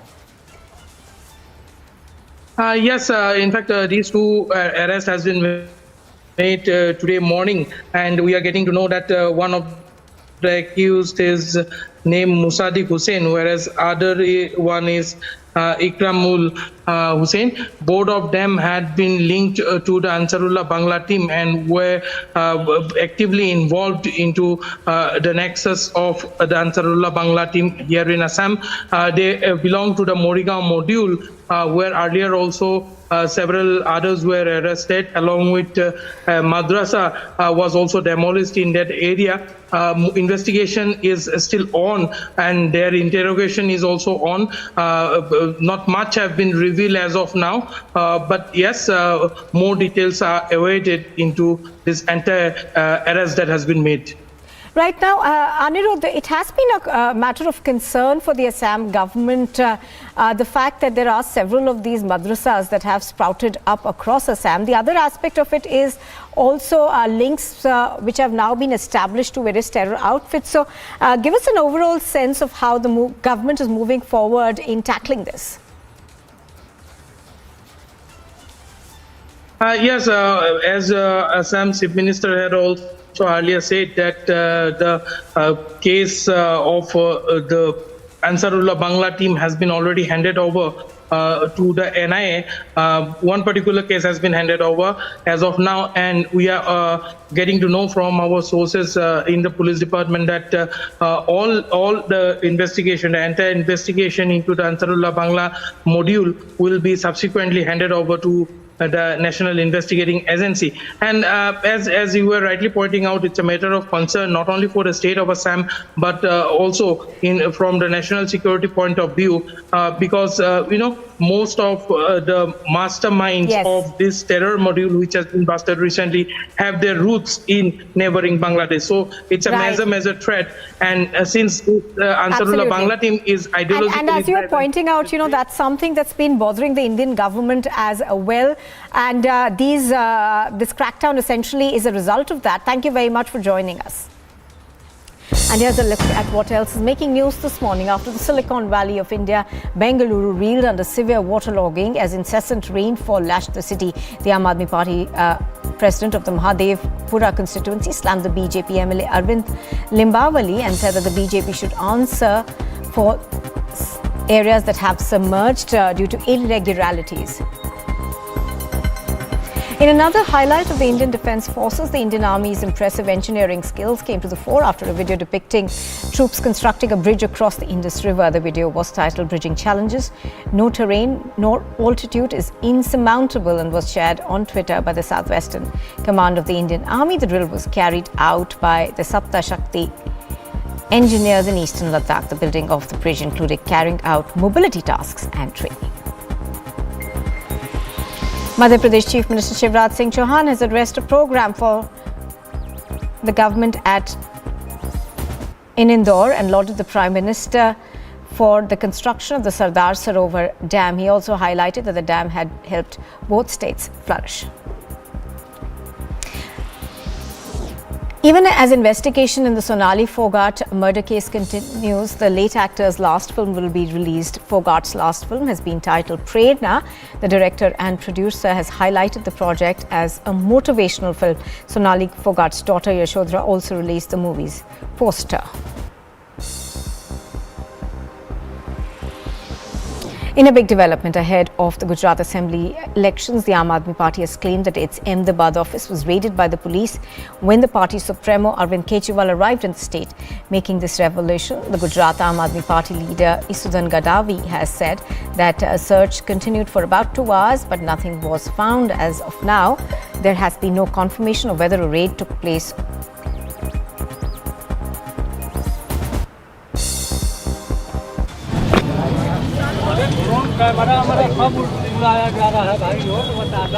You're watching Republic TV, and still to come, we get you the latest from Gyanvapi, where security has been heightened. And also the top court is to hear over 200 PILs challenging the CAA today.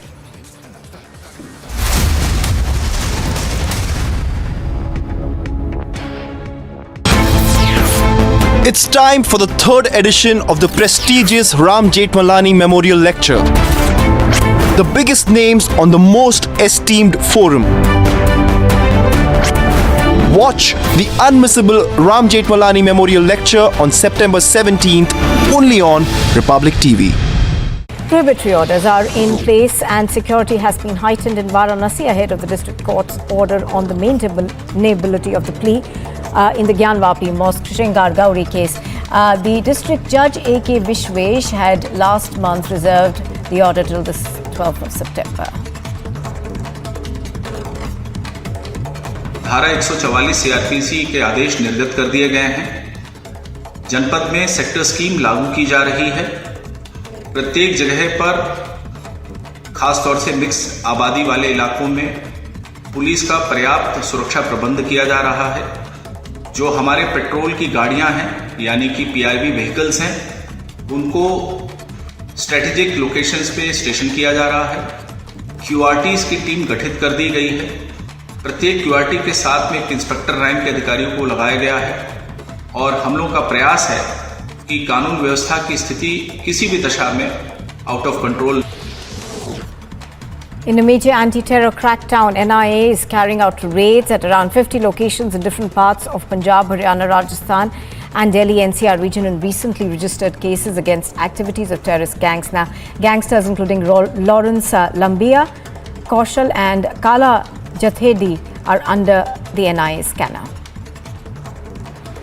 The Supreme Court will hear the Karnataka hijab case. In the last hearing, the Supreme Court had said that the turban of a Sikh cannot be compared to a hijab. A 5-judge constitutional bench had decided that the turban and the kirpan are an essential part of Sikh religious identity.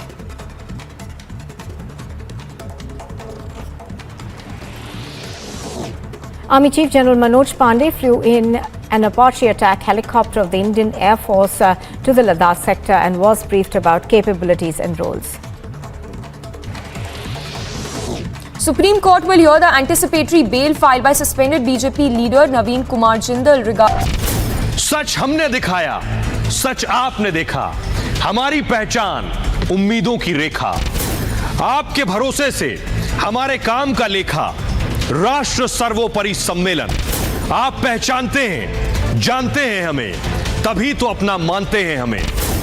Are Bharat के साथ भारत का समय, राष्ट्र सर्वोपरि सम्मेलन।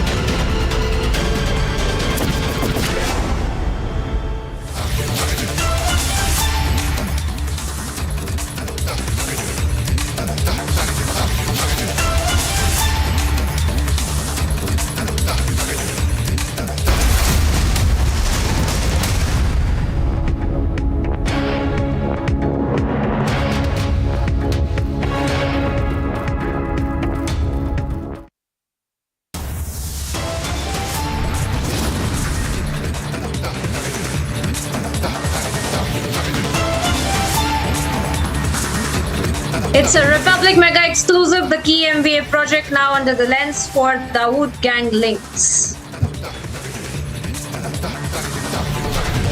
Massive corruption allegation over the MBA project. Project got MBA nod, now being probed. Mega NIA crackdown on terror, gangsters and links with terror under the lens. Pan-India NIA raids underway across 50 locations.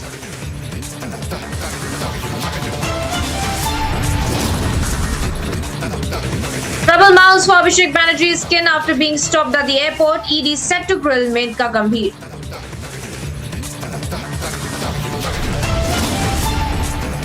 All eyes on Gyanvapi Mandir versus the Masjid case as the Varanasi court is set to deliver the order today.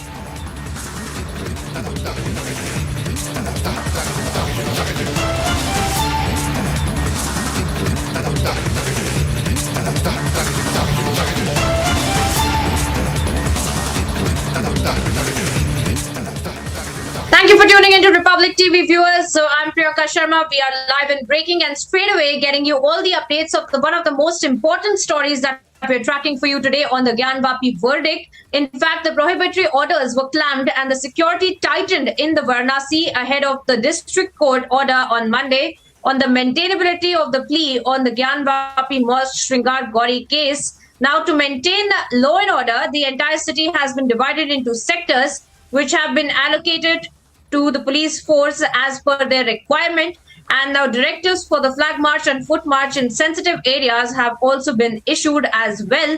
Now, we have also been told about the kind of deployment of the security personnel that has been done just hours before the verdict is expected to be coming out as well. Viewers, there are several voices that we are picking up on the array.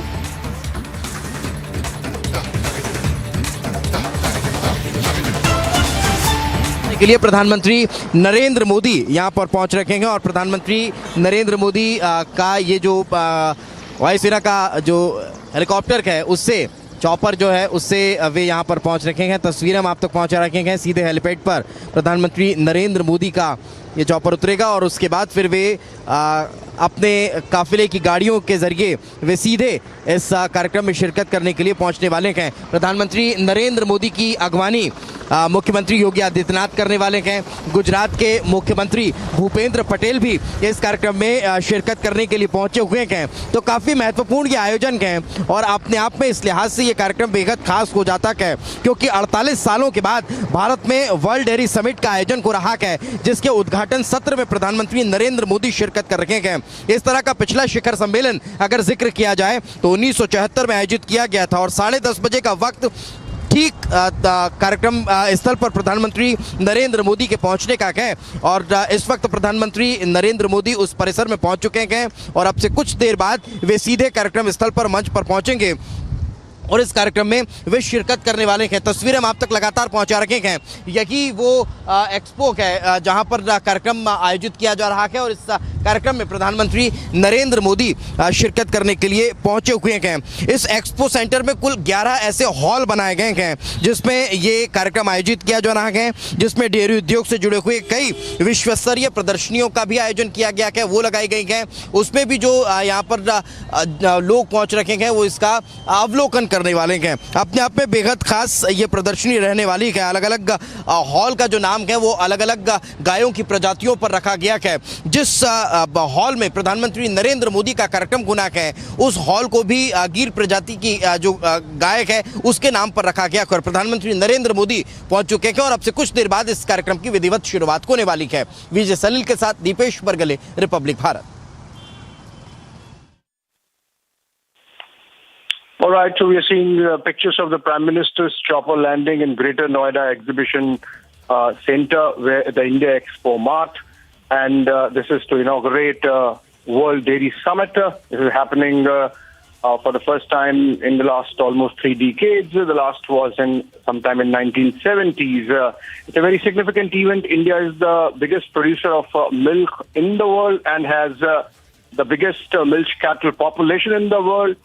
And we have seen how it's a success story of India post-independence, beginning with the White Revolution, and now, of course, a stage where we are the biggest milk producer by far, not just milk, but milk products, including, things like ice cream, butter. So the Prime Minister there to showcase India's prowess and the manner in which this success story has really panned out post the White Revolution.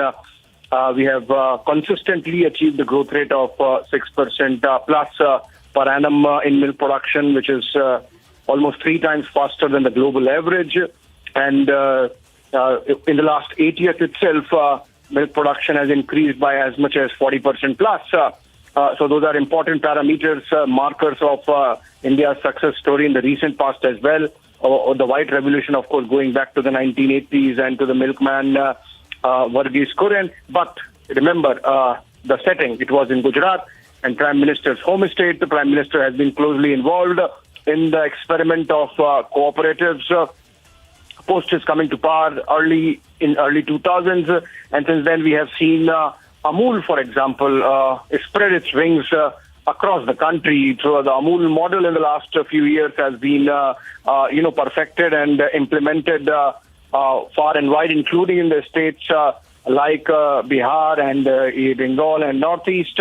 And I believe the Prime Minister is going to really showcase what all has been achieved through the platforms like Amul and NDDB, the National Dairy Development Board. And of course, this is an industry summit, so there would be exchange of ideas. There is a technology exhibition on the best practices around the world. So it's going to be a good learning, networking experience for not just these corporates, these cooperatives, but also for the farmers associated with the dairying business and industry across the country, whosoever are able to travel. In fact, we are told that the government has made arrangements that through the cooperative networks, hundreds and thousands of farmers would be traveling to have a look at the exhibition, which is going to go on till 15th of September. In fact, later in the day, the Prime Minister now inaugurates the summit.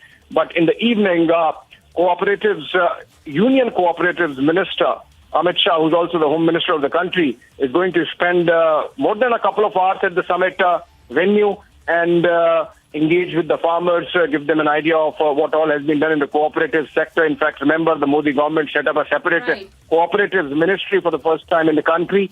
And Union Home Minister is going to have dinner with the farmers in the evening. So essentially underscoring Modi government's commitment to dairying business through the cooperative. Well, absolutely. Abhishek Kapoor, our senior executive editor, really there getting us all the details as far as the Prime Minister is concerned, who is right now coming towards Greater Noida in the World Dairy Summit as well. Thank you, Abhishek, for joining us with those details.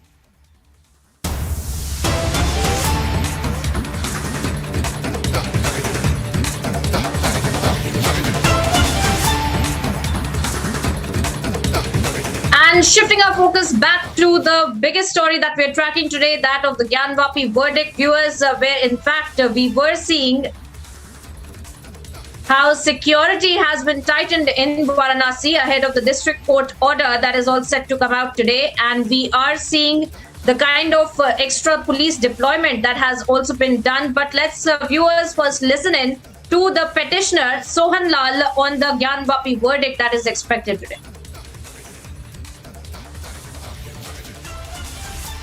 यह आने वाला आज जो फैसला आने वाला है, यह विश्वनाथ मंदिर के शिलान्यास का बीजारोपण का दिन है और आज का दिन हिंदू समाज के लिए, मंदिर समर्थकों के लिए गौरवशाली दिन है। मैं इस दिन के लिए आह्लादकारी हूँ, हर्षित हूँ, प्रफुल्लित हूँ।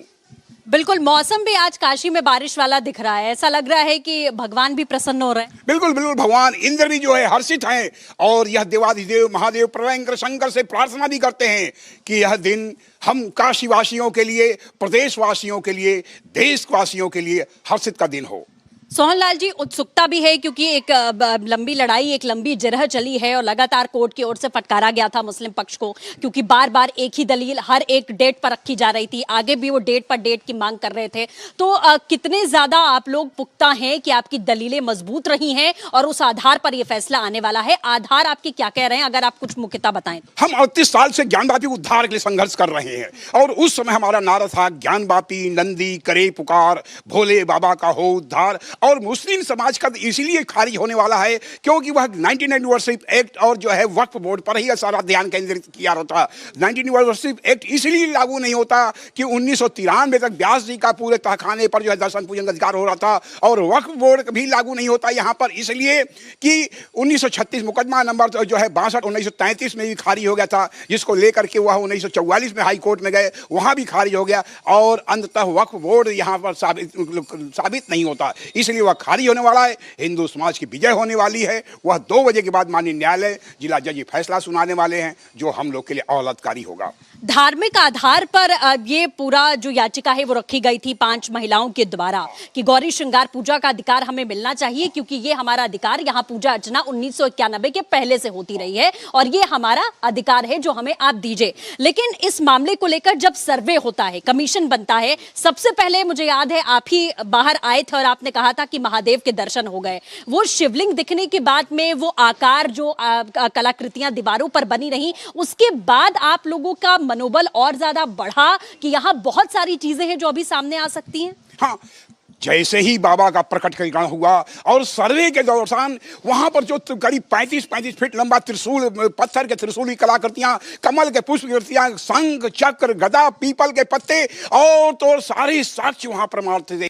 हम लोग का उत्साह और हिंदू समाज का उत्साह बुलंद हुआ, और तो और जब तक अब तक जो है नहीं जानते थे, और उसके बाद जैसे ही हमने बाहर निकले हम कहे बाबा मिल गए, और आज पुनः कह रहे पहली बार कि यह आने वाला विजय, यह बाबा विश्वनाथ मंदिर के शिलान्यास का बीजारोपण का आज दिन होगा। शिलान्यास बीजारोपण का आज दिन होगा। जाहिर बड़ी बात आपने कही है, और आगे चूंकि लंबी लड़ाई है, अगर फैसला मान लीजिए आज आपके पक्ष में आता है, जैसा आप कह रहे हैं कि दलीलें हमारे पास मजबूत हैं, आपको लगता है कि प्लेसेस ऑफ वर्शिप एक्ट 1991 जिसको लेकर बार बार मुस्लिम पक्ष दलीलें रख रहा है, वो आपके पक्ष में आने वाला है? क्योंकि उनका ये कहना है कि लागू नहीं होता, लेकिन आप कह रहे हैं कि तमाम सबूत हमने पेश किए हैं कि 93 तक व्यास जी वहां पर पूजा अर्चना करते थे। 19 एनिवर्सरी एक्ट वहां इसलिए नहीं लागू होता कि 3 ग जो है उसकी धारा में 3 ग के अनुसार ये होता कि 100 वर्ष पूर्व अगर उसका धार्मिक स्टेटस जो है, जो भी रहे, हिंदू हो, मुसलमान हो, सिख हो, ईसाई हो, अगर वह है तो लागू होता है। तो वहाँ ज्ञानवापी में धार्मिक स्टेटस हिंदू जो है, धार्मिक जो है हिंदू पद्धति का है, क्योंकि 93 तक व्यास जी थे, और तो और वहाँ सैकड़ों वर्षों से यह है ज्ञानवापी के अवशेष, सारे प्रतीक चिन्ह, पूजा अर्चन होते रहते, सारे प्रतीक चिन्ह हिंदू सनातन धर्म के बड़े पड़े। इसी आधार पर हम बार बार कहते हैं कि वह मंदिर है, वह मंदिर है, मंदिर ही रहेगा। And there you have it, viewers. The petitioner we just heard in the Gyanvapi case, and the salient points that have been discussed during the course of the legal arguments that have been presented before the court. And we will now see that the verdict today that is all set to come out, and because of which there is added security personnel that has also been deployed in Varanasi.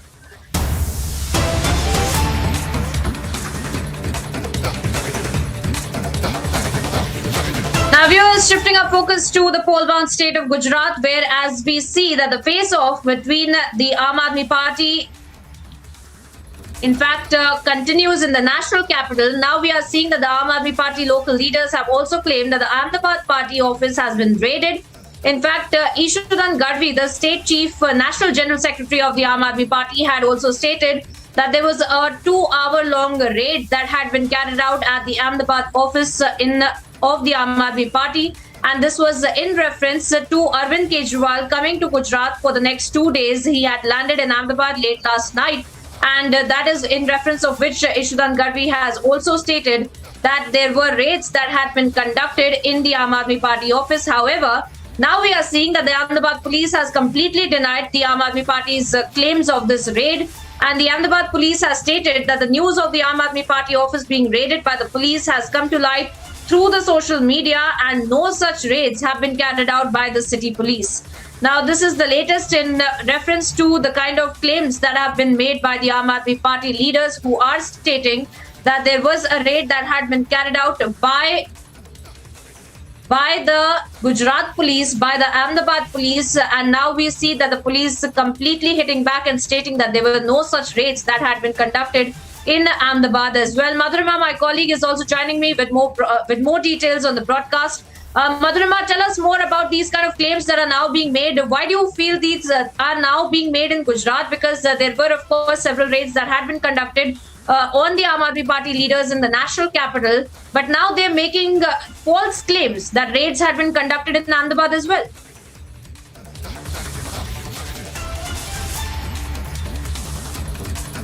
And we'll connect with her in just a bit, viewers. But as we are getting you all the updates as far as the latest response from the Ahmedabad police is concerned, who is now stating that there were absolutely no raids that had been conducted in the city of Ahmedabad by the Gujarat police as well.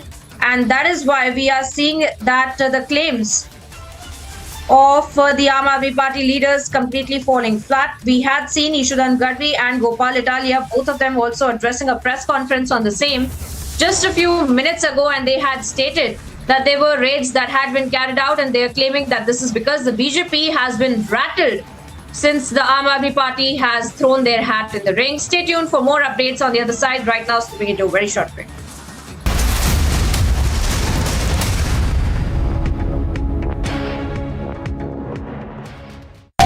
मुश्किलों को करते नाकाम, जनहित हमारा काम, देश का सम्मान, राष्ट्र सर्वोपरि सम्मेलन।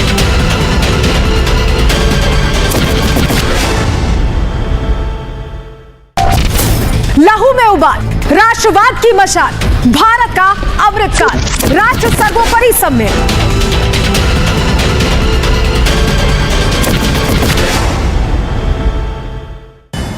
A roundup of news and brief from across the globe. Ukrainian soldiers filmed themselves raising their country's flag in areas of the northeastern Kharkiv region, which had been occupied by Russia in recent days. Kiev's army has been carrying out large-scale counter-offensive to reclaim Russia's occupied areas. Flames lit up this night sky at a power station on the western outskirts of Kharkiv after it was hit in a strike.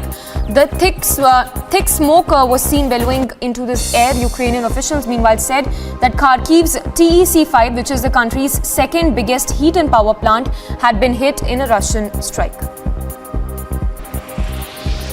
Ukrainian President Zelensky marked 200 days since the country's war against Russia began by paying tribute to nation's military, emergency services and those who are suffering because of this conflict.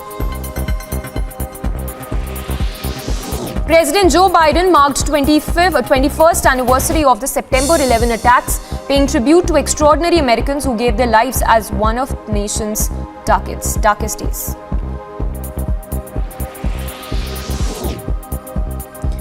The Honorary Consul of Tuvalu said that he hopes King Charles III's passion for tackling climate change will benefit the South Pacific Islands. He said that an independent island nation which is within the British Commonwealth has suffered problems brought on by climate change and that the island needs more help. Prohibitory orders are in place and security has been heightened in Varanasi ahead of the district court's order on the maintainability of the plea in the Gyanvapi Mosque Shringar Gauri case. The district judge A.K. Vishwesh had last month reserved the order till the 12th of September. धारा 144 CrPC के आदेश निर्गत कर दिए गए हैं। जनपद में sector scheme लागू की जा रही है। प्रत्येक जगह पर खास तौर से मिक्स आबादी वाले इलाकों में पुलिस का पर्याप्त सुरक्षा प्रबंध किया।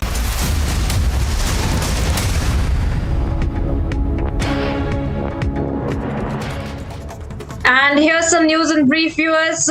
Ahead of the Gujarat Assembly polls, Aam Aadmi Party has claimed that the police conducted a raid at the Aam Aadmi Party office in Ahmedabad on Sunday. Reacting to the development, Kejriwal said that the Gujarat police found nothing at the party office as the leaders and the workers of the Aam Aadmi Party are hardcore honest, and there was no immediate response from the Gujarat police to the Aam Aadmi Party's claim.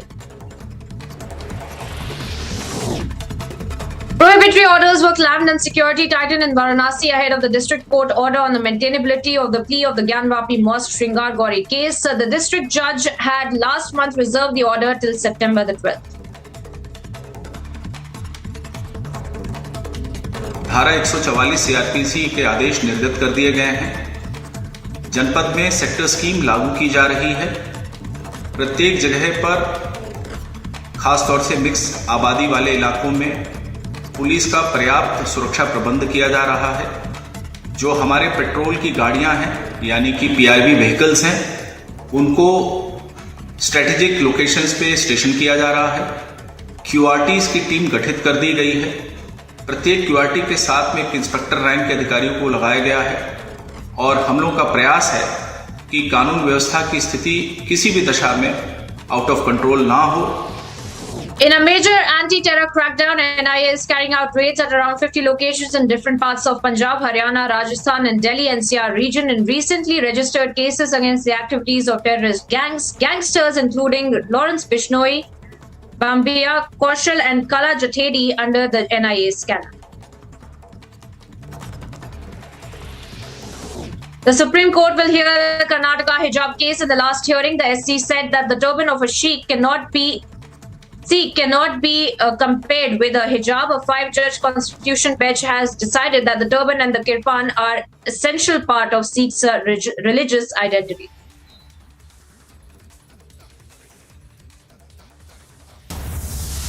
दूध जो हम जानते हैं पिछले 8 वर्षों की गौरव बात करें तो 44% दूध का उत्पादन देश के अंदर।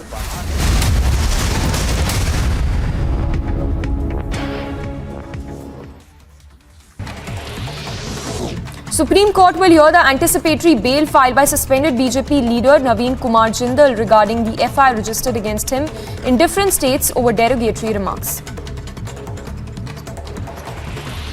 Disengagement of Indian and Chinese soldiers from Gogra Hot Springs area in eastern Ladakh, which is underway, is on course to being wrapped up by today. Supreme Court to hear petition seeking permission to amend BCCI constitution today. The case has been on board of bench led by Justice D.Y. Chandrachud, but was adjourned multiple times due to paucity of time. And here's a quick look at what else is making news this morning. Ahead of the Gujarat Assembly polls, the Aam Aadmi Party has claimed that the police conducted a raid at the AAP office in Ahmedabad on Sunday. Reacting to the development, Kejriwal said that Gujarat police found nothing at the party's office as the leaders and workers of the Aam Aadmi Party are honest. Now, there was no immediate response from the Gujarat police to the Aam Aadmi Party's claim. Supreme Court is scheduled to hear over 200 PILs challenging the constitutional validity of the CAA. A bench headed by Chief Justice is scheduled to hear the petitions challenging the validity of the Act, which triggered widespread protests pan-India.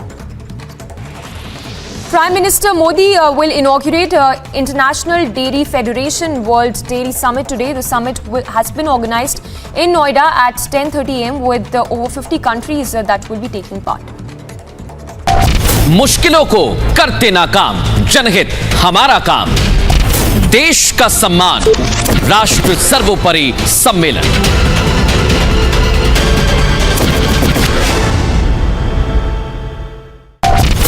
लहू में उबाल, राष्ट्रवाद की मशाल, भारत का अमृतकाल, राष्ट्र सर्वोपरि सम्मेलन।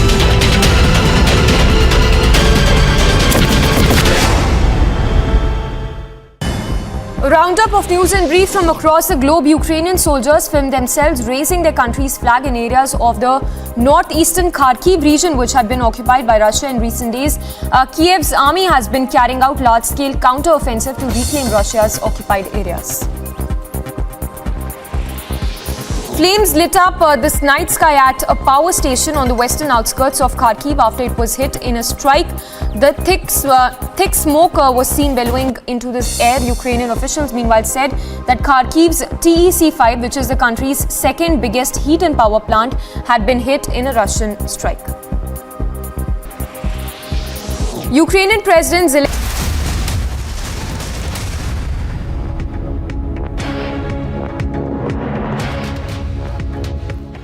है, उनके आय का स्रोत भी बढ़ता है और उनको जीवन यापन करने में कहीं ना कहीं जो आसानी होती है वो भी देखने को मिली। और बीते कुछ वर्षों में, आपने बिल्कुल सही बात कही अनुज, बीते कुछ वर्षों में प्रधानमंत्री नरेंद्र मोदी के नेतृत्व में किसानों की जो आय है वो तो बढ़ी ही है, साथ ही साथ उनके रहन सहन में भी काफी बड़ा बदलाव देखने को मिला है।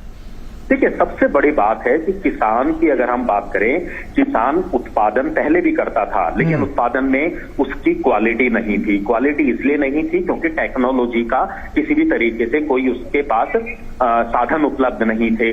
लेकिन टेक्नोलॉजी को प्रधानमंत्री नरेंद्र मोदी ने लगातार बढ़ावा दिया और ये कहा कि हमें टेक्नोलॉजी को किसान तक, गांव तक पहुंचाना है, हमें उसके लिए वो। And slipping into a very short break here now. On that note, we'll be bringing you all the updates on the other side as the Prime Minister is there in Noida in Uttar Pradesh inaugurating the World Dairy Summit as well, and of course he will be addressing the people there on the World Dairy Summit as well.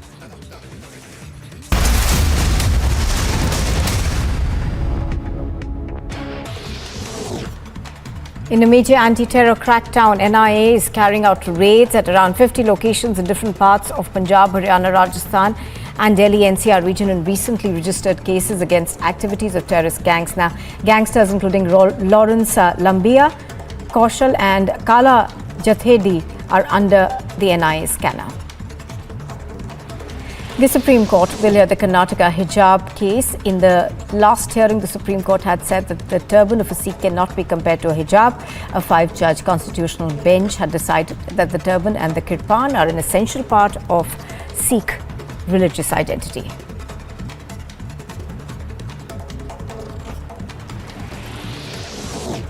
Army Chief General Manoj Pandey flew in an Apache attack helicopter of the Indian Air Force to the Ladakh sector and was briefed about capabilities and roles. Supreme Court will hear the anticipatory bail filed by suspended BJP leader Naveen Kumar Jindal regarding the FI registered against him in different states over derogatory remarks. Disengagement of Indian and Chinese soldiers from Gogra Hot Springs area in eastern Ladakh, which is underway, is on course to being wrapped up by today. Supreme Court to hear petition seeking permission to amend BCCI constitution today. The case has been on board of bench led by Justice D.Y. Chandrachud, but was adjourned multiple times due to paucity of time. And here's a quick look at what else is making news this morning. Ahead of the Gujarat Assembly polls, the Aam Aadmi Party has claimed that the police conducted a raid at the AAP office in Ahmedabad on Sunday. Reacting to the development, Kejriwal said that Gujarat police found nothing at the party's office as the leaders and workers of the Aam Aadmi Party are honest. Now, there was no immediate response from the Gujarat police to the Aam Aadmi Party's claim. Supreme Court is scheduled to hear over 200 PILs challenging the constitutional validity of the CAA. A bench headed by Chief Justice is scheduled to hear the petitions challenging the validity of the act, which triggered widespread protests pan-India. Prime Minister Modi will inaugurate international. For this year's third edition of the Ram Jethmalani Memorial Series, the topic we have chosen is, has the need for a uniform civil code become an imperative today? The hijab issue, the nikah halala issue, the triple talaq issue, they've all suddenly landed up at the Supreme Court as with constitutional challenges. Had there been a UCC, perhaps these issues would have been ironed out. The speakers are both distinguished, very learned, they're well known, and this edition of the memorial lecture would make for extremely compelling viewing. Watch the unmissable Ram Jethmalani Memorial Lecture on September 17th, only on Republic TV.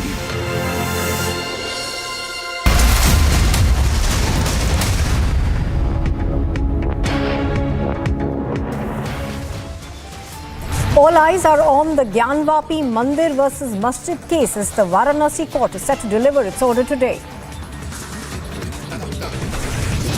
It is a Republic mega exclusive. A key MVA project is now under the lens for Dawood gang links.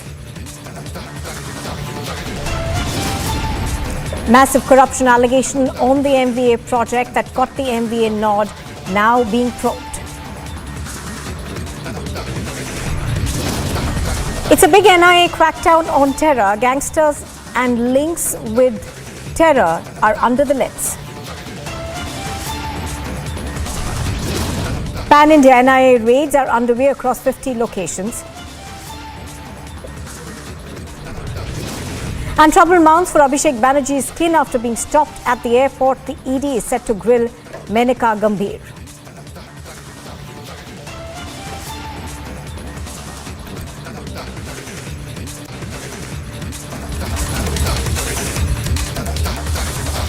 Good morning and welcome. You're watching live and breaking on Republic TV. I'm Nupur Talwar Suri. Now, prohibitory orders have been clamped and security has been tightened in Varanasi ahead of the district court's order on Monday on the maintainability of the plea in the Gyanvapi Mosque Shringar Gauri case. Now, to maintain law and order, the entire city has been divided into sectors which have been allocated police force as per their requirement. Now, directives for a flag march and a foot march have also been given in sensitive areas. Checking has been intensified in the district's border areas. Let's listen in fact, to the arrangements that have been put in place. देखिए, पोषणीयता को लेकर के 7/11 की दरख्वास्त लगाई कि मामला कहीं से कहीं पोषणीय नहीं होगा। उस पोषणीयता को लेकर के जो दरख्वास्त लगी, उस पर 3-4 महीने की लंबी बहस चली। उसके बाद अब कल जो ये आज 12 तारीख रखी गई है, आज की 12 तारीख में ये निर्णय आएगा कि क्या ये मामला पोषणीय है। यदि पोषणीय है तो ट्रायल प्रोसीड होगा, अगर पोषणीय नहीं है तो खारिज होगा। हमारी तरफ से जो स्टैंड था, आर्गूमेंट थी, वो क्लियर थी, कम्प्रिहेंसिव थी और हम उसी को लेकर के आज स्टैंड करते हैं। जो भी निर्णय कोर्ट का आएगा उसके अकॉर्डिंग हमारा स्टैंड होगा आगे। देखिए, 1991 का एक्ट तो हमारे फेवर में अप्लाई होता है, क्योंकि फैक्ट ऑफ द मैटर ये है कि 1991 में जो एक्ट आया था, उसके बाद नवंबर 1993 तक भी व्यास जी उस मस्जिद के, तथाकथित मस्जिद के तहखाने में पूजा कर रहे थे और वहाँ बैरिकेडिंग लगा के उस समय की जो गवर्नमेंट थी उन्होंने उसको डिस्पोजेस किया। तो अगर कोई आज प्लेस ऑफ वर्शिप एक्ट की दुहाई दे रहा है तो सबसे पहले उनको चाहिए कि पहले हमारे व्यास जी को वापस तहखाने में वो पोजीशन दें। किस लॉ और किस अथॉरिटी से मैं पूछना चाहता हूँ कि आपने उनको कब्जे से बाहर निकाला? कोई अथॉरिटी ही नहीं थी, कोई लॉ ही नहीं था। उस लॉ के वायलेशन में आपने, प्लेसेस ऑफ वर्शिप एक्ट के सेक्शन 3 के वायलेशन में आपने व्यास जी को तहखाने से बाहर निकाला है। तो इसलिए हमारा ऐसा कहना है कि प्लेसेस ऑफ वर्शिप एक्ट इस केस में हमारे पक्ष में अप्लाई होता है और ये सूट में एविडेंस के पटल पे देखा जाएगा कि किसकी क्या एविडेंस है। आज की स्टेज पे मुस्लिम समाज के लोग ये कहना चाहते हैं कि आप अपनी आवाज़ आगे ना उठाइए। अगर हमने ये कह दिया कि ये एरिया वज़ू खाना है तो इसको वज़ू खाना मान लिया जाए, इसको फाउंटेन मान लिया जाए, इसको फव्वारा मान लिया जाए, इसका कोई एग्जामिनेशन ना हो कि भाई ये शिवलिंग है कि नहीं है। तो ये किस तरह का एक लीगल अप्रोच जो उन्होंने लिया है, तो उस लीगल अप्रोच के खिलाफ मेरा विरोध है, जिसके खिलाफ हमने अपने आर्गुमेंट्स, मेरिट्स पे, फैक्ट्स पे, सुप्रीम कोर्ट के जजमेंट से, रूलिंग से कोर्ट के सामने रखें। सर, लीगली अगर समझा जाए, फैसला मान लीजिए जैसा आप कह रहे हैं कि आज आपके पक्ष में आने वाला है, पक्ष में आता है, उसके बाद आगे का क्या प्रोसेस होने वाला है आपकी तरफ से? देखिए, आगे हमने एप्लीकेशन दे रखी है इसमें 80G की, जिसमें जो इस वज़ू खाने के नीचे की दीवार है उसको हमने तोड़ने की मांग की है। कार्बन डेटिंग की मांग के लिए हम सुप्रीम कोर्ट गए थे, सुप्रीम कोर्ट ने कहा ट्रायल कोर्ट जाइए, तो वो एप्लीकेशन डाली जाएगी। फिर साथ ही साथ जो वहाँ पे हमारी कमीशन की रिपोर्ट आई है, कमीशन की रिपोर्ट पे जो ऑब्जेक्शंस हैं उसको फाइनलाइज करके हम उसको कोर्ट की एविडेंस का पार्ट बनाने का काम करेंगे। उसके बाद जो फर्दर एविडेंसेस लीड की जानी हिस्टोरिकल और लीगल पर्सपेक्टिव से, वो सारी बुक्स को एग्जिबिट किया जाएगा। Well, in fact, Madhurima is tracking all the developments that we are expecting today. We are expecting the order to be out in about 3 hours from now. Madhurima, good morning. To begin with, give us a sense of what you see around you. Of course, security has been heightened all across because this is believed to be a communally sensitive area and a communally sensitive verdict as well. Well, good morning to you too, Nupur. And yes, it is a very sensitive issue as far as Varanasi is concerned, because remember, even at the first time when the videographic survey was being conducted, there was a mob of hundreds that came outpouring from inside the mosque and did not allow the court-appointed team to even carry out the videographic survey, and that also went on into another case, following which the entire survey was conducted. In the last day, what it is being contested from the sides of the petitioner is that we heard Mr. Sohan Lal saying that Baba mil gaye. However, the case of which the verdict will come today is the maintainability, where the Muslim side, the Mosques Committee, is been contending that Act of 1991 Worship Act applies there. However, the Hindu side is contesting that when they are allowed to worship once a year at Gauri Shingar temple, why not they be allowed to worship anytime they wish? Because the petitioners, these 5 women, have approached the court seeking a a freeway pass to step inside the Gauri Shringar temple and worship whenever they want. As of now, the rule says that they are only allowed to worship on the 4th day of Chaitra Navratri. That is the one day they are allowed, and they go and offer prayers at the Gauri Shringar temple.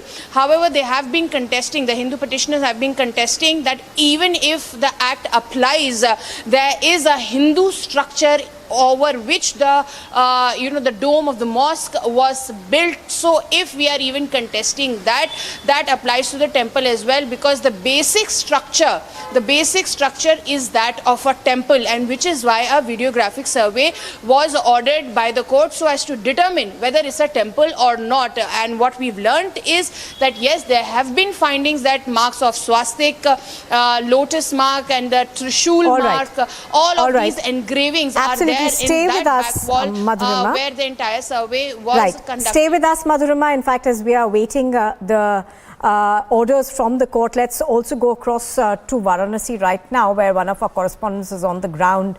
He's taking us through what we are expecting. आज इस पूरे मामले पर होंगी जब AK Vishwesh जो जिला जज हैं वो इस पूरे मामले पर फैसला सुनाएंगे कि क्या ये मामला पोषणीय है या नहीं, क्या इस मामले को हम आगे लेकर जा सकते हैं। समझना होगा निधि इस बात को भी, क्योंकि अभी ये शुरुआत है। पोषणीयता को लेकर सवाल उठाए गए थे इस पूरे मामले पर, और पोषणीयता के सवाल पर कहीं ना कहीं से दोनों पक्षों को जिला जज ने सुना, जिसके बाद अब आज फैसले का वो दिन है। फैसले के वो दिन कैसी तस्वीरें हैं मैं चाहूंगा एक बार आप देखें, और इन तस्वीरों के जरिए आप ये समझ सकते हैं कि यहां पर हलचल आज वाराणसी कोर्ट में बहुत तेज है। सबकी नजरें इसी पर टिकी हुई है कि जब 2 बजेगा जज AK विश्वेश अपनी सीट पर बैठेंगे, क्या फैसला वो सुनाएंगे इस पूरे मामले पर, क्योंकि पोषणीयता पर जो स्थितियां थी निधि, शुरुआत से किस तरह से दोनों पक्षों में जोरदार बहस हुई। वादी पक्षों प्रतिवादी पक्षों दोनों पक्षों ने अपनी बातें रखी, दोनों पक्षों ने ये बताया कि आखिर उनका मामला पोषणीय है तो क्यों है, और अगर पोषणीय नहीं है तो क्यों नहीं है। इन दोनों के बीच 24 तारीख जब 24 अगस्त को इस पूरे मामले पर फैसला सुरक्षित रखा गया, काउंटर किया गया अंजुमन इंतजामिया मसाजिद कमेटी की तरफ से, और इस काउंटर के बाद 12 तारीख यानी आज का दिन मुकर्रर किया गया जब कोर्ट फैसला सुनाएगी इस पूरे मामले पर। एक बार अभिषेक। All right, so that's a sense of what we are understanding of how sensitive this area is. The security has been heightened all across Varanasi, and obviously what happens today will have a bearing of how this case goes forward in the future as well. Do remember that the Supreme Court for now is also going to be hearing the case in October.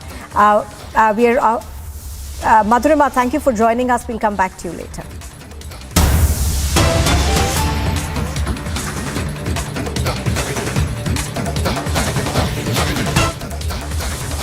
All right, we are now going back to the other big story that we've been tracking since this morning. The National Investigation Agency is conducting raids at about 50 locations. 25 of those locations are believed to be in Punjab. Now, raids are being conducted in connection with various terrorist gangs who've been accused of extortion, drug smuggling, as well as other criminal activities.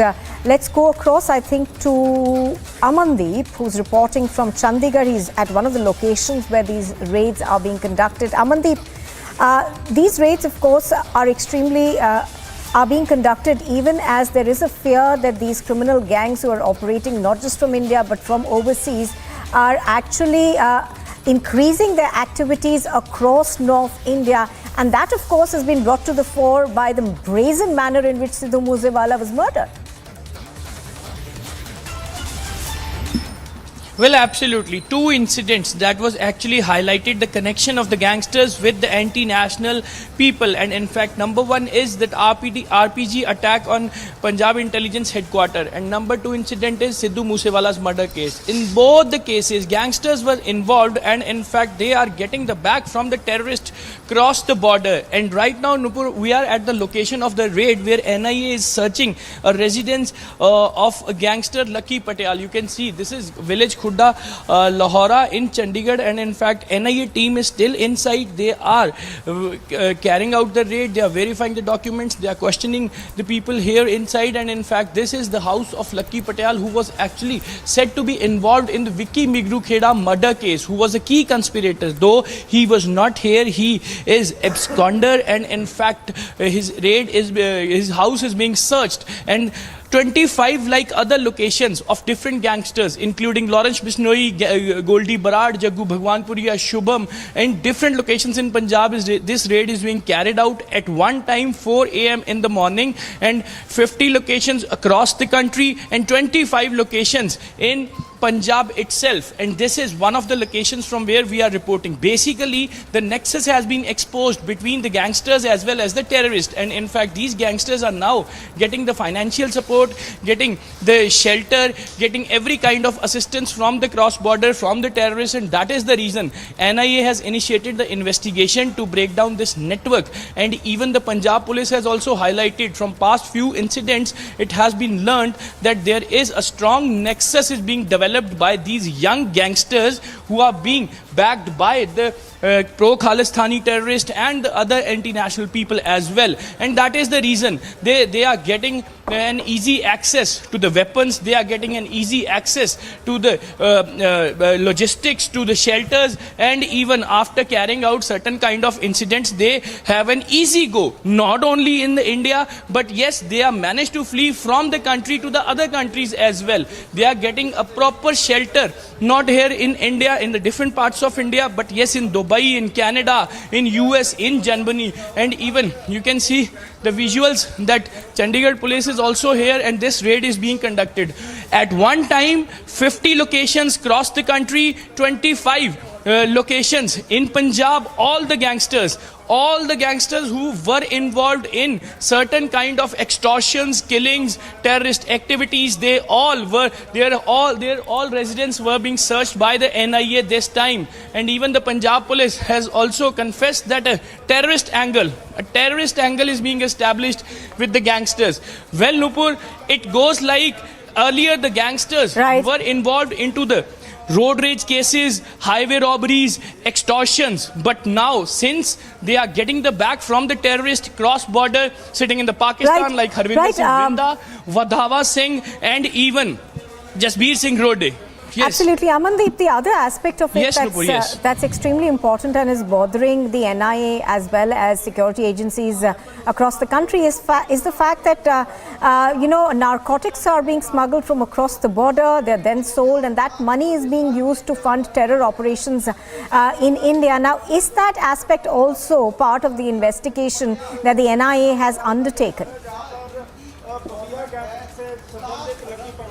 Well, absolutely. Well, Nupur, the western borders were being exploited by the terrorists sitting in the Pakistan, and in fact every single day they are sending the weapons, drugs through drones, and even they have also sending the money through hawala transactions as well. I request my camera person to kindly show you the visuals of this residence where the NIA is continuously conducting the raid. And even, Nupur, the point is that these gangsters are getting very easily access to the weapons, to the money, to the drugs, and even to expand their network as well. And in fact, they have given the directions from the anti-national people who are actually sitting in the Pakistan and even in the other countries as well. And they are directed them how to carry out the anti-national activity in Punjab. And that is the reason every second day the Khalistani posters, pro-Khalistani flags are being hosted in the Punjab at the different places. Though police are arresting them, though police has taken into the custody, police is conducting the investigation, the entire matter. But the point is that now the people who are sitting abroad,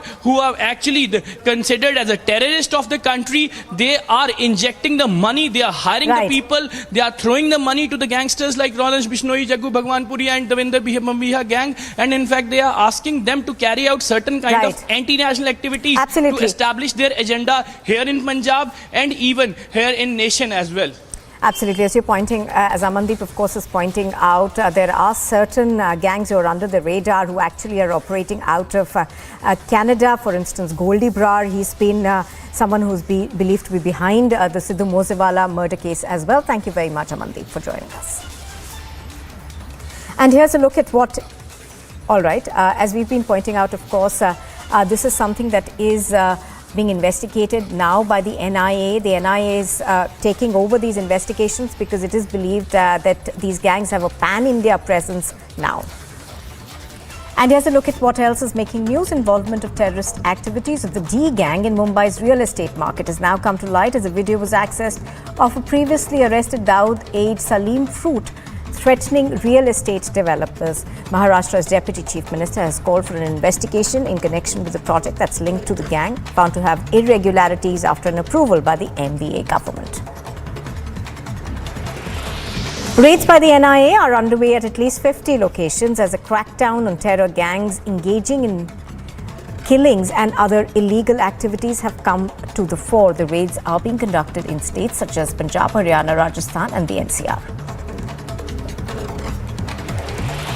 Security has been stepped up outside the Gyanvapi mosque ahead of the verdict on the site to be pronounced at the local district court in Varanasi. The police are further engaging in investigating hotels and other establishments in the city. The TMC MP Abhishek Banerjee's sister-in-law Menika Gambhir was summoned to the ED's office in Kolkata at 12:30 last night in connection with coal smuggling case. However, upon reaching the office as per time mentioned in the summons, the office was found to be closed. Menika Gambhir is further expected to be called in for questioning today.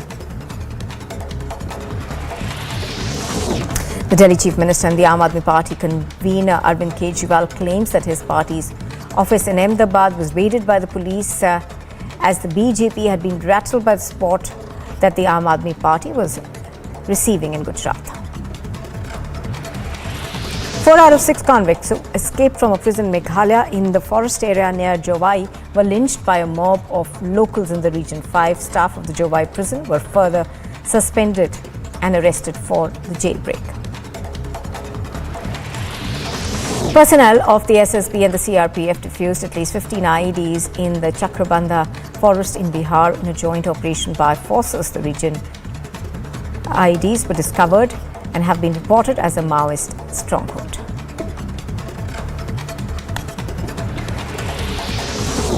The BJP and the PDP are reported to have called in core group meetings in Jammu and Kashmir amid political atmosphere springing back to action as political parties try to go back to the people.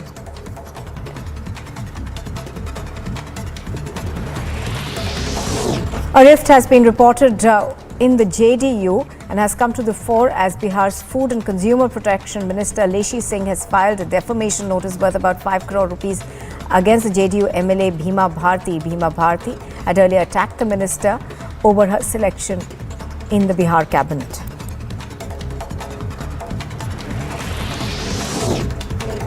And members of the TMC are alleged to have attacked a BJP rally in the district of Mathbhanga in West Bengal with claims that members of the party bombed the rally.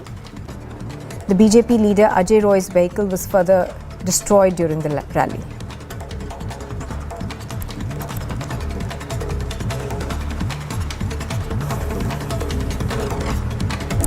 Well, prohibitory orders have been put in place and security has been tightened in Varanasi ahead of the district court orders today on the maintainability of the plea in the Gyanvapi Mosque Shringar Gauri case. Now, to maintain law and order, the entire city has been divided into sectors which have been allocated to police forces as per their requirement. Directives of a flag march and foot march in sensitive areas has also been issued. Checking has been intensified in the district's border areas, hotels and guest houses, while an eye is also being kept on the social media. Now, the district judge A.K. Vishvesh had last month reserved the order till today in the communally sensitive matter. 5 women had filed the petition seeking permission for daily worship of Hindu deities whose idols are said to be located on the outer wall of the Gyanvapi mosque. All right, this order of the District Court, of course, comes out soon, and as we've been pointing out, security has been enhanced around the mosque complex. But today's order will essentially only decide on the maintainability of the plea. There is, do remember, that a simultaneous hearing that will take place in the Supreme Court that's slated for October. And let's listen into reactions that we are getting from either side before the order comes out.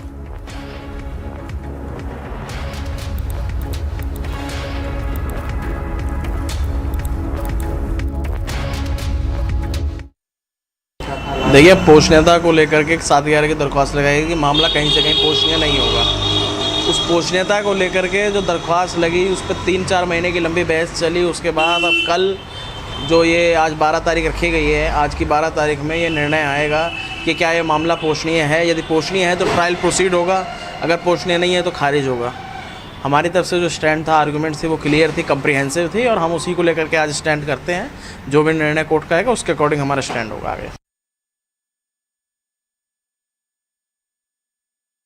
न्यायालय का जो भी फैसला आएगा, माननीय न्यायालय के फैसले पर तो कोई टीका टिप्पणी नहीं किया जा सकता, लेकिन इतना ज़रूर है कि ज्ञानव्यापी पर बीजेपी को जो ये एजेंडा सेट करना चाह रहे हैं धार्मिक मुद्दे पर, भगवान राम को नहीं छोड़ा, बजरंगबली को नहीं छोड़े, हनुमान जी को भी नहीं। और We've been speaking to either side, and the Hindu side's petitioner, of course, has maintained that this was a temple and that basically the contentions that the Hindu side is making is that they should be allowed to pray at this site because that's allowed for once a year. That's the basic contention. And also the Muslim side, of course, says that this is in contravention to the Places of Worship Act of 1991. Let's go across to Shrishti, who's reporting from here. Shrishti, to begin with, give us an update in terms of what you see around you. Of course, security has been heightened given how sensitive this matter is.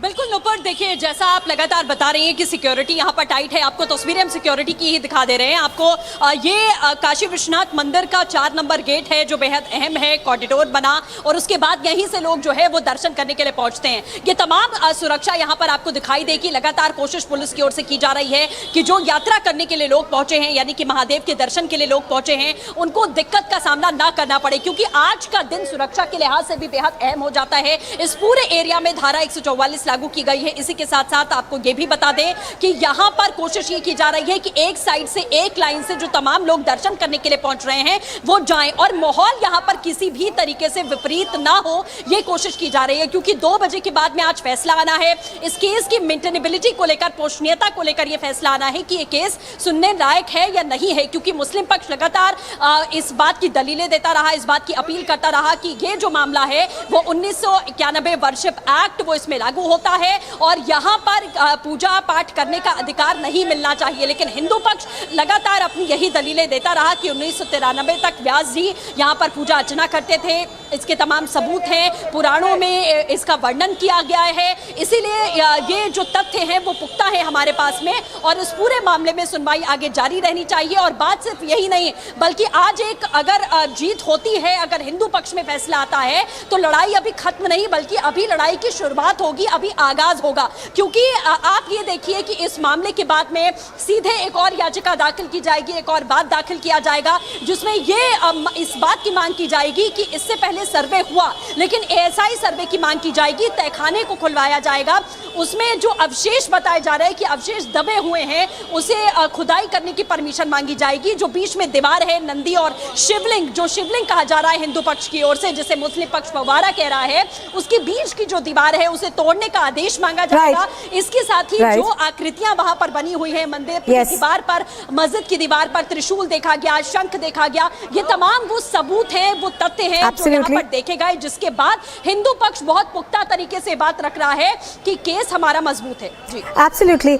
But as you're pointing out, the question at the heart of it also is the fact whether worship can continue or not, because and whether it can be held at various points in time or not, because the Hindu side says that worship has been happening and it must be allowed to go forward, but the Muslim side also says that that essentially is in contravention to the Places of Worship Act that was established in 1991, which essentially says that the status quo of all religious places will be maintained post 1991.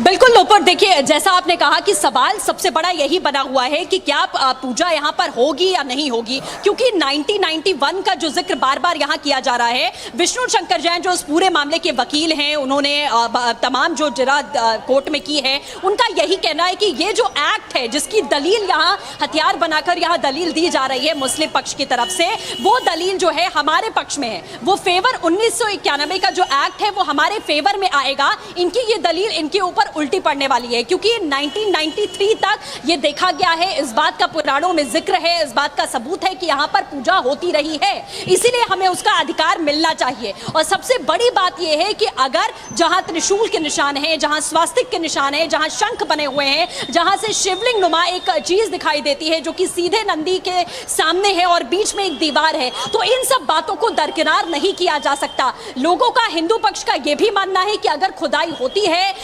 इस पूरे मामले में फैसला उनके पक्ष में आता है, खुदाई की जाती है, तो मूर्तियों के अवशेष मिलेंगे वहां पर, क्योंकि शंख बने हुए हैं, स्वास्तिक बने हुए हैं। तो ऐसा कैसे हो सकता है कि एक मस्जिद के भीतर में स्वास्तिक और शंख और भगवान की आकृतियां जो हैं वो दीवारों पर बनी हुई हैं। Right, absolutely. Thank you very much for joining us. Now, we are of course waiting for that order to come in about a couple of hours from now. It will also of course set in motion as to how this case then goes forward. You are watching Republic TV. We will continue to bring you the latest on this. We slip into a very short break here. Do stay with us.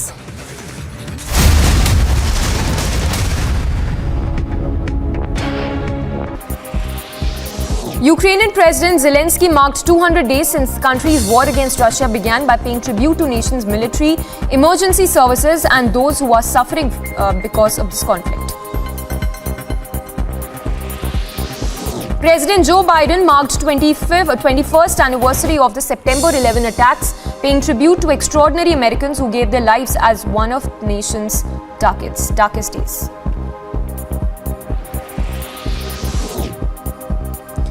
The Honorary Consul of Tuvalu said that he hopes King Charles III's passion for tackling climate change will benefit the South Pacific Islands. He said that an independent island nation which is within the British Commonwealth has suffered problems brought on by climate change and that the island needs more help. Prohibitory orders are in place and security has been heightened in Varanasi ahead of the district court's order on the maintainability of the plea in the Gyanvapi Mosque Shingar Gauri case. The district judge A.K. Vishwesh had last month reserved the order till the 12th of September. धारा 144 CRPC के आदेश निर्गत कर दिए गए हैं। जनपद में sector scheme लागू की जा रही है। प्रत्येक जगह पर खासतौर से मिक्स आबादी वाले इलाकों में पुलिस का पर्याप्त सुरक्षा प्रबंध किया जा रहा है। जो हमारे पेट्रोल की गाड़ियां हैं यानी कि PIV व्हीकल्स हैं, उनको स्ट्रेटेजिक लोकेशंस पे स्टेशन किया जा रहा है। QRTs की टीम गठित कर दी गई है। प्रत्येक QRT के साथ में एक इंस्पेक्टर रैंक के अधिकारियों को लगाया गया है और हम लोगों का प्रयास है कि कानून व्यवस्था की स्थिति किसी भी दशा में out of control. In a major anti-terror crackdown, NIA is carrying out raids at around 50 locations in different parts of Punjab, Haryana, Rajasthan and Delhi NCR. सच हमने दिखाया, सच आपने देखा, हमारी पहचान उम्मीदों की रेखा, आपके भरोसे से हमारे काम का लेखा, राष्ट्र सर्वोपरि सम्मेलन। आप पहचानते हैं, जानते हैं हमें, तभी तो अपना मानते हैं हमें। आर भारत के साथ भारत का समय, राष्ट्र सर्वोपरि सम्मेलन।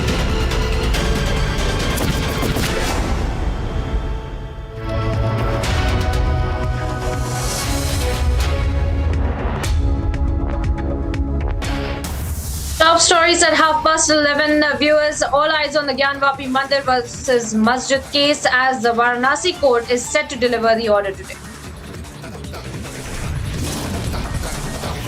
It's a Republic Mega exclusive key MBA project now under the lens for Dawood gang links.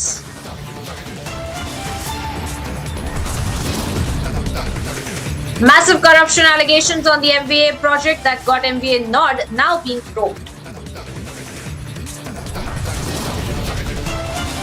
Mega NIA crackdown on terror, gangsters and links with the terror underlets.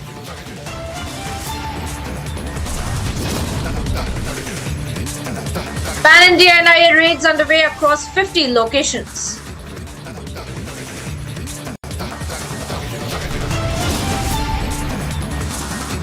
And trouble mounts for Abhishek Banerjee's skin after being stopped at the airport. ED set to grill Menka Gambhir.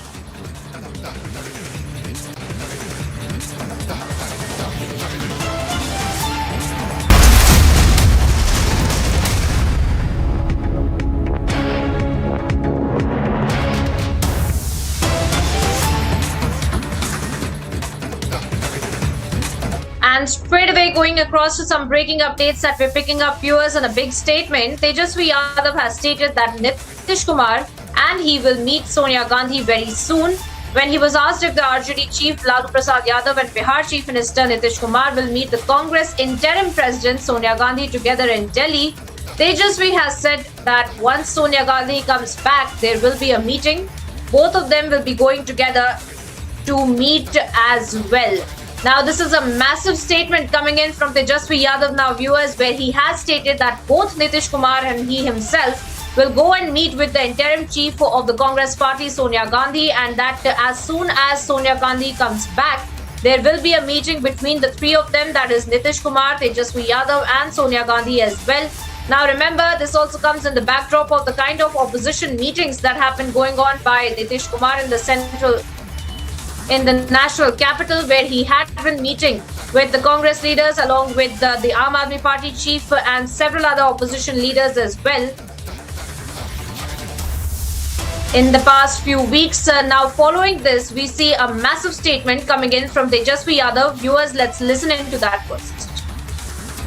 नहीं, आप एक बात समझिए, सभी विपक्ष के लोगों को एकजुट करना है।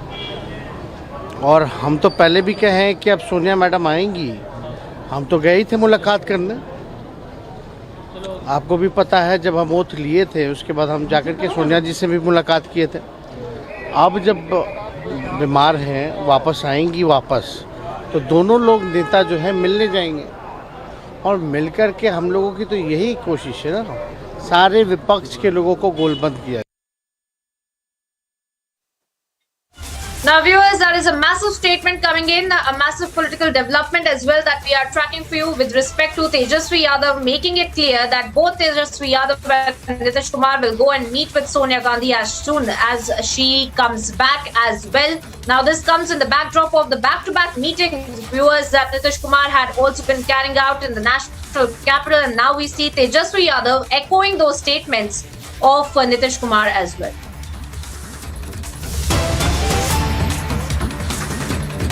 And moving on now, viewers, to some more breaking updates that we are picking up with respect to the controversial case of Sonali Phogat. Now, after repeated requests from the family, Goa Chief Minister Pramod Sawant has finally taken cognizance of these requests, and he has in fact decided to hand over Sonali Phogat's murder case to the CBI.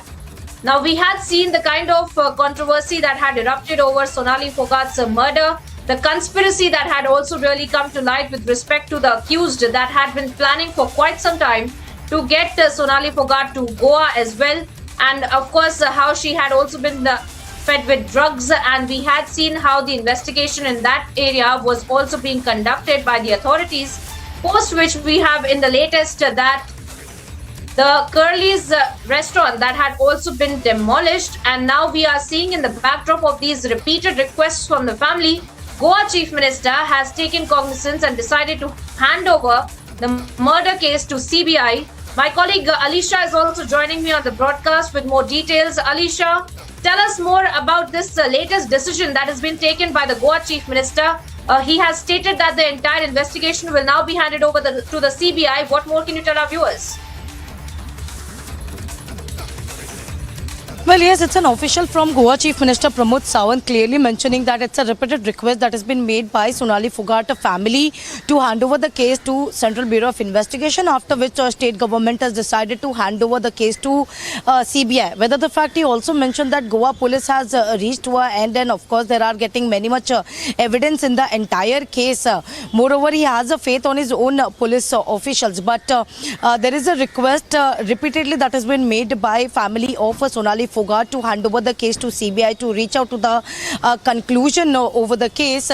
So now the Goa government has decided to hand over the case to CBI. Will wait where the officially it will be handed over to CBI, because as of now we heard from Pramod Sawant itself, who mentioned that it has decided only after the request that has been made, because we even saw Yashodhara, who is a daughter of Sonali Phogat, continuously meeting people, whether it is Haryana Chief Minister Manohar Lal Khattar, or even yesterday she was in the Panchayat where she was requesting for the CBI to take over the case, and this is something, a case that has to be looked by the Central Bureau of Investigation. The only request that was made by the family, and now this coming an official from the Goa Chief Minister as well, that the case state government has decided to hand over the case to Central Bureau of Investigation. But of course, Alisha, you have been bringing us all the updates of this entire investigation as well. Stay on with us as we listen into that soundbite of the Goa Chief Minister also stating that the investigation will be handed over to the CBI. हम वो case CBI के पास दे रहे हैं, तो definitely मैं definitely इस case को आज मैं खुद होम मिनिस्टर को चिट्ठी लिख रहा हूँ कि ये केस सीबीआई के पास देने के लिए मैं खुद चिट्ठी लिख रहा हूँ. ऑलमोस्ट कंप्लीट जाए दिले, बट तो कंटिन्यूसली सोनाली फोगट का हरियाणा को गया था, टीम में वापस आ गया था. सोनाली फोगट की केस की इन्वेस्टिगेशन इज गोइंग ऑन, लेकिन मैं इसके ऊपर कहते वक्त मुझे लगता है कि लोगों की डिमांड है वहाँ से कंटिन्यूसली कि ये केस सीबीआई के पास देने चाहिए. उनकी बेटी की भी डिमांड थी. हमें उस केस में यानी हमारे पुलिस के ऊपर पूरा भरोसा है, और डेफिनेटली ये बहुत अच्छी तरह से इन्वेस्टिगेशन कर रहा है. बहुत अच्छे क्लूज भी उनको मिले हैं, लेकिन लोगों के डिमांड ध्यान में रखते हुए और उनके बेटी की कंटिन्यूसली डिमांड ध्यान में रखते हुए उन्होंने मैंने प्रेस मीडिया में भी बाकी भी मुझे रिक्वेस्ट की है कि वो सीबीआई के पास दे देना चाहिए, और फिर आज हम वो केस सीबीआई के पास दे रहे हैं. तो डेफिनेटली मैं डेफिनेटली इस केस को आज मैं खुद होम मिनिस्टर को चिट्ठी लिख रहा हूँ कि ये केस सीबीआई के पास देने के लिए मैं खुद चिट्ठी लिख रहा हूँ. ऑलमोस्ट कंप्लीट जाए दिले, बट तो continue. Well, all right. Let me also once again go back to my colleague Alisha, who's been tracking the entire investigation from the very start. Alisha, if you could also tell our viewers as to how far the investigation has gone on, what are the authorities in the latest telling you, and what has really led to this decision of Pramod Sawant saying that the investigation now needs to be handed over to the CBI? Well, yes, sir. As far as this case is concerned, we know that Goa police authorities who already went to Haryana and they have searched even the resident of Sudhir Sangwan, who is the main accused in the case, and right now in judicial custody. Also, they went to Sonali Phogat resident and also recovered some of her jewelries and also cash and passport, other documents has already been seized. And moreover, the team that from Goa that went to Haryana was only on the property angle. The claim that was made by Sonali Phogat family clearly mentioning that Sudhir Sangwan killed Sonali Phogat to grab her property. So, well, in that angle where the Goa police team has went to Haryana, now they are back, and there are some of the report that has already been submitted to the Deputy SP, because now the case which was given under Deputy SP from Police Inspector. Moreover, what exactly we even will wait for even the Viscera report. But today only where Chief Minister Minister Pramod Sawant has clearly mentioned that he is going to send a letter to Home Minister to hand over the case to the Central Bureau of Investigation. And this is something, a request that was continuously made by the family of Sonali Phogat, whether it is a daughter or whether it is brothers who are coming and meeting the people as well. They even Arvind Kejriwal, who was the Delhi Chief Minister, and Punjab Chief Minister Bhagwant Mann, who met Sonali Phogat daughter in Hisar, they have demanded for the CBI investigation. But if we point out some of the main point that has been made by Chief Minister Pramod Sawant, clearly mentioning that the Goa police has been doing a great job and they have a full faith over the case. But that is something, the repeatedly request that has been made by the family of Sonali Phogat, which is why the state government has decided to hand over the case to Central Bureau of Investigation. And today only, where Chief Minister is going to write a letter to Home Minister, clearly handing over the case to CBI. Well, all right, Alicia, stay on with us as we listen into Pramod Sawant once again, and then we'll be coming back to you for more updates. But viewers, let's listen into what Pramod Sawant had to say about handing over the entire investigation of the Sonali Phogat murder case to the CBI. Sonali Phogat का हरियाणा को गया था, team में वापस आ गया था। सोनाली फोगट की case की इन्वेस्टिगेशन इज़ गोइंग ऑन, लेकिन मैं इसके ऊपर कहते वक्त मुझे लगता है कि लोगों की डिमांड है वहाँ से कंटिन्यूसली कि ये केस CBI के पास देने चाहिए। उनकी बेटी की भी डिमांड थी। हमें उस केस में यानी हमारे पुलिस के ऊपर पूरा भरोसा है और डेफिनेटली ये बहुत अच्छी तरह से इन्वेस्टिगेशन कर रहा है। बहुत अच्छे क्लूज भी उनको मिले हैं, लेकिन लोगों के डिमांड ध्यान में रखते हुए भैंस का उदाहरण देना चाहूंगा। ये बन्नी भैंस कच्छ के रेगिस्तान और वहां की परिस्थितियों से ऐसी घुल मिल गई है कि देखकर कई बार हैरानी होती है। दिन में बहुत ही भयंकर धूप होती है, बहुत गर्मी होती है, कड़क धूप होती है। इसलिए ये बन्नी भैंस रात के कम तापमान में घास चरने के लिए निकलती है। विदेश से आए हमारे साथी ये जानकर के भी चौंक जाएंगे कि उस समय बन्नी भैंस के साथ कोई उसका पालक, उसका किसान उसके साथ नहीं होता है। वो गांव के पास बने चारगांव में खुद ही जाती है। रेगिस्तान में पानी कम होता है, इसलिए बहुत कम पानी में भी बन्नी भैंस का काम चल जाता है।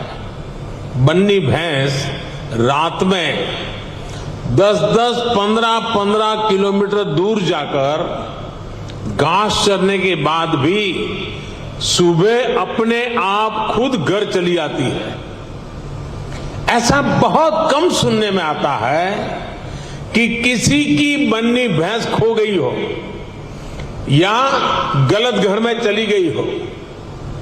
मैंने आपको सिर्फ बन्नी भैंस का ही उदाहरण दिया है, लेकिन भारत में मुरा, मेसाना, जाफराबादी, नीली रवि, पंढरपुरी जैसी अनेक जात नस्लें भैंस की आज भी अपने अपने तरीके से विकसित हो रही है।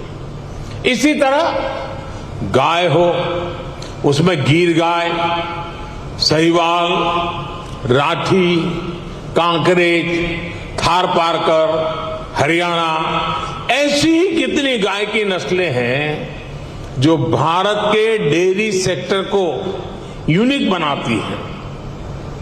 भारतीय नस्ल के ज्यादातर पशु क्लाइमेट कंफर्टेबल भी होते हैं और उतने ही एडजस्टिंग भी। साथियों, अभी तक मैंने आपको भारत के डेयरी सेक्टर की 3 यूनिकनेस बताई है जो इसकी पहचान है। छोटे किसानों की शक्ति, कोऑपरेटिव की शक्ति और भारतीय नस्ले पशुओं की शक्ति मिलकर एक अलग ही ताकत बनती है। लेकिन भारत के डेयरी सेक्टर की एक चौथी यूनिकनेस भी है जिसकी उतनी चर्चा नहीं हो पाती, जिसको उतना रिकग्निशन नहीं मिल पाता। विदेश से आए हमारे मेहमान संभवतः ये जानकर के हैरान हो जाएंगे कि भारत के डेयरी सेक्टर में विमेन पावर 70% वर्कफोर्स का प्रतिनिधित्व करती है।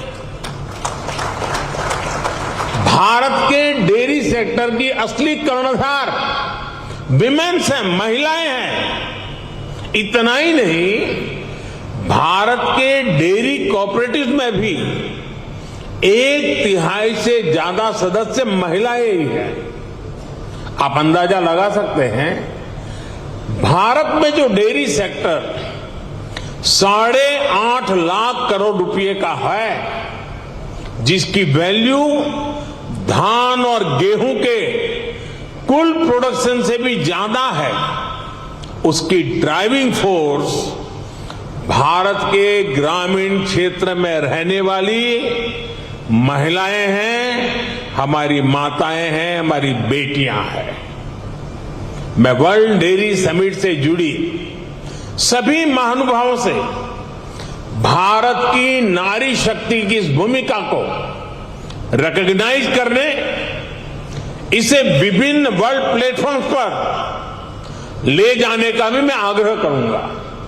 साथियों, 2014 के बाद से हमारी सरकार ने भारत के डेयरी सेक्टर के सामर्थ्य को बढ़ाने के लिए निरंतर काम किया है।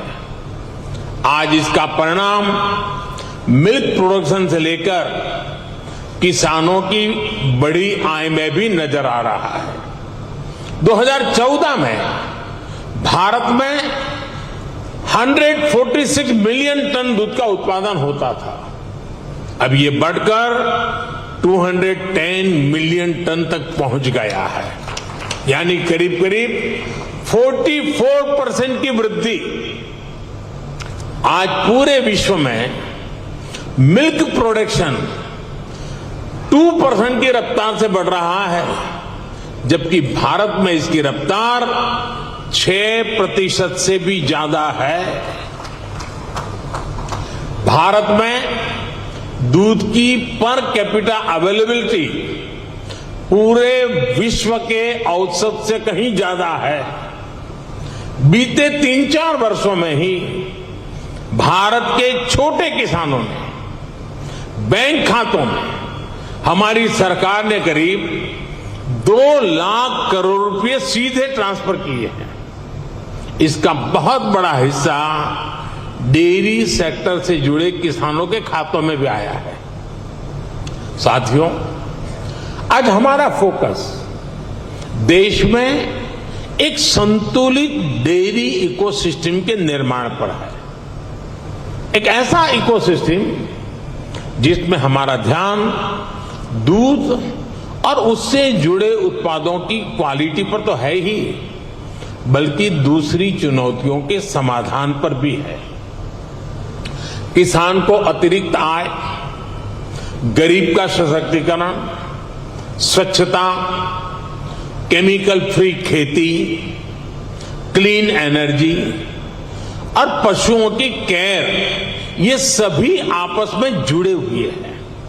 यानी हम डेयरी सेक्टर को, पशुपालन को भारत के गांवों में ग्रीन और सस्टेनेबल ग्रोथ का बहुत बड़ा माध्यम बना रहे हैं। राष्ट्रीय गोकुल मिशन, गोवर्धन योजना, डेयरी सेक्टर का डिजिटाइजेशन और पशुओं का यूनिवर्सल वैक्सीनेशन, इसी दिशा में हो रहे प्रयास है। इतना ही नहीं, भारत ने जो सिंगल यूज प्लास्टिक बंद करने का जो अभियान चलाया है, वह एनवायरमेंट की दृष्टि से तो महत्व का है ही, लेकिन जो भी जीव दया में विश्वास करते हैं, जो पशुधन में उसके कल्याण में विश्वास करते हैं, उनको मालूम है कि प्लास्टिक पशुओं के लिए कितना खतरनाक बनता जा रहा है, गाय और भैंस के लिए कितना खतरनाक बनता जा रहा है। उस सिंगल यूज प्लास्टिक को भी बंद करने का, खत्म करने का हमने बहुत लगातार प्रयास आरंभ किया है।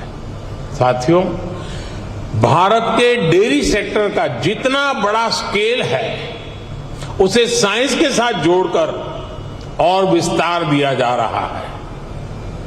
भारत डेयरी पशुओं का सबसे बड़ा डेटाबेस तैयार कर रहा है। डेयरी सेक्टर से जुड़े हर पशु की टैगिंग हो रही है। आधुनिक टेक्नोलॉजी की मदद से हम पशुओं की बायोमेट्रिक पहचान कर रहे हैं। हमने इसे नाम दिया है पशु आधार। पशु आधार के जरिए पशुओं की डिजिटल आइडेंटिफिकेशन की जा रही है, जिससे उनकी सेहत पर नजर रखने के साथ साथ डेयरी प्रोडक्ट से जुड़े मार्केट को विस्तार देने में मदद मिलेगी। साथियों, आज भारत का बहुत बड़ा फोकस पशुपालन के क्षेत्र में उद्यमशीलता को, एंटरप्राइज को बढ़ावा देने पर भी है। डेयरी सेक्टर से जुड़े छोटे किसानों की ताकत को हम फार्मर प्रोड्यूसर ऑर्गेनाइजेशंस और महिलाओं के सेल्फ हेल्प ग्रुप के माध्यम से एकजुट कर रहे हैं, इनको बड़ी मार्केट फोर्स बना रहे हैं।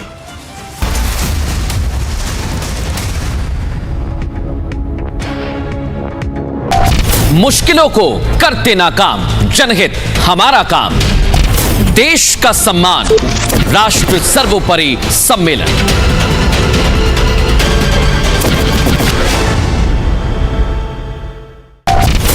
लहू में उबाल, राष्ट्रवाद की मशाल, भारत का अमृतकाल, राष्ट्र सर्वोपरि सम्मेलन।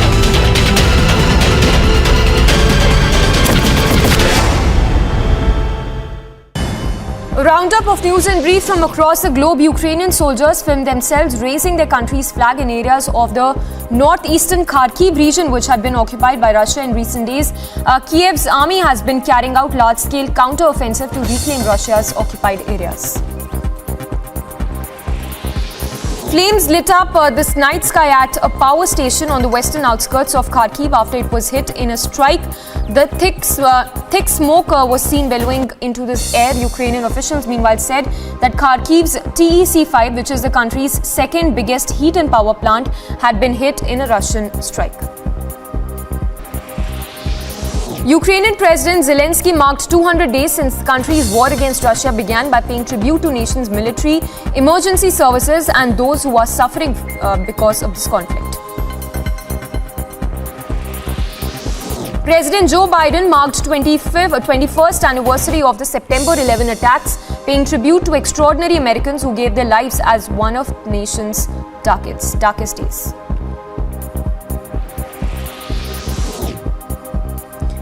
The Honorary Consul of Tuvalu said that he hopes King Charles III's passion for tackling climate change will benefit the South Pacific Islands. He said that